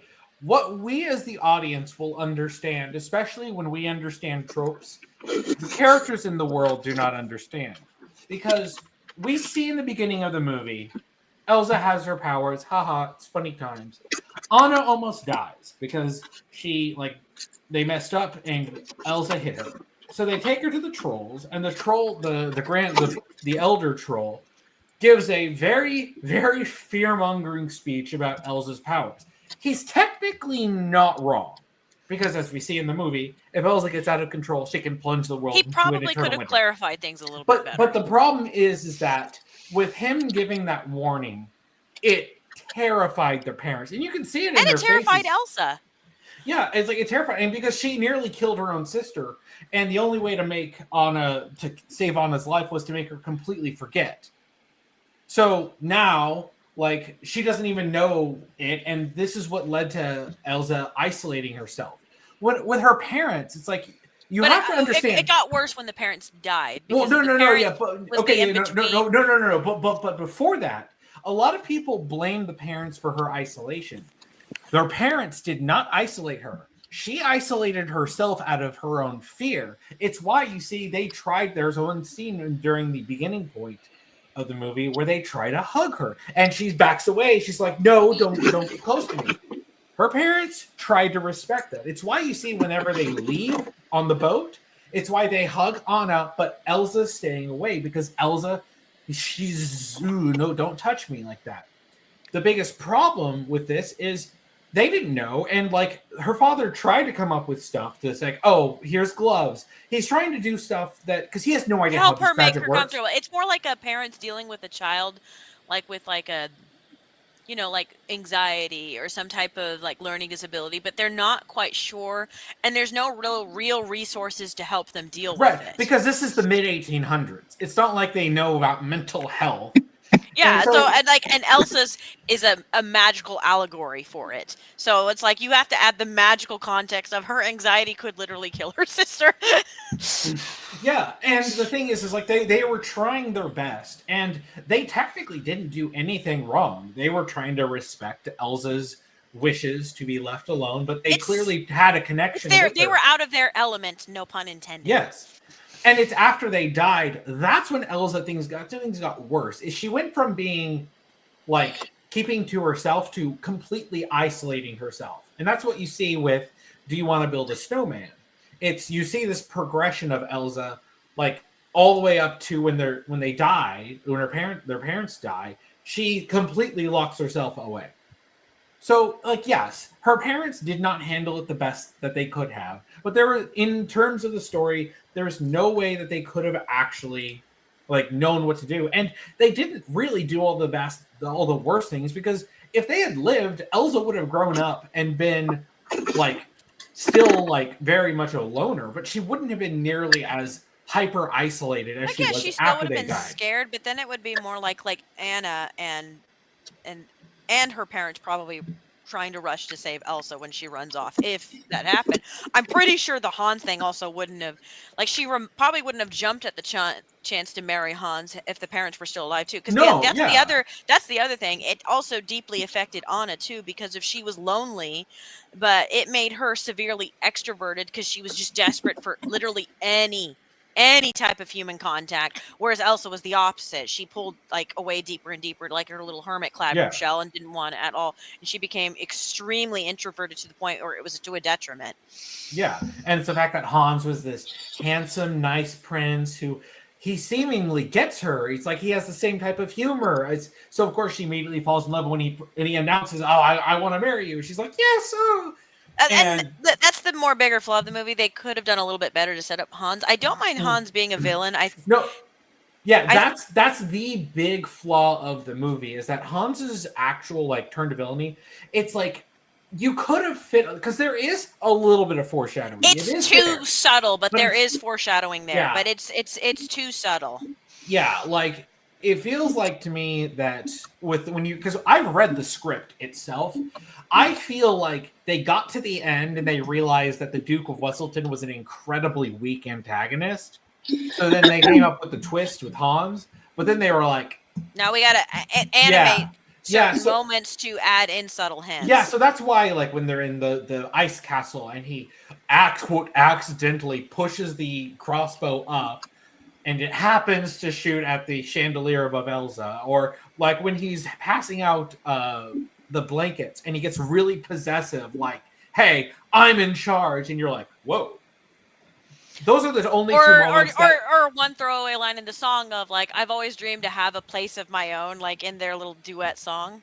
Yeah, and he talks about him being the last in line of 13 brothers. So he's obviously like not happy in his life. But like all that foreshadowing is very weak. And as much as I like the movie, that's one thing that if they changed that, this would easily be a top tier movie. I acknowledge that I like this movie for a lot of personal reasons. I very much loved seeing this movie originally in theater, but that is an objective flaw with the actual plot. And it's prettily animated. I do think the movie is very pretty, especially during Let It Go when Elsa builds the castle. It's really pretty, the animation. Yeah. Okay, so Ghost, it says, you say use of versions, especially in modern era, are made by people who hate the medium they're criticizing. Yes, but that's not Frozen. I don't think Frozen hates it feels more like an affectionate tongue-in-cheek, like these jokes. Right. The problem is after Frozen, people learned all the wrong lessons. Right, because people thought, oh, well, if we make fun of this, or we have true love not be romantic love, and it's like... And then because if, like, you have Kristoff and Anna having a more subtle, like, romance on the side, but that's not what's taking center stage. It's the reconnecting of the sisters. It's the sisterly familial bond. But, like... And because of that made Disney go, we don't need romance. Women don't need, like, a man. We don't need that in our movie. Yeah, well, and the thing is like, there's still a romance. In the end, Kristoff and Anna are together. Yeah, like I said, they learned all the wrong lessons from Frozen, and it just got progressively worse over time, unfortunately. Yeah, and look, I get it. I know. Frozen was everywhere at the time. All the radio stations it had the were Shrek playing. craze, but for Frozen. Yeah, so, like, I get it. But, like, to say that it is in and of itself an overrated movie just because it was really popular at the time, I don't think that's really fair to the movie, because you could say people were a little bit too crazy about it. I think that's fair. But, like, I don't think the audience reaction is a fair judgment on the movie itself. Like, we got to look at the movie in its own merits. And yes, people were a little bit too crazy for Frozen. I was getting a little bit tired hearing "Let It Go" on the radio a lot. Yeah, as much as I liked the music of the movie. Yeah, I like Frozen, and I'm like, the fact that every other song you heard, if you switched radio stations, it was "Let It Go," switch a station, "Let It Go." I'm like, even I was like, come on, guys. I was like, okay, guys, like, we can listen to other songs. Like, come on. Yeah, and like yes, like that was something that was a little annoying, even as someone who likes the movie. But like, yeah, but that's not the movie's fault. Right. Now, because- granted, I get it. I'm judging Home on the Range and the fact that it killed 2D animation, but at least Frozen wasn't responsible for like killing 2D animation. Yeah. Oh, and Frozen is a pretty good movie. Home on the Range is incredibly boring and like just absolute slog to get through. And there's Yeah. like it's actually quotable, unlike Home on the Yeah. Range, Yeah. And and it actually has good music, unlike Home on the Range. Yeah. And see, Elsa was originally into the original draft, an outright villain, but things changed, and this is something that happens with every single movie. You should have seen the original scripts and drafts for The Lion King. Well, heck, the original scripts for Emperor's New Groove, it was actually going to be a much more traditional Disney movie and not a comedy one. It was originally going to be called Kingdom in the Sun. Cusco was outright going to have a female love interest, and it was going to be like a Prince and the Pauper type of storyline. Yeah. Yeah, I remember Aladdin also had like an original concept where he didn't end up with a princess and ended up with a childhood friend. Yeah, so movies go through a lot of concept art. So when everybody brings up like Frozen would have been better, like by like people who massively hate Frozen would have been better that did this, and it's like all movies go through changes, all movies go through concept arts. Luke Skywalker was going to be called Luke Starkiller, I don't take it too seriously, but like it is interesting to look at concepts and see how things evolve over time. Sure, and like yes, like Elsa is based on the Snow Queen, who's the villain, but the problem is they realize they made Elsa too sympathetic, and they realize she can't be the villain if she's this sympathetic. Like, I can sympathize if you really love the original fairy tale, but Disney is not known for being super accurate. Yeah, well, and I actually referenced this earlier about Disney changing the original stories. I was actually specifically referring to Frozen because there was a weird amount of a minority of people who overhated the movie because they Vocal were minority, a very, very small minority, but they were really loud and they were like, the movie is terrible. It should have been the original story. I can't believe Disney didn't perfectly adapt the original story. I'm like, and I was sitting there. Where have you been? Where have you been? Disney has never perfectly adapted like any story or like original stuff. I'm like, it was people getting mad just to get mad, and there were. I remember there were people who hated Frozen to a severe degree. You remember when they said, they made Anna and Elsa look like children. I can't believe that they did that one. I'm like, no. Yeah, they were like, look, Anna and Elsa look almost exactly alike, and people are like, they're sisters, they're related. Oh, of course but they don't look you similar. see? Disney's evil because they apparently look similar to Rapunzel. It's called an art style. Cardinal style. They're using the same art style because it worked for. It's like there was a lot of stuff going on at the time. I remember that. But anyways, shall we talk about Wreck-It Ralph? Yeah, Wreck-It Ralph was good. Yeah, I honestly want to put it maybe lower tier fairest of them all. No, okay. I liked it, but I don't know if I would put it as fairest. Well, no, I'm debating where would I? I don't love it more than Great Mouse Detective. I'll say that much. But I do think it's a really good movie. Yeah, I will say plot-wise, it's better than Frozen. Plot-wise, it definitely is. And this is one of the few movies that pulled off a twist villain in way better. If it's going to be A tier, it has to be higher than Hunchback of Notre Dame. If it has to be put in the A tier, but I still would rather put it in fairest of them all. But I would put it below Great Mouse Detective. I think it's better than. I like Meet the Robinsons a lot, but I do think it's better than Meet the Robinsons. And Meet the Robinsons is an amazing movie, but I like Wreck-It Ralph a lot. The first one only. Yeah, chat's like they're like mixed. B tier, A minus. Like, yeah, I think A minus is fine.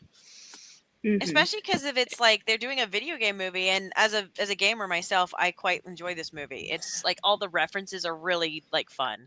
Yeah, and it's one of the few times that you can feel like, okay, it feels like some people on here actually have played video games. Yeah, they actually pay attention to tropes, and I do love that they actually brought in some voice actors who voice like some of the other like actual characters. Like you get Roger Craig Smith as Sonic, and I'm pretty sure Ryu and Ken's voice actors like briefly you hear them like barely, like they're in a cameo, mind you.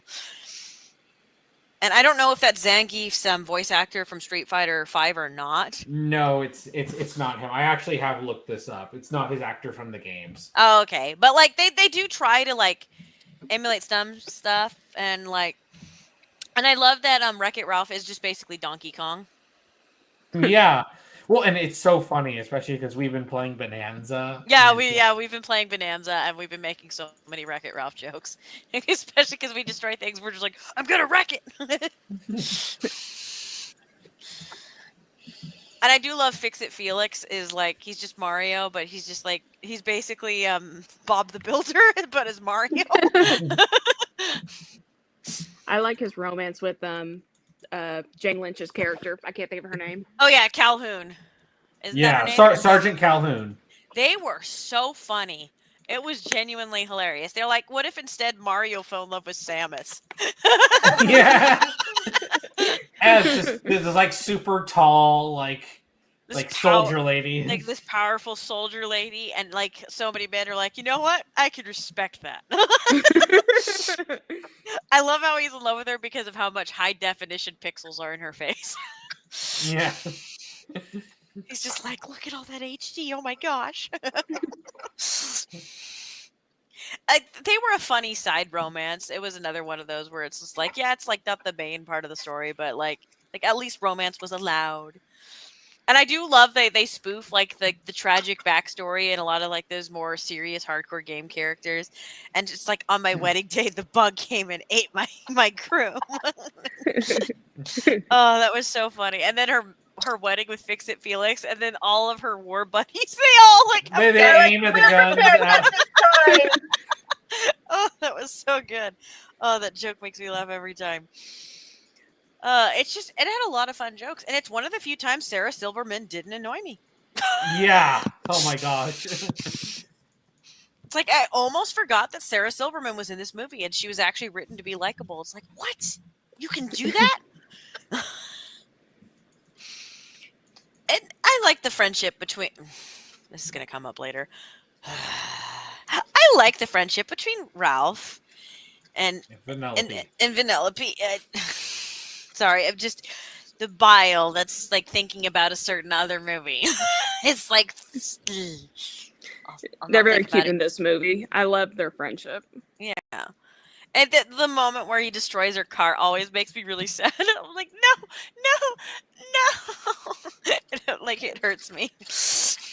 But yeah, like as Coolman said, it's one of like in the modern era, it's one of the times where the twist villain is actually really well set up. Which is funny because they've done a twist villain before, like Monsters Inc. did it and Atlantis did it. But like, they hadn't done that in a while. And then they started like ever since Frozen, they kept doing twist villains for a lot of their movies. And Wreck-It Ralph, I think, is probably in the modern era, the one that actually did it the best. Did Wreck-It Ralph come after Frozen? I thought it came before. After 2014. I thought it was before too. Oh. I'm pretty sure it was right after. Yeah, it was 2014. Frozen was 2013. Yeah. So Wreck-It Ralph was right after. Wait, no, Wreck-It Ralph came out in 2012. It did? I What? thought it was 20. I Am I could have thought misremembering? Wreck-It Ralph came before Frozen. If I'm misremembering it, Wait, let me November look this up. 2nd, 2012, according to Wikipedia. Well, then I'm wrong. King Candy started the twist villain trend, and so nobody else got it right after him.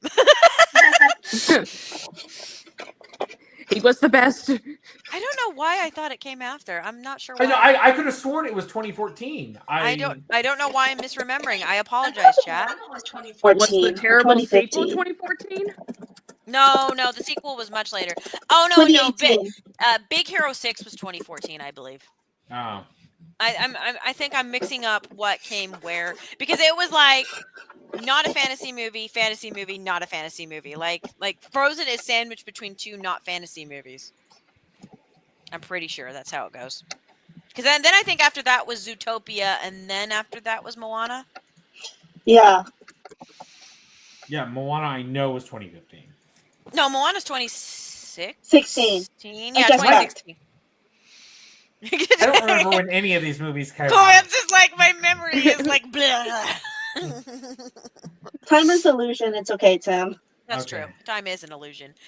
But yeah, Wreck-It Ralph's just a really fun movie. It's a fun, like, especially like as somebody who like grew up on a lot of video games because of like I was born like after the arcade phase, but like I still like went to areas where there were arcades, like still as a kid. So like there was a ton of references I totally understood, and it was just a fun like delight of a movie. And yeah, King Candy was like the only like good twist villain like in the modern era at all.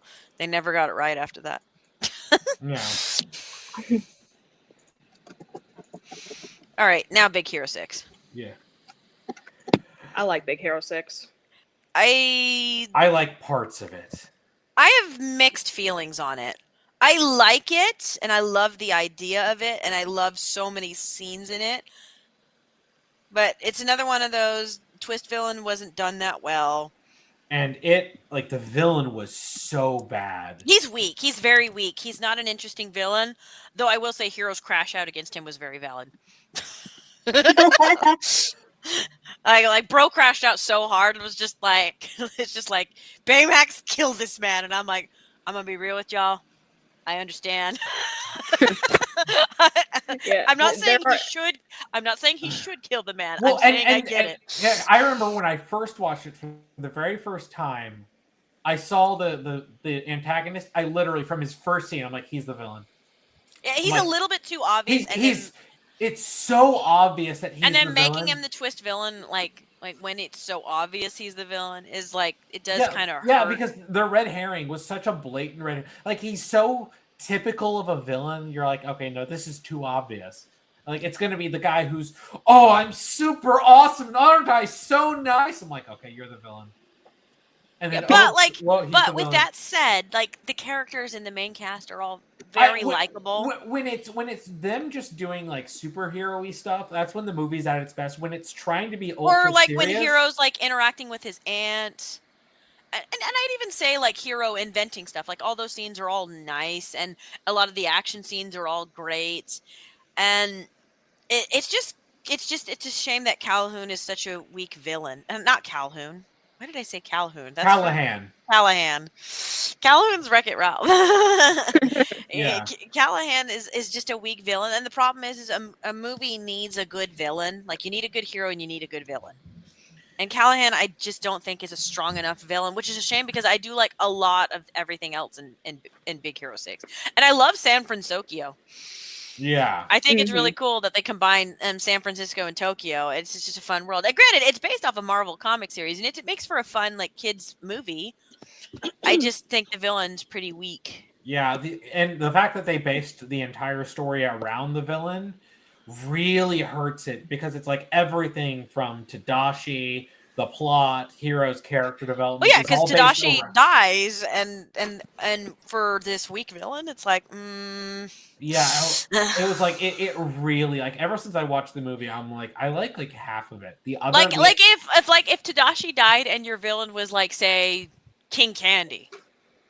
Like King Candy. if he was written really well, like the problem is also that he feels like a completely different character after the twist. It feels like you just replaced him. It doesn't feel like the same character. Like he went from being like, oh, Tadashi, you're so great. Oh, you're so great. And now he's like, I hate Tadashi. I'm glad he's dead. I'm like, what?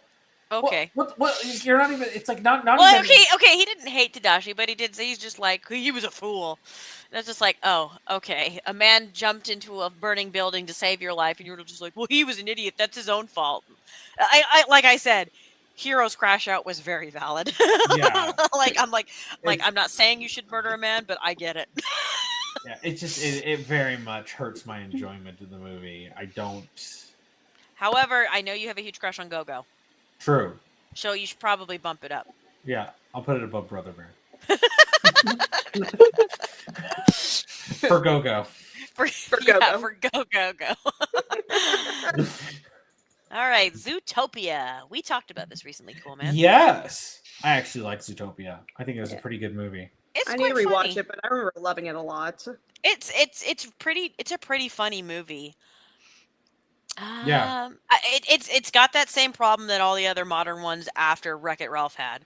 The twist villain is not very good, Yeah, the which is a twist shame villain's because I okay. like the idea of her as a twist villain, but like, it's just she's not written, and it wasn't built up well enough. The hints weren't there well enough, and it's and much like Calhoun, her personality does a 180 once it's revealed she's the villain.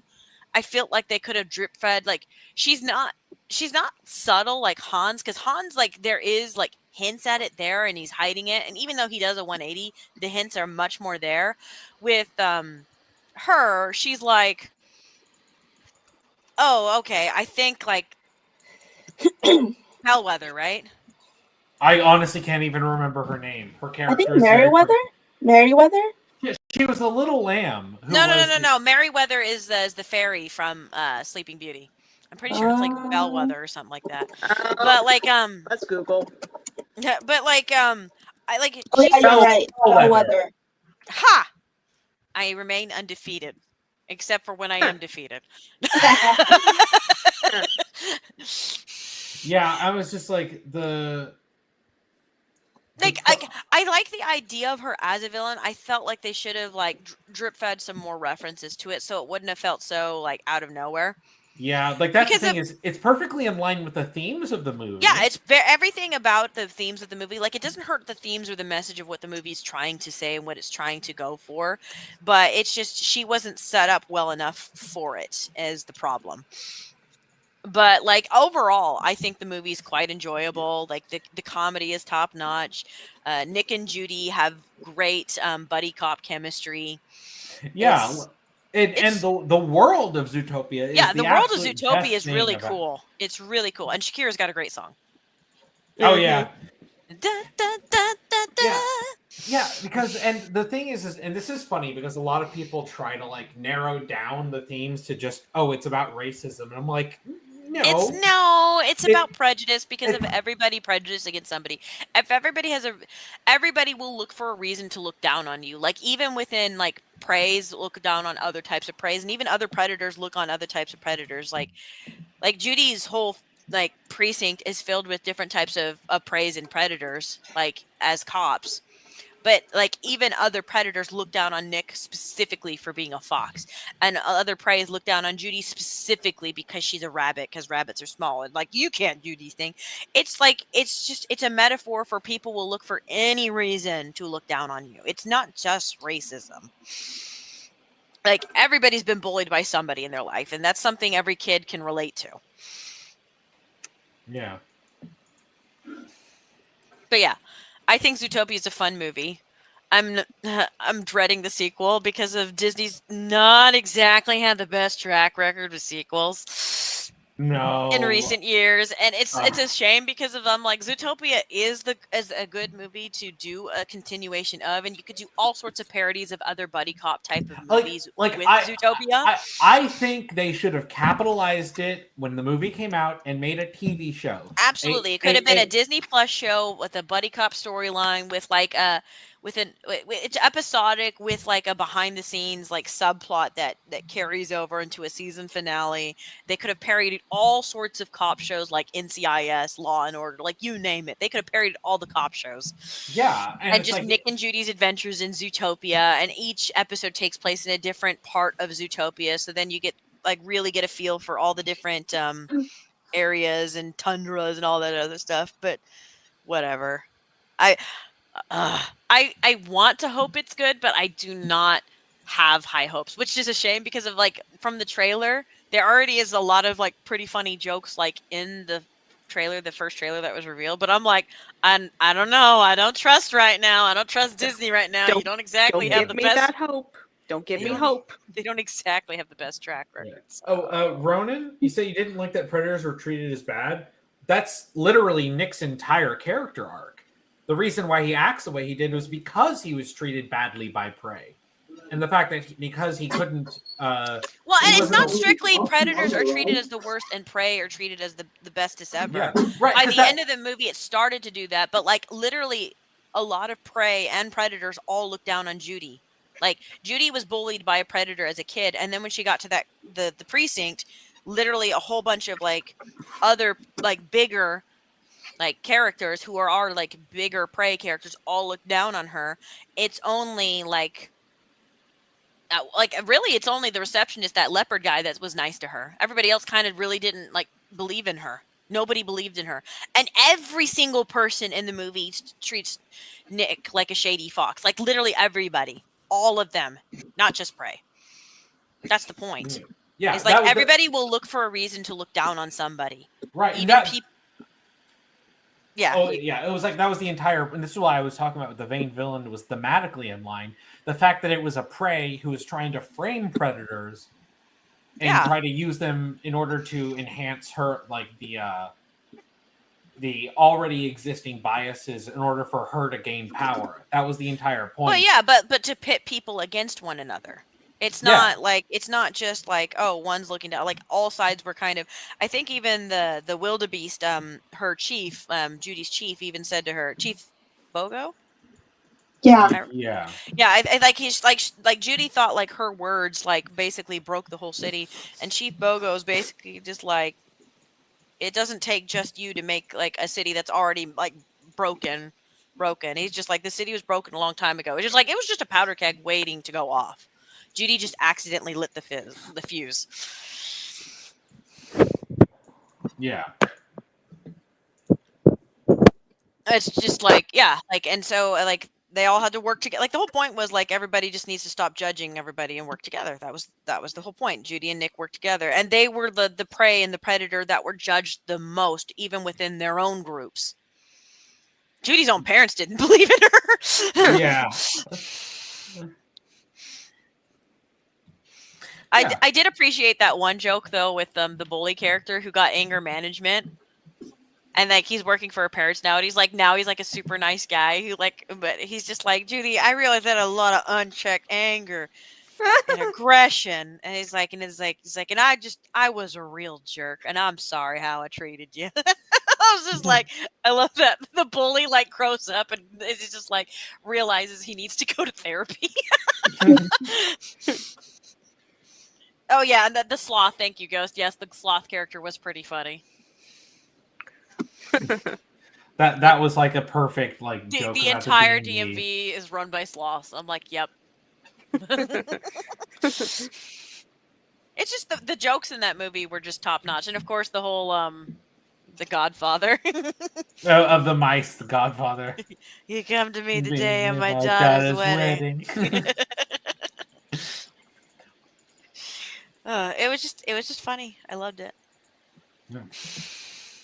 Now Moana. Moana was fine. I don't have any strong feelings one way or the other. I liked Moana. I'd say it was for a while the last good Disney movie, and then they almost started to crawl out of the hole, and then they went back to making terrible movies.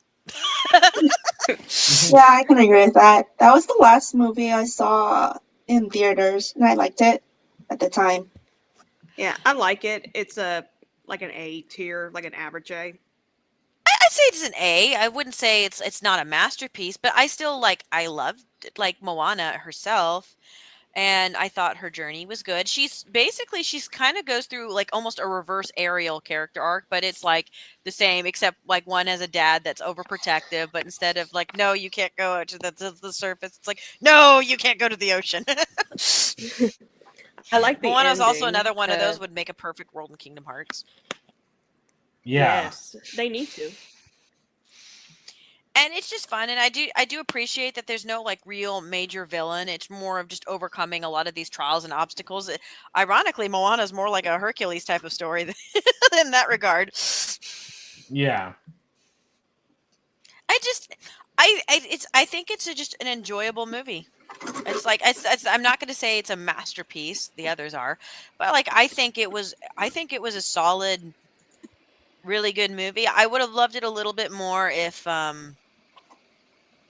maybe like if it had just 20 more minutes. Maybe I know that would have made it a much longer movie, but I would love to see like even more like exploration or something like that, or maybe just 10 more minutes, and just to see maybe just to have that moment where Maui kind comes to realize, that he needs to help Moana at the end. Because if he has that moment where he leaves her and she tries to confront the thing herself, and then he does show up to help her, and then you could just assume off screen he realized that she was right. And I'm like, I wish he had that moment where maybe he looked at something, and it reminded him of her, and that's why he decided to come back and help his friend or something. I don't know.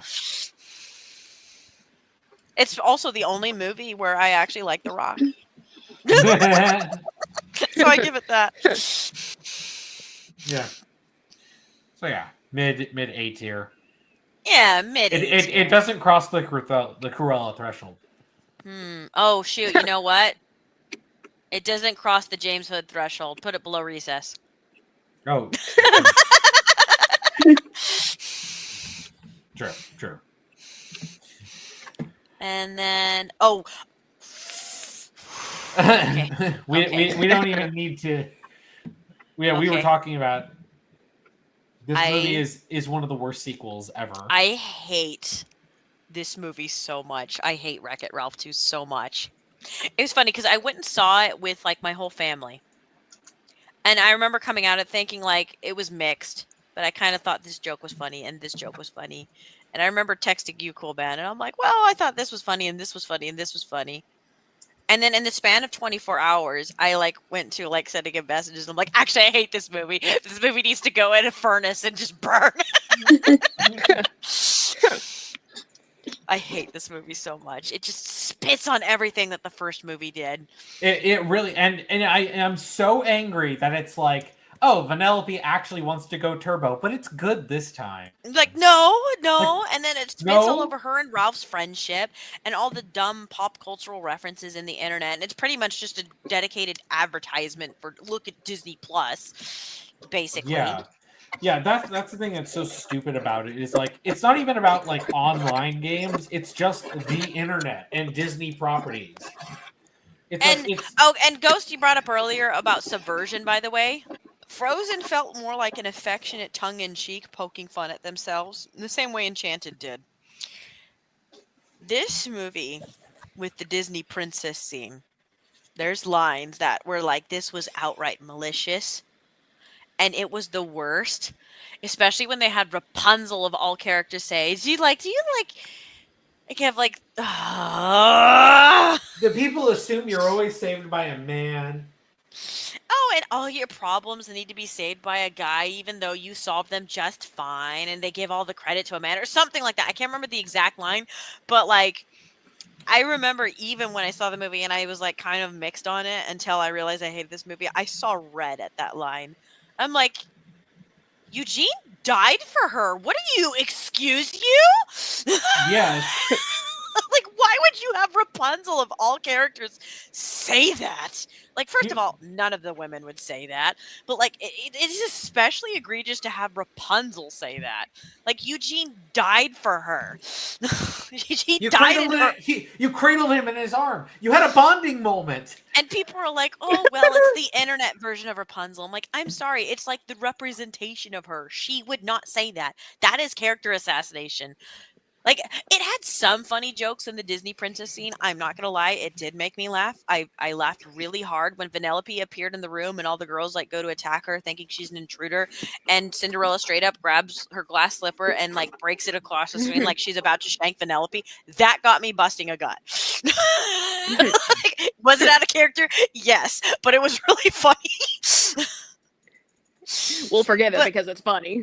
Yeah, but all the other the moments where they're are you a princess? And they're oh, do you do this? Do you do this? And at first it's simple things do you have animal friends? Do you have this or that? And then I'm oh, okay, yeah, standard Disney princess joke.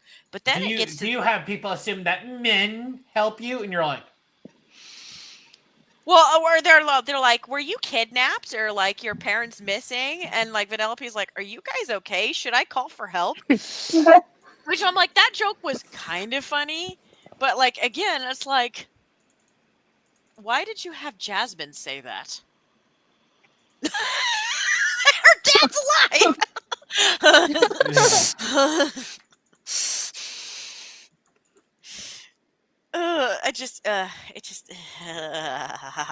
just a character assassinates right and left. And the best jokes in the movie were done by Fix-It Felix and Calhoun trying to basically babysit all the racers, from Sugar Rush, and they basically become their mom and dad, and they like whip the kids into shape. They're like brats at the start, and then they're like model citizens by the end. But it's like you only get they're barely in the movie, so they waste. I'm like, I would rather see the adventures of Calhoun and Fix It Felix trying to whip these whippersnappers into shape. Yeah, And we barely spend time on them, and I'm like, what are we doing here? Just to suffer. And of course, Ralph is the bad guy because he's gonna miss Vanellope. I'm like, okay, Vanellope, you're also kind of lied to him, and then you decided you're going to abandon your game. Yeah, I'm sorry, she's going to get her game probably unplugged because they're going to be like, wait, where? Well, let's hang on. Let's. By the way, they're in this mess because of Vanellope. By the way, because if Vanellope was feeling the monotony of just doing the same race over and over and over and over and over again, and she complained to Ralph about it, and Ralph decided to try and be nice and create a new secret course for her, and then things go crazy because of the kid playing the game is trying to. Wait, I don't know, this weird thing. I'm not used to this. Actually, maybe I'm not going to win the race. And then Vanellope is basically taking control from the kid. No, I want to do this new, fun, refreshing thing. And then the kid's fighting against Vanellope and then tears off the steering wheel. And that's why they have to go to the internet to go on eBay to buy the new steering wheel. Yes, you could argue Ralph technically caused the problem, but then at that point, it's just a joint. Both of them are to blame for it, but Ralph only did those things to help Vanellope, and then he tries to correct his mistake, and then he gives into a moment of weakness because he realizes his friend is behind his back going to abandon him. I'm I'm sorry. I'm gonna say reasonable crash out. Yeah. Yeah, it's a bad movie all around. There's the entire plot is just nothing but character assassination. Oh, and then the cringy, just first rule of the internet: never look at the comments, sweetheart. Oh gosh, you thought you were making something big with that scene, talking about mean trolls, but of course, all the mean troll comments are, of course, the they're most. You're a dummy, Ralph. Ralph is you're a poo poo doo doo head. I'm of course you can't have actual troll comments that we see on the internet, but at that point, I'm you shouldn't have done this setting. Because the internet is way meaner and way worse. Especially when they portray making money on YouTube. As you upload, it goes viral. You get you get likes. The likes get you money constantly. Well, every YouTuber ever, I wish. Yeah. He didn't even apply for monetization. Yeah. I will say when I saw the Yes character, the algorithm, I thought she was going to be way more annoying, and then she was just kind of chill, in the actual movie, and I was oh, because when I saw that character design and I heard the name was Yas with extra yeses, they wanted to call her Yas, but they instead did Yes, because they're wait, that might be too on the nose. But, I was okay, I was prepared to be way more annoyed by this character. She surprisingly was just fine. I was there are far more problems in the movie. I was okay, so not as bad as I thought it was going to be, but, at the end of the day, it was still I hate that movie so much. And speaking of hate, You deserve to lose to Spider-Verse. Is the cat having fun again? Yeah. So, I think we'll let Cool Man take this one because he's really passionate about the first Frozen movie. I hate Frozen 2. There is nothing Pop good. off, King. There's nothing good about it. It is unironically feels like they hated the first movie, and because it's much like Ralph Breaks the Internet, it completely throws everything that the first movie did out the window. The entirety of the first movie was about the reconciliation between Anna and Elsa. It ends with them together. In fact, this is reinforced in the shorts. I know the people making Frozen 2 probably never watched those. The ones that were made by Disney, where, especially in Frozen Fever, it's about trying to celebrate, Elsa trying to celebrate Anna's birthday. She's trying to actually have a genuine celebration, and of course shenanigans happen. And then even in Olaf's Frozen Adventure, like it's about them, and they come and they're commenting on, wow, there's a lot of like a weird stuff that happened, and they crack a few jokes about it, but it's also like they're trying to celebrate like an actual winter that's not an artificial one. And they're trying to like reconnect and celebrate these things together. And then Frozen 2 is like, no, into the unknown, and Elsa's out of here, and she just. I will admit though, the one best part is that meme. She's singing, and then everyone in Arendelle, like at 2 a.m. into the unknown, and you just see like just clips of just all these people being like, and then just like, shut up. Yeah, and I'm like, and it feels, and it's so stupid because it's like, Frozen had exactly one hanging plot thread. It was Hans in the Southern Isles. We didn't get any closure on that. Yes, he was sent away, but we didn't get any elaboration on that. And it's the only thing. Or what about like his like royal family? Yeah, like, what about his family? What happens? Like, was his family as bad as he said? Was he exaggerating it? I'm like, that's the thing. Would any of them want to retaliate for like shipping him back like that? Right, like would there be any kind of stuff? It's just like, okay, that's the only thing you had. You decide to one, ignore Hans and only include him as a vague joke, which I have no idea what their issue is with Hans. Why they seem desperate to ignore. I'm like, yes, he was the bad guy, but he was one of the only like main characters. Well, it was also the only thing that you should have fleshed out a bit more, so a sequel could have helped. And it's like that's the thing that he needed as a character. You can retroactively improve things in Frozen 1 by fleshing his character out, but they're like terrified of doing it. It's like, okay. Like, I get wanting to understand the origin of Elsa's powers, but at the same time, I'm like, I wasn't sitting there thinking, why does one daughter magically have powers when I'm watching a Disney movie? Because it's a Disney movie.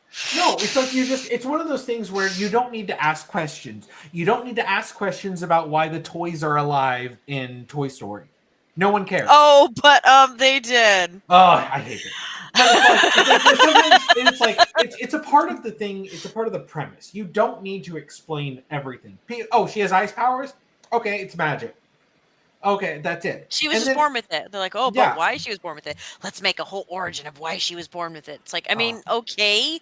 No, it's like there's so many problems. I don't even want. I don't want to sit here, but I'm like, but the fact. Yeah, we do have a lot more to go through. But Cool Man really hates this movie, guys. Yeah, it's actually entertaining. Yeah, but the fact that you have to, the entire story. Chat. You could always submit him in the Discord a topic video about like so he can make a video about why he hates Frozen 2 so much. Well, and the thing is like the entire movie is about separating Elsa from Anna and her just running off into the forest and making Anna queen. I'm like, Elsa was dedicated to being the queen. She literally was. The whole point was the sisters wanted to be together. That was the whole point. Like Elsa literally was facing all of her worst fears of being out in public and being in front of people just to do the crowning ceremony to become queen. She was going to take that role seriously up until her powers went haywire and she fled. But like, no, that is a part of her character. She took that seriously. And like at the end, she just abandons that and she just says, and the other part is they made Kristoff kind of a joke and they just made like just a bunch of running gags of Kristoff trying to propose to Anna. I'm like, why are we treating this like as a joke? Like they actually have a very sweet relationship. No, it's like the thing is like he was actually the one making jokes in the first movie, and then they make him the joke for no reason other than the stupid man, bumbling man. But it's also like reusing a trope that they already did. That was already in Rescuers Down Under, where Bernard is like desperately trying to propose to Bianca, but he's shy and like. You know, he's like, he wants to do the perfect proposal, but because he's shy and then something always keeps interrupting him. That's the joke. It's not that, Bernard's a loser. He's scared, but he's like, wants to do the bravest thing ever. And he's like, cause she's worth it. And then something keeps interrupting him. That's the joke. Yeah. It's just, it feels like a movie. Like I know some of the people who made the first movie were making the second, but this feels like it was made by Disney executives. Because Frozen made a lot of money. Frozen made a lot of money. Yeah, and I'm like, okay, and then you completely destroy the actual premise of the entire, which was about the sisters. And I'm like, I'm sorry, you can gussy it up with a, oh wow, this is actually a really happy ending. No, it's not. It's just, I hate it. Let's move on. I also remember sitting through and watching the Christoph song, and I was like, "What the heck is this?" Because Yeah, there are like lyrics that are kind of like, it's like, "Who am I if I'm not your guy? Where am I if you're not? We're not together." I'm like, this does not paint a good picture of the relationship. it's not like he Honestly, I had don't his know. entire life. He had a very firm identity as an ice deliverer. That was his identity. He loved that. Him and his moose. Yeah. And then it's like, and that was the thing, is his relationship with Anna in the first movie was about him learning to be a little less cynical and her learning to be a little bit more grounded. They actually had a positive effect on each other. And this one is like, ha, dumb man. I'm like, you avoided this in the first. This is the point, chat, where Cool Man crashes out. I'm freaking crashing out. But we probably should move on. It is 8:30, and we got a lot more to go through. Yeah. I know you hate this movie a lot. I understand. All right, Bambi, a little anachronistic in terms of order. Yeah, it scrambled them up. It was a little bit weird. I mean, it is insanely memorable in the fact that it was killed off to Bambi's mom and traumatized a whole generation. And like I said, it's the reason that the dog Trusty lives. And I feel like it is one of the most influential movies in terms of animation. Like it is up there. I think it deserves to be right next to Snow White. Yeah, I think that's agreeable. Yeah, it's a solid movie on its own. Yeah, but like it's like a very simple story, but it has such an impact, like that in animation in general, like and especially in terms of just and cinema history. I think it does deserve like to be like remembered beyond just the fact that it killed off the mom. Yeah. I'm gonna say something. I did not cry when Baby's mom died. I did not. Stone cold. I mean, to be fair though, it was like they had this really sad moment where it's just like your mother cannot be with you anymore, and then it's just like they almost felt bad for killing the mother, so that immediately it's this happy Springsteen, tra la la la, tweet tweet tweedly tweet tweedly, tra la la la la. It's just like they're like, kids, we're sorry, kids, we're sorry. Here's Happy Birds, we're sorry. Now he has a girlfriend. Yeah, Bambi's gonna get a girlfriend. It's all gonna be okay. We're sorry. I will say the watercolors of Bambi is really pretty.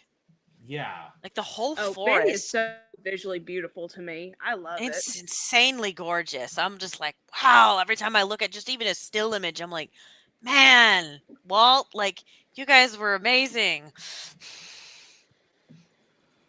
And like it was brought up earlier, because of Snow White and Bambi, Astro Boy was created, and because of Astro Boy, we got anime in general. So you can in fact thank Bambi for the existence of Dragon Ball Z. This is the dominoes. Your favorite anime, you can thank Bambi for. That little domino meme, Bambi's mom gets shot, and then the big one. Yeah, Bambi's mom gets shot. Goku Akira defeats Toriyama Frieza. makes Dragon Ball.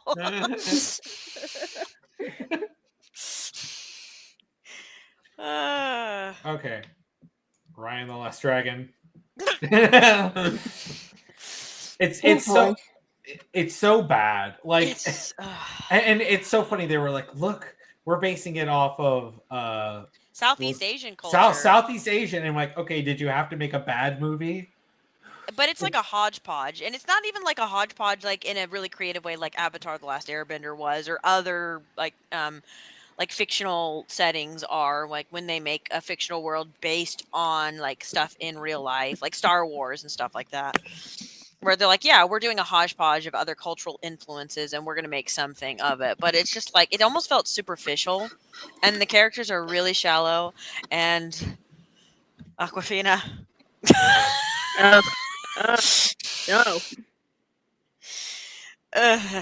Well, and it's also funny with the really bad plot where it's like, oh, that one girl who Raya was friends with and then And she stabs her in the betrayed. back. Yeah, And stabs but her in the back. apparently Raya's the problem for not forgiving her. Yeah, and be like, she got her dad killed. Like she It's literally. one of those where they want to do the villain redemption story, but like much like everything else, nobody knows how to do the Zuko redemption. They try to be Zuko, they can't be Zuko.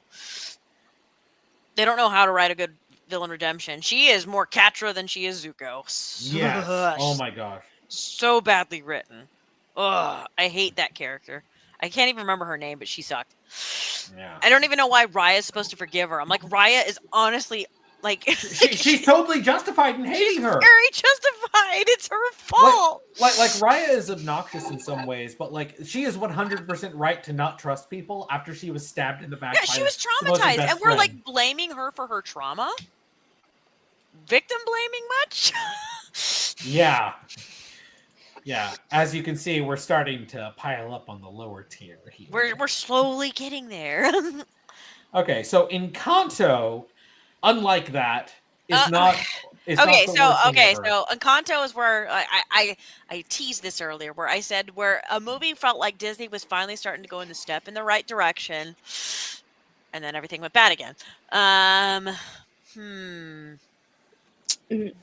I recently Encanto. watched this because I haven't watched it, and I did like the movie. I just kind of wish there was a little bit more with it. My big problem with Encanto is it has such a stacked cast. It doesn't have enough time to develop all of them. Yeah, because No. I like the idea of the Madrasal family. Yeah, the Madrigal family. Yeah, so the idea of there's this big family and everyone's got these Yeah, abilities. and it's 3 generations, living in one house. Yeah, so I'm like, that's a cool idea. This should have been a TV show, right? It could have been like a 1-season TV show. Or it's multiple season TV show, and there's multiple adventures. The problem with Encanto is if you're doing it as a movie, you do need to sadly like cut more down on some of the other characters, like on their screen time. But the problem is they needed a song for like, let's give a song for Luisa. Let's also give a song for Isabella. Let's also like here is her aunt and her here's also her uncle Bruno and her other uncles, and here's her dad, and here's her mom, and here's her cousins, and it's like it's a lot. The problem is not the movie's got a good story, but the pacing it has to rush through so many things so fast, so it doesn't give a chance for some of these elements to breathe. And the problem is that the resolution with him reuniting with his sisters is done like literally at the snap of a fingers, and it's like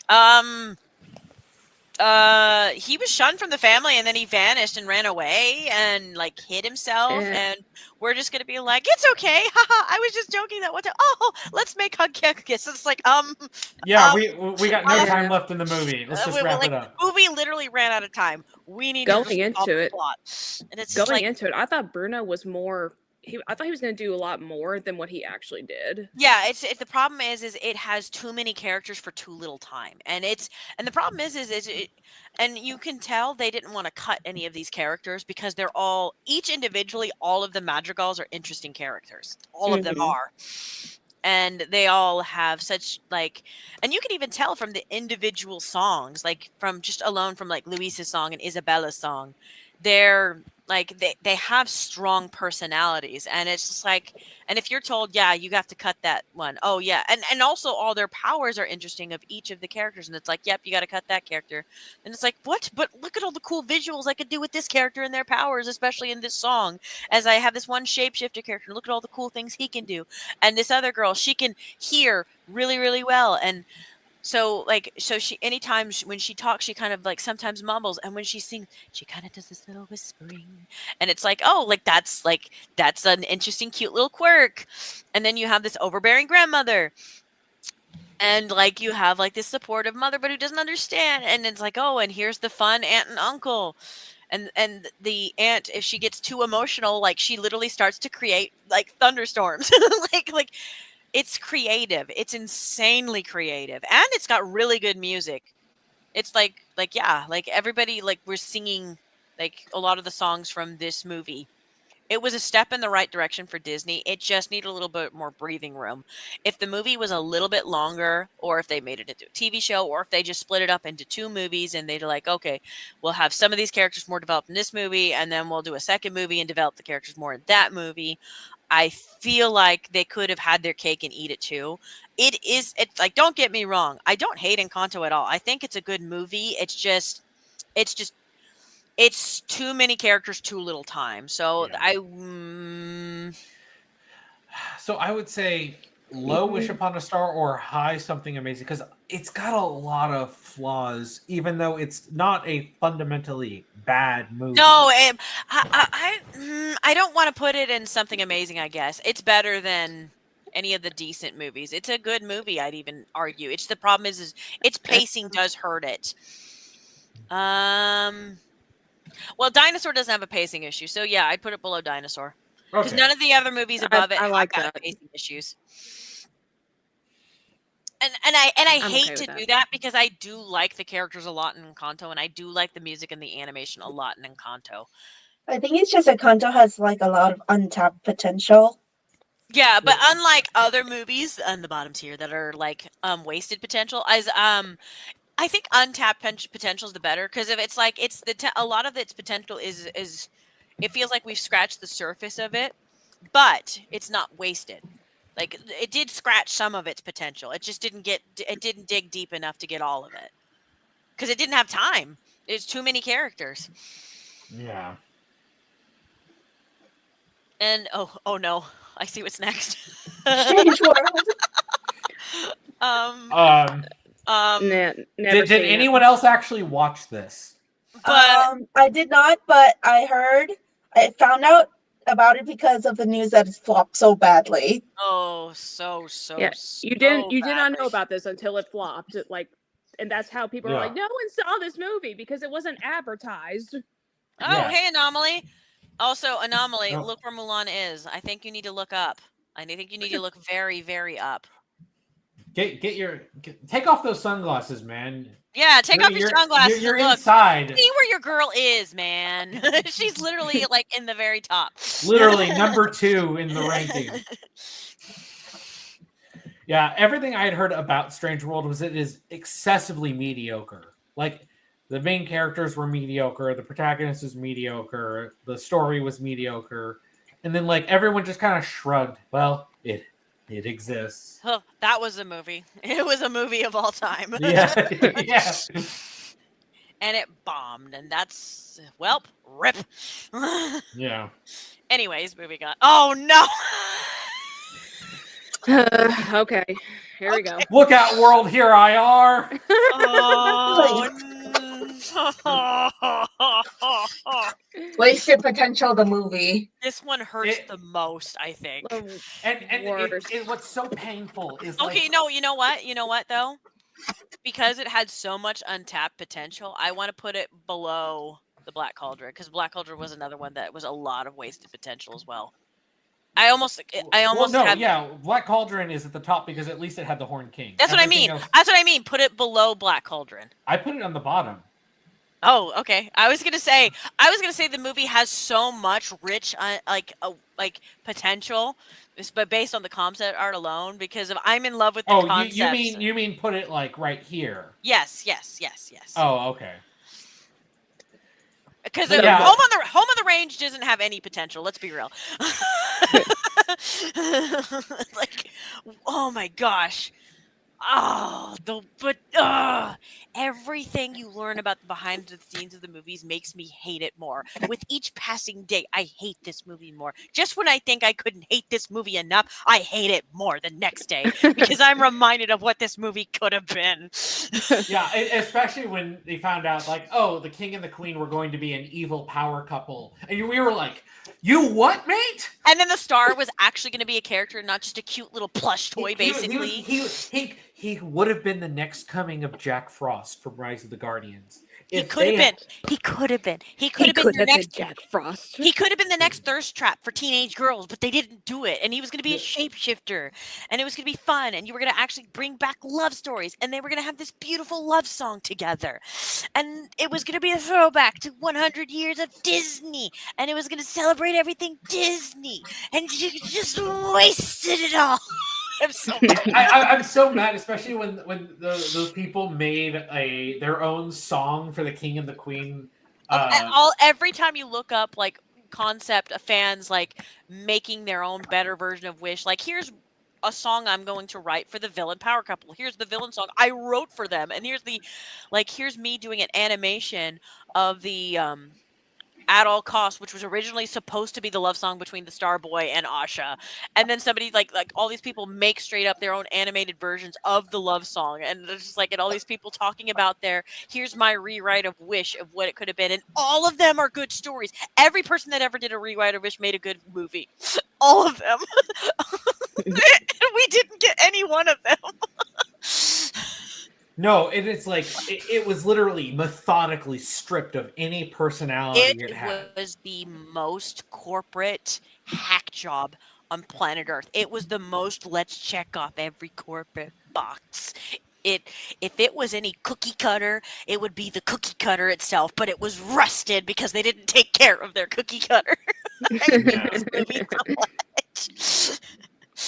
And every time I think I'm over Wish, I'm over how bad it is. And I'm like, I'm fine. I'm good. I'm fine. I'm good. And then 2 months later, I come storming in the mod chat. And Julie Serpent like, add another thing. Because I'm so mad at this movie. They stole it from me, Carmine. They took it. It was today. It was today. It physically hurts. I think that's the problem. It physically hurts. Yeah. It's not a good 100-year anniversary movie. No, it's the worst. Unironically, this is the one movie they should remake. Well, it's the only thing it's good for is showing what Disney is as a company now. It's also, you know what it's good for? You do a film school class and you tell every student there, this is what you don't do. And this movie did all of it. Yeah.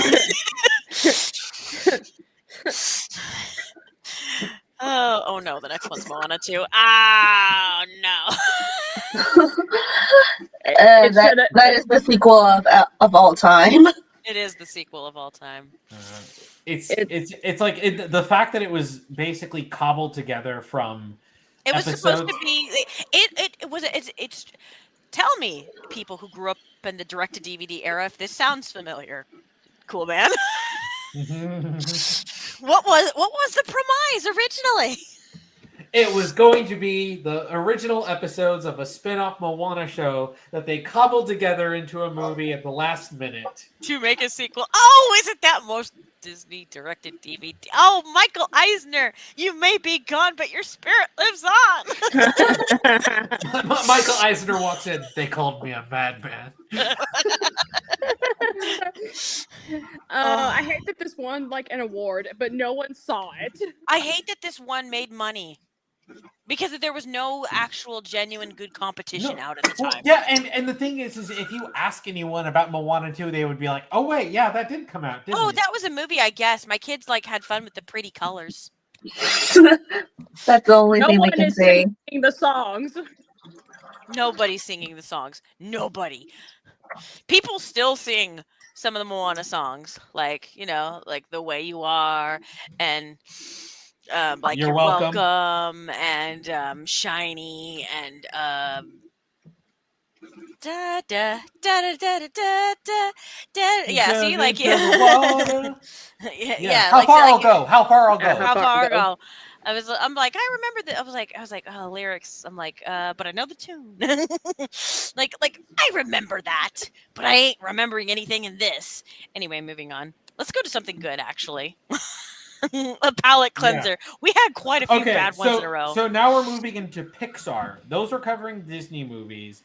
Now we're moving into the Pixar. Yeah. Okay, Toy Story.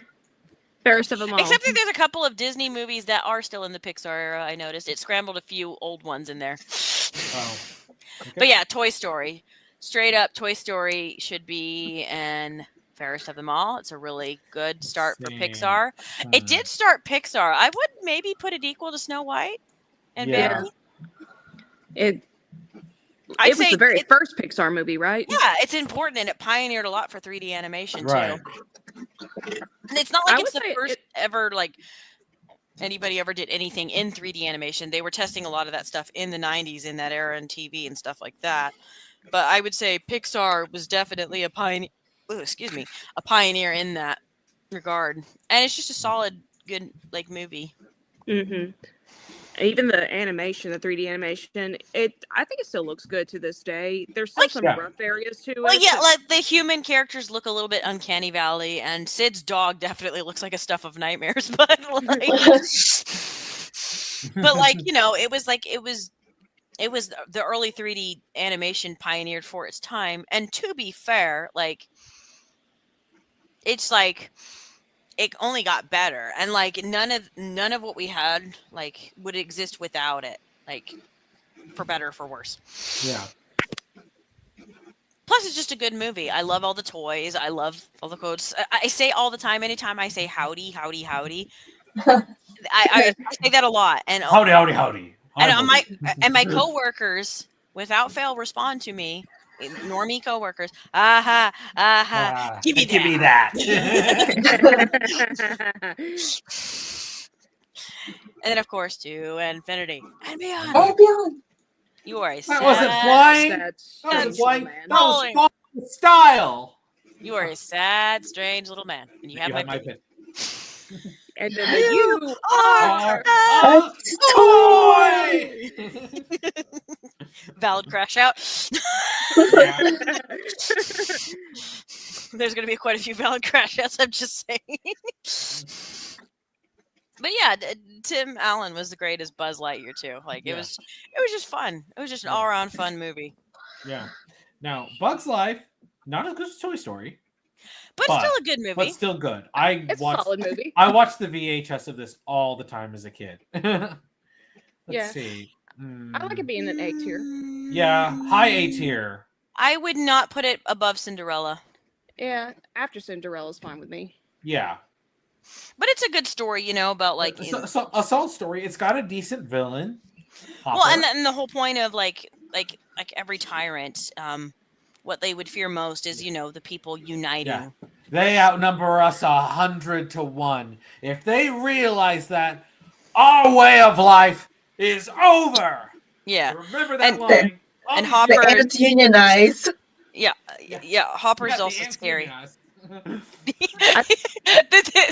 I saw somebody, I remember saying that it's a metaphor for like the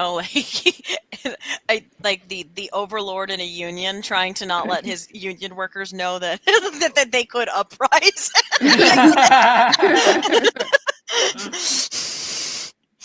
And I'm just like, man, ain't that a little too real?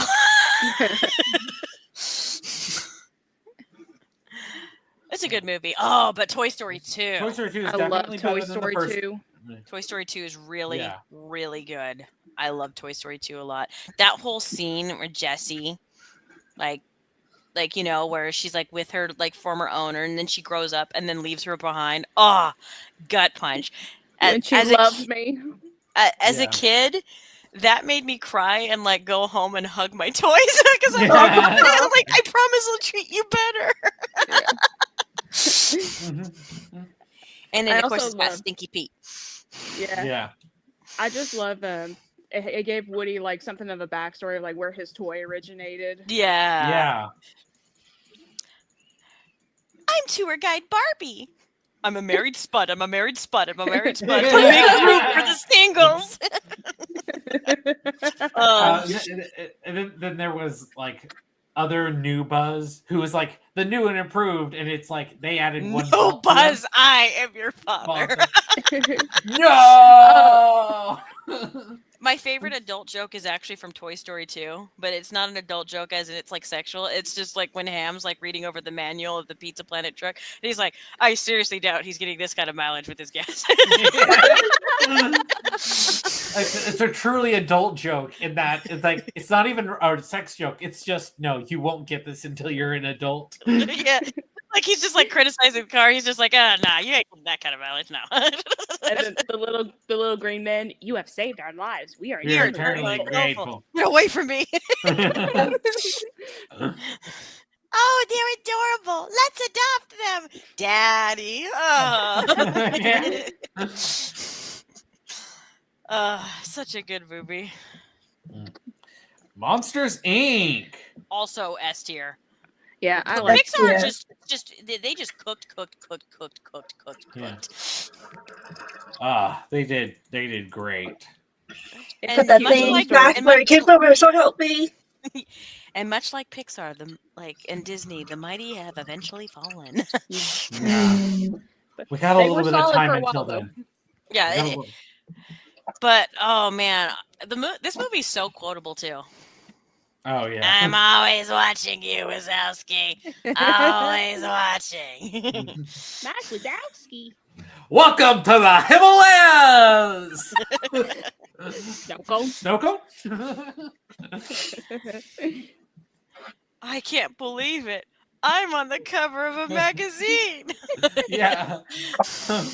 That running gag was so funny. I love that the fact that has carried over in literally everything. Like everybody understands that if Mike Wazowski's in something, you have to do the Mike Wazowski. I love like it. even in Kingdom Hearts, like they put the sticker like over Mike Wazowski, like in terms of like the art for like advertisement, and like even in like in Disney, like in one of the Disney parks, I can't remember which one, where they have like this mural, this long mural across the road of the like sort of a very long, almost extremely long billboard of characters, and then they have these palm trees specifically planted in between to not cover certain characters' face, except for where Mike Wazowski is. They specifically planted a palm tree so that way the palm tree would block Mike Wazowski's face. I'm just like, all right, that is awesome, actually. I'm like, that's perfect. It's just like, just the memes are eternal. I love it. And just the heartfelt little girl Boo. And I'm so glad they didn't do a sequel. Because they could have easily done a sequel and Boo's all grown up and they could have ruined her character. Because I'm like, no, she needs to remain that eternal cute toddler. And that last line, Kitty. And I'm just like, Kitty. I was like, they're reunited. Like that's all I need. Yeah. And Finding Nemo is also amazing. Yeah, I love Finding Nemo. Marlon works so hard for his son. Yeah. He's a good dad. It's a good story about like you understand why he's so overprotective, but you understand that Nemo is feeling so like suffocated by it. It's an even more gut punching version of a Goofy movie. Yeah. But with Dory added into the it mix. starts off with mass murder. It does. But it's like, a dad and a son, like, the son wants to be more independent. The dad's overprotective. And the dad needs to learn to let go. But he also he gets braver along the way because how much he just loves his son and he would do anything for him. And, the dynamic between him and Dory is sweet and they become good friends. And it's like, it would have been really easy to make her a love interest. And I'm not mad that she wasn't. Because if I don't know if Marlon would be ready to settle down with another fish. Yeah. Mm-hmm. After what happened to his wife. Yeah, that would give him some issues. But at the same time, I could have seen it go either way. Yeah, I kind of feel that way about Nick and Judy in Zootopia. Yeah, it could have gone either way. They could just be friends, or they could make them a couple. Their dynamic is it could work either way. They could either be Kim and Ron season 1 or Kim and Ron season 4. Who knows? Yeah. I do ship Nick and Judy though. A lot of people do. It's understandable. Yeah. The one thing that prevents me is I'm like, they can't have children. Aaron, No. adoption. I know, but it's the one thing that holds me back on shipping them. How Also because some people on the internet are really weird about them. we don't. Yeah. Yeah, I agree. And I know we don't talk about them either. But Finding Nemo, I also love Bruce the Shark. We don't talk about weirdos. No. I'm sorry, Ghost. I'm sorry, Ghost. I'm sorry. I'll move on. Okay. What's Fish this? are friends, not food.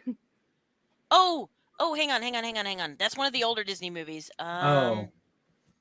Let me make sure, because I know we didn't talk about Three Caballeros yet, but I don't know if that's Three Caballeros. I wonder if that's No, that's further down the line. I don't know what that one is. no. Wait, that's that's the one before Three Caballeros. Shoot, what was- Saludos Amigos. I've Yes, never yes, heard yes, of yes, it. yes, yes. That's that one. Okay, so like I said, during Fantasia, like he got on this kink. Walt Disney did of wanting to do a lot of like musical like type of movies, and that are like mostly like a compilation of shorts with animation and music. Saludos Amigos is his first one before he did Three Caballeros, and it's like there's a Goofy short and a couple of other shorts in there. But you see, he actually went on a trip to South America, and that's why this movie and Three Caballeros was made, is because on his trip to South America, he fell in love with like Mexico and Brazil and all these other South American cultures. Like he fell in love with them. Walt Disney was in love with them, and he was so inspired by their cultures, and he wanted to make a bunch of animated shorts and then make them into movies based on that. I have not seen this one. I've seen Three Caballeros. But because I got Three Caballeros for it, I want to put it a high still in the vault. Because of I know Jose from Three Caballeros was introduced in this movie. Right. Well, might as well. Let's see where. I know I saw it. It's next to Inside Out and before The Good Dinosaur. Well, there's also another short one as well. There we go. Three Caballeros. I like Three Caballeros a lot. It's not the like it most a lot. amazing. It's not the most amazing, groundbreaking thing, but I quite appreciate it. I think it's enjoyable. So, like, I put it above Encanto because of its it doesn't have to worry about pacing issues, but its music is fun. Its music's a lot of fun, though I do think Encanto is better music, but like it's a lot of fun. So do you want to get the rest of the other Disney movies out of the way before we? That one I think is fun and fancy free. I've never seen that one. I don't think I've. Making the Beanstalk? No. That's fun and that's fun and fancy free. Oh, but I think that includes the short of Making the Beanstalk. I could be misremembering though. Okay. I thought it does have that. Yeah, but Fun and Fancy Free is a collection of shorts. It's another one of those, like I said, there was a period in between his major movies where Walt Disney just had movies which were a collection of a lot of shorts that he did, and a lot of them were mostly musical ones. Okay, yeah, so... and I've never seen Fun and Fancy Free. I've seen that Making the Beanstalk short. That came before, though, another movie that I've seen before. Oh, yeah, it was, I think it was... Rescuers Down Under, where I saw that short. Like they had Mickey and the Beanstalk. They showed that right before Rescuers Down Under. That's where I've seen the Mickey and the Beanstalk short. Okay, so not still in the vault. No, because I've seen, but I haven't seen the other parts of it. I would what put are it the as others? Bongo. I genuinely don't know because I've never seen it. But I like the Mickey and the Beanstalk short. But maybe put it as a something amazing, I guess. Yeah, Like at the end. There's a short called Bongo in it. Apparently, I've never seen that one. I know I haven't that seen one. that. And Make Music Mine. I've never seen that one. I would put it above Strange Worlds because it has good music. Okay, so now we can get back to finishing off Pixar. Yeah, The Incredibles. Okay, so I have complicated feelings about. I have complicated feelings about The Incredibles too. The thing is about Incredibles is I love The Incredibles. Everything about it is very good. The problem is it has one giant plot hole. And does Julie and Janie, do you know what the giant plot hole is? I don't know if I do. Where are the villains? Okay, so so you know how they outlawed superheroes? Yeah. Why did the supervillains go away? Oh, I never even thought about that, man. Yeah, me either. It's been a while since I watched Incredibles. Yeah. The thing is like the beginning short, like the first like 15 minutes is good.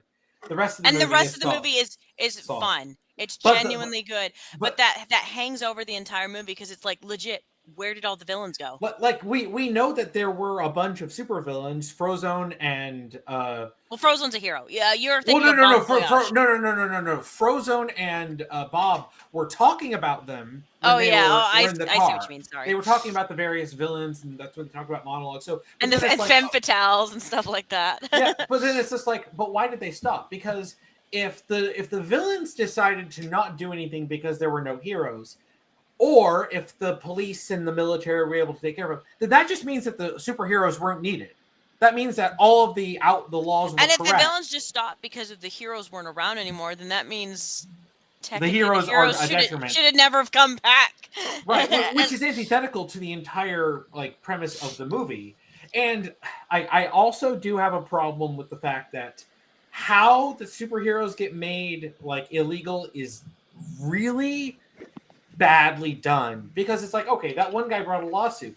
Why didn't the government stop him? No. I'm talking about. I understand the part of it, but the logistics of it make no sense. We know that the government were funding the superheroes. Why would they let that guy go to court? Why would they not pop him in the head with a memory thing and make him forget? Why would they not pay him off and get rid of him and silence him? Well, I think the thing is, it's probably like the people versus sort of thing. No. I'm not even talking about the lawsuit itself. The government should have stopped it before it even got to that point. Well, I know. I'm saying that's the government being corrupt. The point is, it's trying to say is that these people went to other people in the government, not like the Men in Black type of people who are obviously in league with the superheroes. They obviously went to more like the legislators, obviously the congressmen, the senators, the people who would be on their side, who who are probably tired of funding taxpayer money into this, and they probably could use this as part of the campaign. I think they should have spent more money saying on how the bureaucracy ruined everything, and it annoyed both the superheroes and but here's the one solution that fixed all of these problems. They should have established that at the beginning of the movie they've defeated all of the supervillains. Well, yeah, Bon Voyage is like the last one that they're trying to arrest. Well, yeah, and then I'm saying not even have okay, guess you kind of, but I'm saying all the supervillains are gone, but all the superheroes are doing is they're stopping petty crimes. But then we see Tim, I need to just make it quick because it's like Bon Voyage needs to be the last one. And I'm like, I'm sorry, yes, Bon Voyage needs to be the last one. Would you really deprive me of Incredible? Yeah, but Monsieur Incredible. Yeah, it's I kind of have it in my own mind. It's kind of like Encanto, where it's there's good things in it, but it really is fighting against itself. No. It is not at all remotely like Encanto. Encanto's problem is a pacing issue. It has. I'm not saying. Hang on. It has too much. What Encanto is, it has too much good and not enough time. Incredible's problem is it does have one giant plot hole that never gets addressed. But the rest of genuinely, you have to literally ignore it to enjoy the movie, because the movie's got a solid good story with solid good characters and a solid good villain, and very quotable.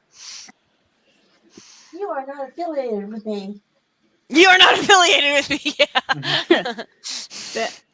I think Incredibles is a really good movie, even though there's this plot hole that I'm now realizing. Yeah, it's an almost there. It's an almost there. If it plugged its plot holes, it would be a perfect Pixar movie.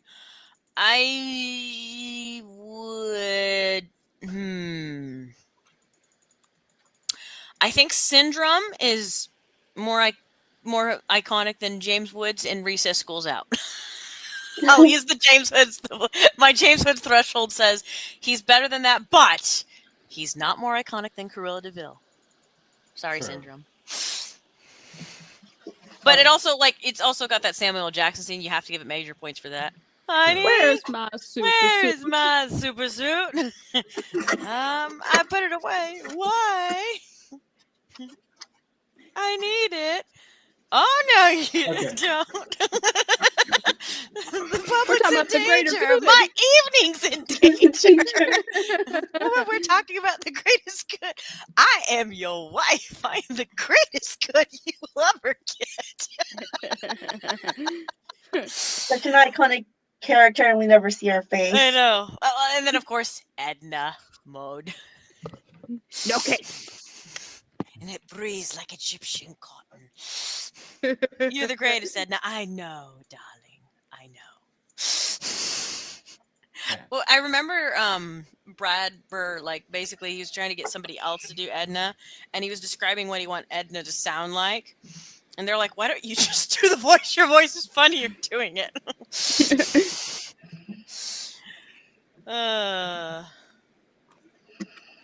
I don't want to talk about Incredibles 2, and it's coming up later. Anyways, Cars. I know Cool Man likes this one. I like Cars. Yeah, I like it. It's not like the best movie ever, but I like it. I'd say Lady and the Tramp is more iconic than it, if I'm going to be honest. Yeah. Yeah. It's low. It's Doc Hollywood with Cars. Yeah. Yeah, it's pretty much. I will say though, that one joke that does live rent free in my head. I have to get back because I need to weigh the piston cup. He did what? I collected all of the McDonald's toys for this. Mater was funny. I will say the other joke that made me laugh a lot is whenever it cuts to like the race and then you see like the lines to the bathroom and then the boys line is like does not exist for the male's bathroom and the women's line is like a mile long. I'm just like, gosh dang it really is like that though. I'm like, it's good joke. Well played. So Ratatouille. I love Ratatouille. I like and it I think lot. its message is really great too. It's like a nice uplifting message. Kind of like Meet the Robinsons. I don't know if I would put it as fairest. No, I don't have very strong feelings on Ratatouille. I think it's got a great message though, and I love like the idea of it, and the movie always makes me really hungry. But there's other movies I love more than it. But I do think it's a really solid movie. Yeah. I think a high A then. But yeah, it's a high A. It's like top 5 right there. High A. Okay, I'm with that. So Wall-E, absolute peak. Okay, Wall-E's really good. Wall-E's do love Wall-E really a lot. good movie. That's my favorite Pixar movie. Like, it's a really good Pixar movie. And the fact that they had the first 30 minutes with no dialogue. Yeah, that's impressive. That's really good. It's so like cute. Oh, and whenever like the moment where like the reboot and he doesn't remember Eve for a bit, and you're just like, no. And I just love like the AI of the ship, and it's totally modeled after Hal from Space One Odyssey.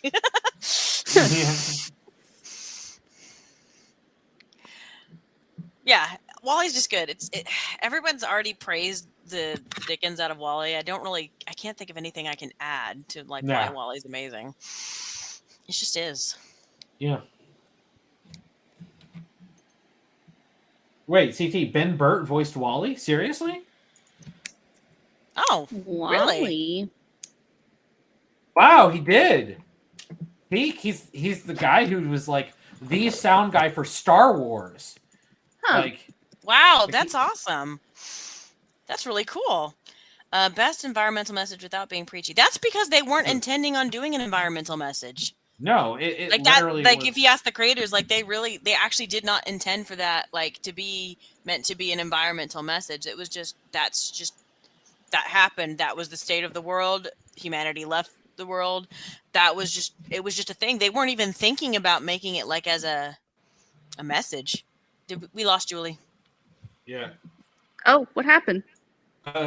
She's saying her browser crashed. Oh, jeez. Oh, man. So I guess she'll rejoin when she can. Oh no. Well, I'm sorry, Julie. We don't have time to wait. That makes me sad. But yeah, unfortunately, it's late and we are forced to move on. Jump in the second you can, and we'll make you like come in. All right. You know, actually, Julie, I'll monitor the Discord chat. Tell me like with the stream, like if you have the stream up, where you would put something in what tier, and I'll look at what you would say, and I'll weigh in on that for you. For you. I'll do it for you, Julie.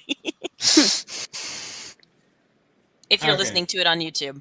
Okay. Actually, wait, shoot. She might not be listening to it on YouTube. But like, if her browser's gone, she can't. Oh, no. Like, wait a minute. It suddenly occurred to me. Wait. Yeah. Well, we need to hurry because I have to get to bed in like 40 minutes. Okay, so let's. We unfortunately we crashed out too much on some of the movies. Yeah, so I like Up. I like Up a lot. Up is a good movie. I do not like Up. You don't like it? It was the most miserable experience I had love watching a Pixar movie. I love okay, Up not the most, but like it found it so utterly depressing. I didn't. I did cry. This is the first movie that ever made me cry. No, you're not putting it in something amazing, I guess. No, you're not putting it in I Wish Upon a really Star. don't like Up. I don't care. You're not putting it there. Okay, I'll put it. No, you're not putting it in Wish Upon a Star. You're not putting it in B tier. You will put it behind Cars. You're like, I'm sorry. I will put my foot down.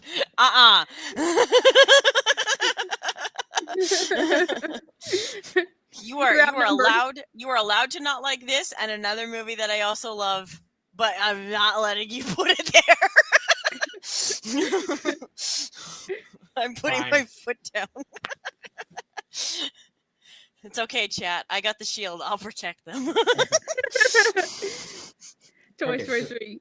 Toy Story 3? The fairest of them all. Toy Story 3 is I love it. It's my favorite Pixar movie. I love really it good. a lot. I watched it when I was in college, and I think that's also why it hit me so hard. Especially that ending scene, because it's like, oh no, I think the scene that hit me the most is whenever, like, actually when Andy's mom is about to start tearing up, like when she's looking at the room being like, mostly empty. That got me. And I'm just like, oh, I'm gonna miss mom. I miss my mom. What got me is him playing with his toys, and I think I was a senior in high school when this came out, but I was just over here like, man, I want to play with my toys real bad. Maybe I'm like, I don't want to say goodbye to them. Like, oh, it got me. And seeing, like, Andy all grown up, and seeing, like, Buster being like an old dog, and even seeing Molly, like, she's not a baby anymore. She's a little preteen. It was just like, wow. Time has passed. And then they never made another movie. Nope. Yeah. It does not exist. And they're still not going to make another movie. Yeah. Listen to me. Oh, boy. So I'm not going to fight you ever, cool man. It literally is like, it pisses me off because it's like, oh, here's a premise of Lightning McQueen gets challenged to a worldwide race by a European car. You're like, awesome. He's only a subplot. We're actually going to have Mater become a spy, and also we murder cars now. And you're like, what? Also, why are you putting Lightning McQueen front and center if the movie's not really about Lightning McQueen? Because they know that's what's going to sell, but then they're like, actually, it's the Mater movie. But it's not even a good Mater movie. Yeah, it turns into he's a Gary Stu in this movie. I hate it. Well, it's good. It's just because Mater was popular with little kids, like from the first car movie. Everybody thought Mater was really funny, so they were like, let's just make this the Mater movie. And I'm like, then you should have just made your own spin-off, like, direct. He had Mater's Tall Tales. It was an entire series that was all about Mater talking about stuff. No, but you see, we need to do more. You need a movie about him, obviously. No. Okay, so Brave. Brave is okay. I like Brave, but it is bogged down, unfortunately. I would put it above Encanto, and I know that's controversial. I know that's controversial to say, but the thing is, Brave doesn't have pacing issues. Encanto's biggest problem is it does have pacing issues. Yeah, because like it does have issues with like its plot, especially because it the bear plot, and then like the whole the internal politics of the Scottish tribes. I think the problem is Brave is trying to juggle a lot of interesting story ideas, but it's like some of the stuff is like, I care more about this than I care about this. Yeah, and like the And they could have melded them all together. I actually think you could do a movie where all of these plot lines could have been melded a little bit better together. It's not melded nearly enough, but the heart of the movie is the mother-daughter relationship, which is the strongest part of the movie. And then she's still a bear, so they don't actually really get to like. It's like it gets in the way because it's like it wants to have all these things to go on, and it's it's still there. There's still these bonding moments, even if she can't quite communicate. Because the point of the movie's trying to go for is that the mother is always trying to be like, be proper, be this, be that, and then Julie's trying to rejoin Tim. Oh. Okay, welcome back. Sorry, Julie. But yeah, so the mother has to do like more, like less prim and proper methods. She does have to be more aggressive, something more like what Merida would do, like in her bear form to like actually start solving their problems. If she wants to like protect her daughter, like at the end of the movie. And Merida does learn how she has to start being more diplomatic like her mother, like in that one scene. And those were nice moments. I just wish the movies focused more on the mother learning more from the daughter and the daughter learning more from the mother, because if I could tell that's what the movie was going for. But the problem is these other really interesting parts of the movie took away from that. But when it does focus just mostly on the mother and the daughter, that's where the movie's at its strongest. And I do genuinely like that stuff. And I think I like all the actors. Too many gags with the little brothers. Honestly, they should have cut back on that. Yeah. But of course, it has the ever enduring meme. But Mom is just my boo.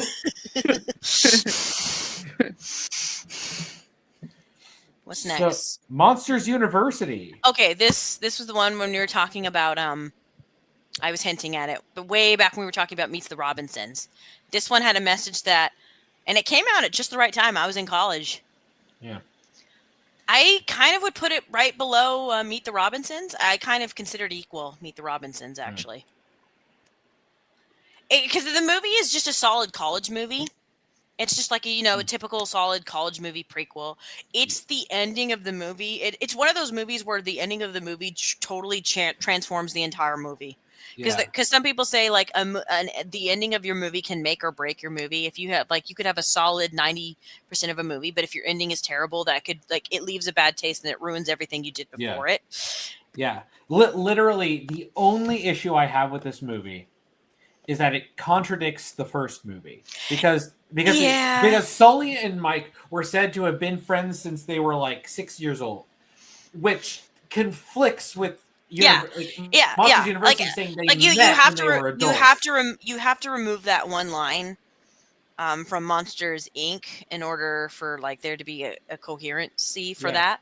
But overall, as a movie though, Monsters University is a good college movie. In general, it's a good coming of age movie in general, but the message of the movie, that the ending is what really the ending is what makes it a really good movie. Just that whole movie that it goes back to Meet the Robinsons. It's okay to fail because you can just pick up and start over. And I really needed that because I was doing terrible at college at the time. And so it was the funniest thing is the movie came out at just the right time when I needed it to be just to hear that and just to hear that I know it's silly to say I got that from an anime movie, but I did. It was you're gonna fail in college sometimes. It's okay, and it's oh, okay, fair argument.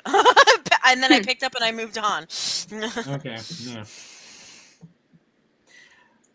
Inside Out. This is the other one. Okay. This is the other one. This is the one that we disagree on. This is the other one that we disagree on. I will let you give it a low A. I'll even let you put it below up, even though I love it way more than up. Yeah, I hate Inside Out. I know hated you do. This movie. I know so you much. do. Joy was right. Joy did nothing wrong. # justice for Joy. Okay, yes, but at the same time, it's an unhealthy coping mechanism of Riley's. That she was trying to suffocate everything else in her mind, and because of it, the sadness and happiness were at war with each other, and because of it, she basically buried them, and then all she was left with her other emotions. It's all allegorical. Yes, and I hate allegory. Well, the problem. That's the problem. Is that this movie is entirely Mr. based on Tolkien, allegory. I'm C.S. Lewis to tell you that allegory is The problem is that they actually made the emotions actual characters, but then they used them as one-dimensional. This is the problem that the Lord of the Flies has, because all the characters are allegories for something, but they're still characters. But then they act in ways that are only representative of the message that is trying to be said. I get what they're also trying to do. They're trying to show you that these characters, yes, they're individual characters to tell a story, but these are all aspects of Riley. We're getting to know Riley through her emotions. But I get why for some people it made them hard to connect to Riley because they weren't looking at it through that lens. They were strictly looking at it through as a character study lens. Like strictly, I'm looking at Joy as just Joy herself.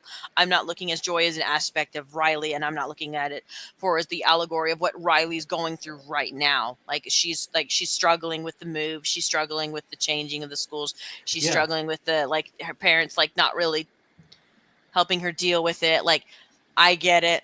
I get it. I get why Cool Man doesn't like this movie. We had a nice conversation. A very long conversation. A very long conversation at a Red Lobster, no less, about why he doesn't like this movie and why I like this movie. And we just talked to each other, and I I heard him out. He heard me out. And he was just like, this is so refreshing. Anytime I say I don't like this movie online, I get lynched. And I'm like, well, I'm not one of those people. I actually will hear you out of why you have an unpopular opinion. Yeah. But I like this movie a lot, so I will not let you put it low. No kissy face. No kissy face if you do. Look, I'll put it here for y'all. Yeah, like I said, I will acquiesce, and I will let you put it at the bottom of the A tier. I'll let you do that. Yeah. I will compromise. Yeah. I like Inside Out, but I agree with the low A. Julie, are you still there? Oh no, Julie? Julie, Did we lose her again? Julie! We just barely got her back. It's not fair. We unfortunately have to move on. Oh, okay. The Good Dinosaur. Never saw it. My dog just let himself in the room. Hi. Yeah, put it low, never saw it. All I know is my older sister hated it. That's all I know about it.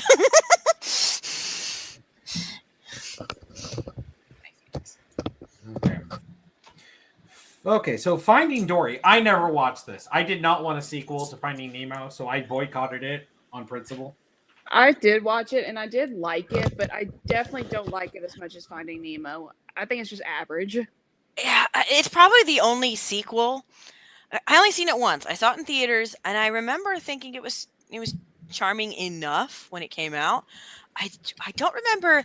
It's not like any of the other sequel movies, like with Wreck-It Ralph or Incredibles 2, where I walked away and then I stewed on it and I really hated it. I walked away and I didn't really think about it again. Yeah. I think it was just fine. So maybe a something amazing, I guess. Like something amazing, I guess. Yeah. I kind of wish Marlin and Nemo, I feel like they weren't in it as much. Which I get it. It's supposed to be Dory's the focus, but the problem is Dory was still a major character in the first whatever. Yeah, it's just average to me. Okay, I know Cool Man's gonna I did not see this one. He's gonna crash out. Okay.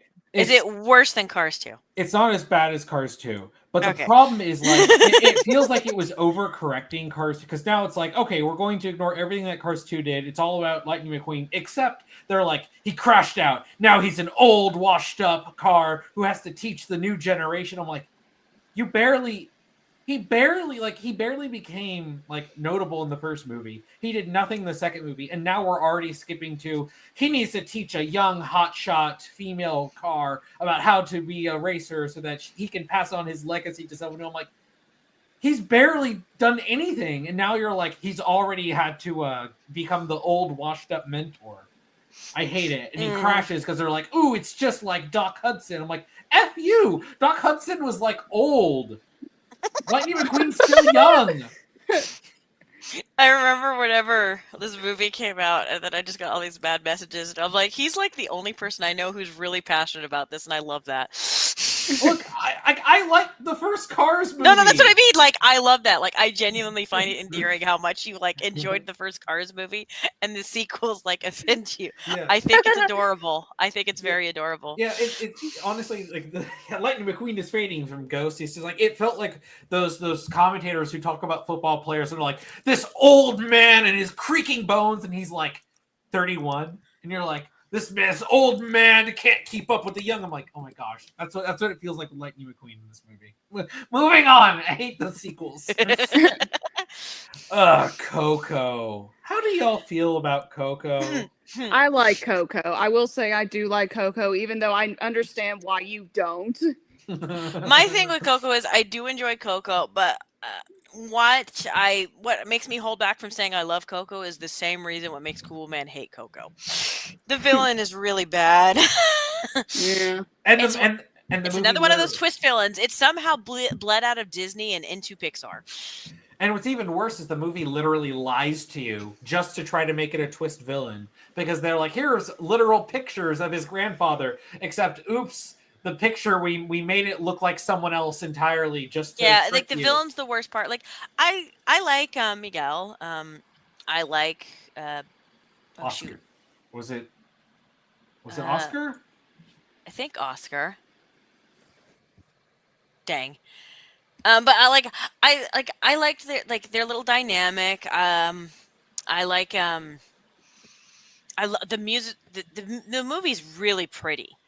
It's really pretty, and Very I do love visual. the ending where he helps Coco remember her father. I wish the grandmother got more punished for being an absolute psycho to him and smashing his guitar. I get, like, I wish they would have explained better, like, because I get it, because if it's like she was only that way because her grandmother was that way. I put it more on The grandmother. well, But she doesn't have to apologize either. the great grandmother. Hector. Yes, Hector. Yeah. Hector's wife. Yeah, Like Hector's wife. Like, And even after she finds out he actually died, and that's why he never came back, he's the one who has to apologize to her because he died. I hate that so much. yeah, like, so I don't hate Miguel's grandmother really, because I understand, like, her poisoned hatred of music all came from her grandmother. Her grandmother poisoned the well to her because it's like, she's like, oh yes, your grandfather abandoned us, basically, is what she obviously would have told her granddaughter, and like made her really sad for her mother, because I'm sure she thought, oh no, and then my mother was really sad, and like she clearly loves her family. She clearly, like, the grandmother clearly, like, she loves Miguel, she loves the family, she loves them all, and it's just like that one action is like, ooh, it's like it's a bit like harsh, but like I kind of try to give her a little bit of grace, because it's like, well, she would have been raised in an environment that would have taught her a hatred of music. I don't really put that sin on her. I put that on her grandmother, Hector's wife, because it's like she should have, and she should straight apologize. Like, and she didn't, and that kind of soured me to her character, even though she's like very loving to all her other family members, and she clearly really loves Miguel, and I love that all the ancestors are very protective and loving on him too. Except when he said he wanted to play music, and then she was like, actually, I won't give you a voucher to get out if you... Yeah, it was like... It's just one of those things, but it all comes back to Ernesto. Like, all those problems come back to Ernesto, because Ernesto created that line. It created this tidal wave of bitterness, and it's just like, well, we wouldn't have to make these characters in these positions if you had a better twist villain, for starters. Yeah. And then you probably should at least have the great-great-grandmother and the grandmother apologize to Miguel. Like, that's a little, he deserves it.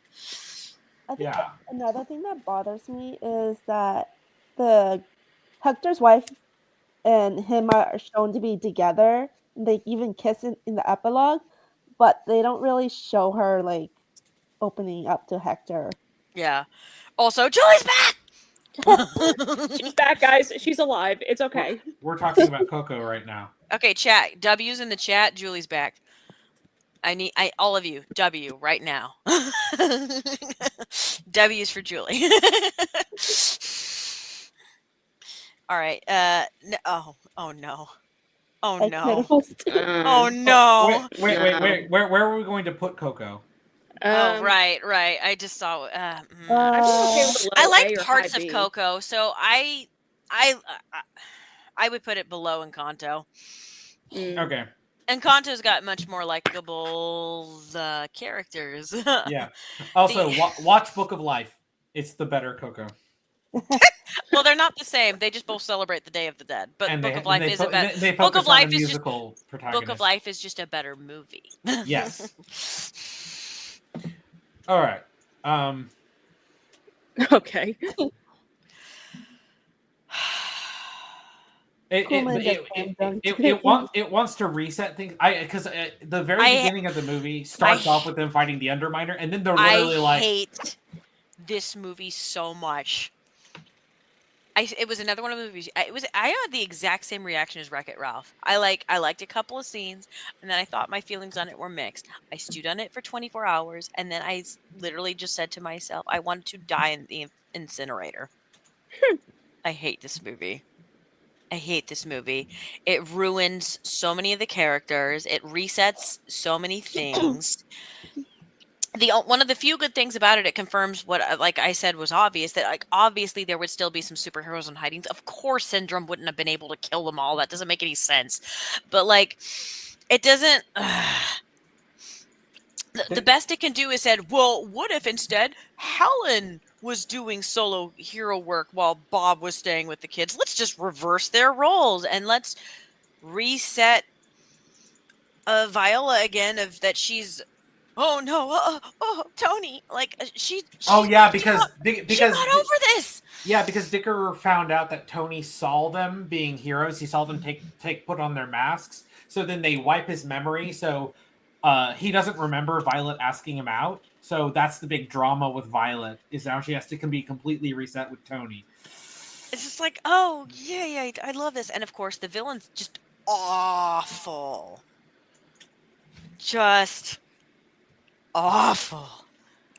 Oh, I could go on a long rant, but instead I would say look up all the videos on YouTube ranting about why Incredibles 2 sucks, and they'll just do it. We got to move on. I hate this movie. Speaking of hate, the math is math meme. Yeah, that's the only thing that good came out of it. I pray we don't need to explain why Toy Story 4 is bad. No. I'm going to bring up something that nobody brings up when they rant about Toy Story 4 and why they hate Toy Story 4. Nobody ever talks about why nobody talks about that this movie character assassinated Little Bo Peep. Everybody just like they hate on Little Bo Peep and say, "Oh, she's awful. She's this girl boss. Blah blah blah blah blah blah blah blah blah. She led Woody away." And I'm like, it character assassinated her. Can nobody talk about the fact that she was like a supportive, nice the character in like Toy Story 1 and 2, and she was loyal to her kid? And now suddenly in Toy Story 4, like whenever it's like, oh, Molly might give her up, she tells Woody, well, hey, maybe you should abandon Andy too and just come with me. And he considers it. Like, I'm like, and it's I'm only. Sorry. Like, Bo Peep would never, and Woody would never, and then we have to do the stupid stuff with Forky, and it's like, oh, a child's love can make something come alive, and I'm like, you don't want to ask these questions. You don't want to ask these questions. You don't want to ask these questions. It's just okay. And again, there's plenty of videos that can rip into Toy Story 4. You can find them all online. We don't have the time, unfortunately, for me to rip into them, but I just wanted to point out that nobody talks about the fact that Bo Peep was character assassinated, and that really bothers me because I actually really liked her. Mm-hmm. liked her. They ruined her. They had a girl bossify her. And now they got to do Toy Story 5 to be like, oh, shoot, maybe we should have Woody come back to everybody. Yeah, because the end of Toy Story 4 was bad. I never saw Onward. Onward? Me neither. I never saw it. Me either. My sister didn't say she hated it like she hated The Good Dinosaur, and I feel like it doesn't have the fun like reputation of everybody bagging on it like Strange World. So I feel like maybe put it above Strange World. Yeah. Yeah. I've barely heard anything about this movie. Yeah, I same as Soul. I don't hear anybody talking about Soul really. No, I watched like 30 minutes of it. It was okay, but I got bored after that. Oh wait, so you have seen it? Yeah. Oh, a little bit of it. So I guess something amazing. I guess. Yeah. Bottom. Luca, never seen it. I never seen saw it. All right. I heard the few people who did actually liked it though, so maybe put it above Strange World. like from people that I know that like people that I Yeah, know. of all these other ones, it's like I heard a few people liked it, so like, okay, I guess that's something. Okay, like yeah, there you go. You get that, but it's still in the vault because we've never seen it. Oh, oh, no, no, no, no, no, no, no, no, no, no, no! You're not putting it in anything but the bottom. It's above Cars 2. I have standards. It's funny because this movie is literally just a personal rant of like the writer, and it's just like, Well, it's like I get what you're trying to do, a coming of age story, but it's all botched. Everything's confused. You're getting your allegories all mixed up, and it's like hurting your other messages, and it doesn't make any sense. You could just do a simple coming of age story with the metaphor of her turning into a giant panda, of Also, like there's a puberty. huge writing loophole at the end when the grandma says, "Oh, if you keep using the power, you'll be stuck as a panda," and then they never address it. Yeah, it's the whole thing is stupid, and they just have really stupid, cringy jokes. And like, I get some of the cringe is like, yes, when I was that age, I was cringe, so maybe it hits a little too close to home. Like, but it's just such a mediocre movie, and then it caused an annoying social media storm, like that did not need to exist because it was such a just. It was a not good movie, guys. Like, we really don't need to die on this hill. Like, we don't need to turn it into a culture war either. Like, this is embarrassing. It was just not a good movie. Moving on. yeah.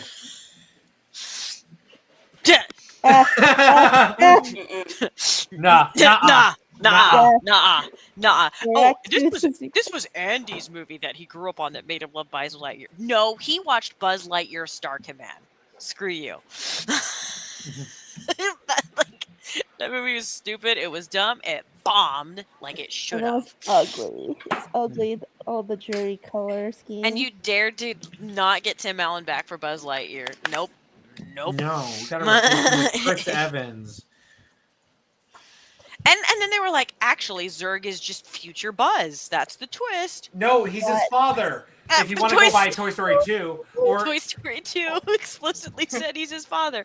Or you go buy Buzz Lightyear Star Command. He's just a villain. he's just an evil emperor.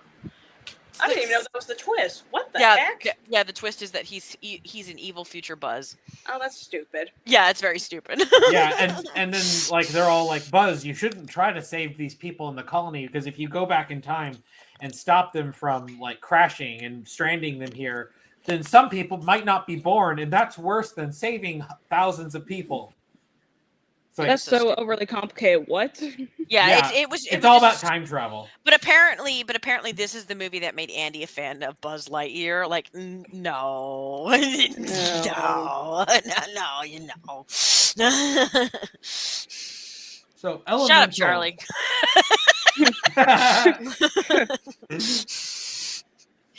Okay, all right. Elemental. It was a didn't movie. see it. It was a movie. It was a movie. Something amazing, I guess.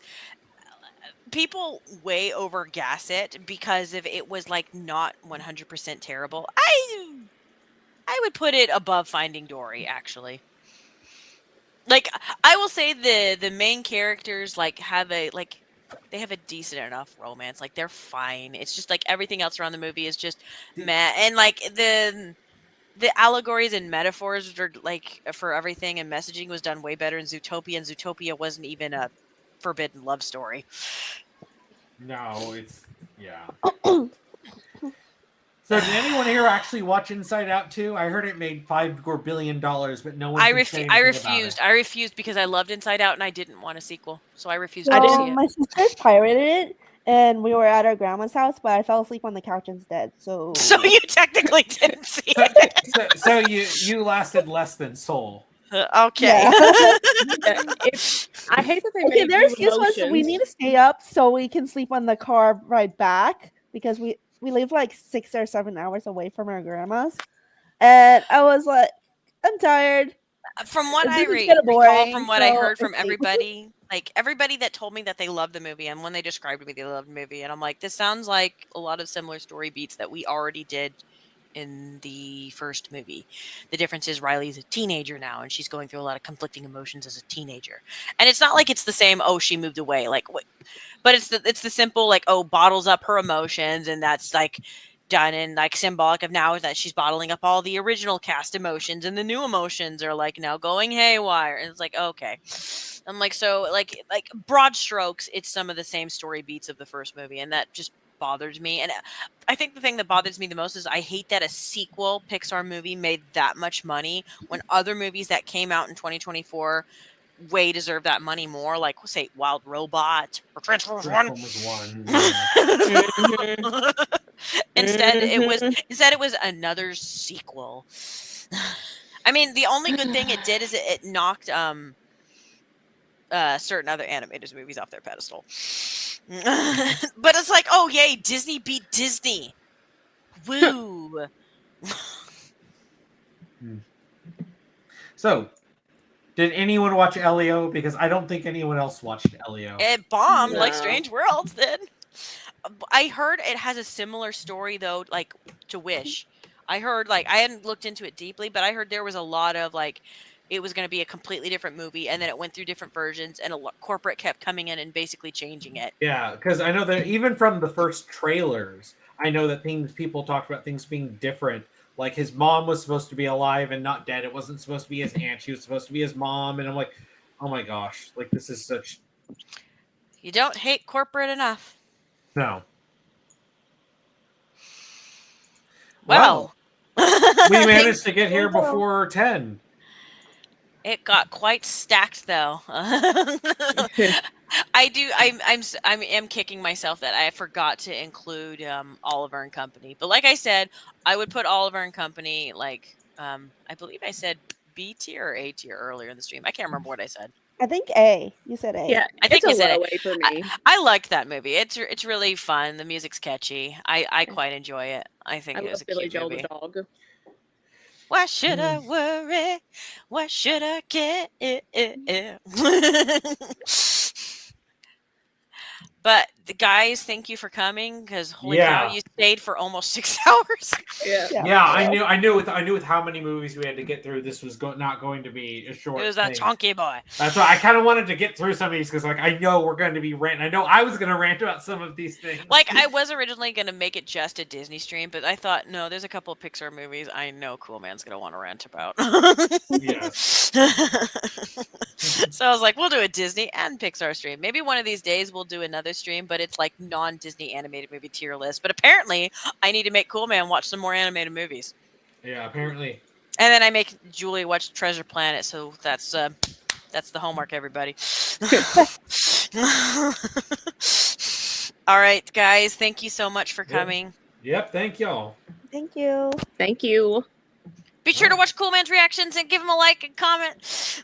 Yes, like, comment, subscribe. Yes, please. And comment again. Please help him boost up his algorithm. Pretty, please. And ciao. Bye. Bye. Bye.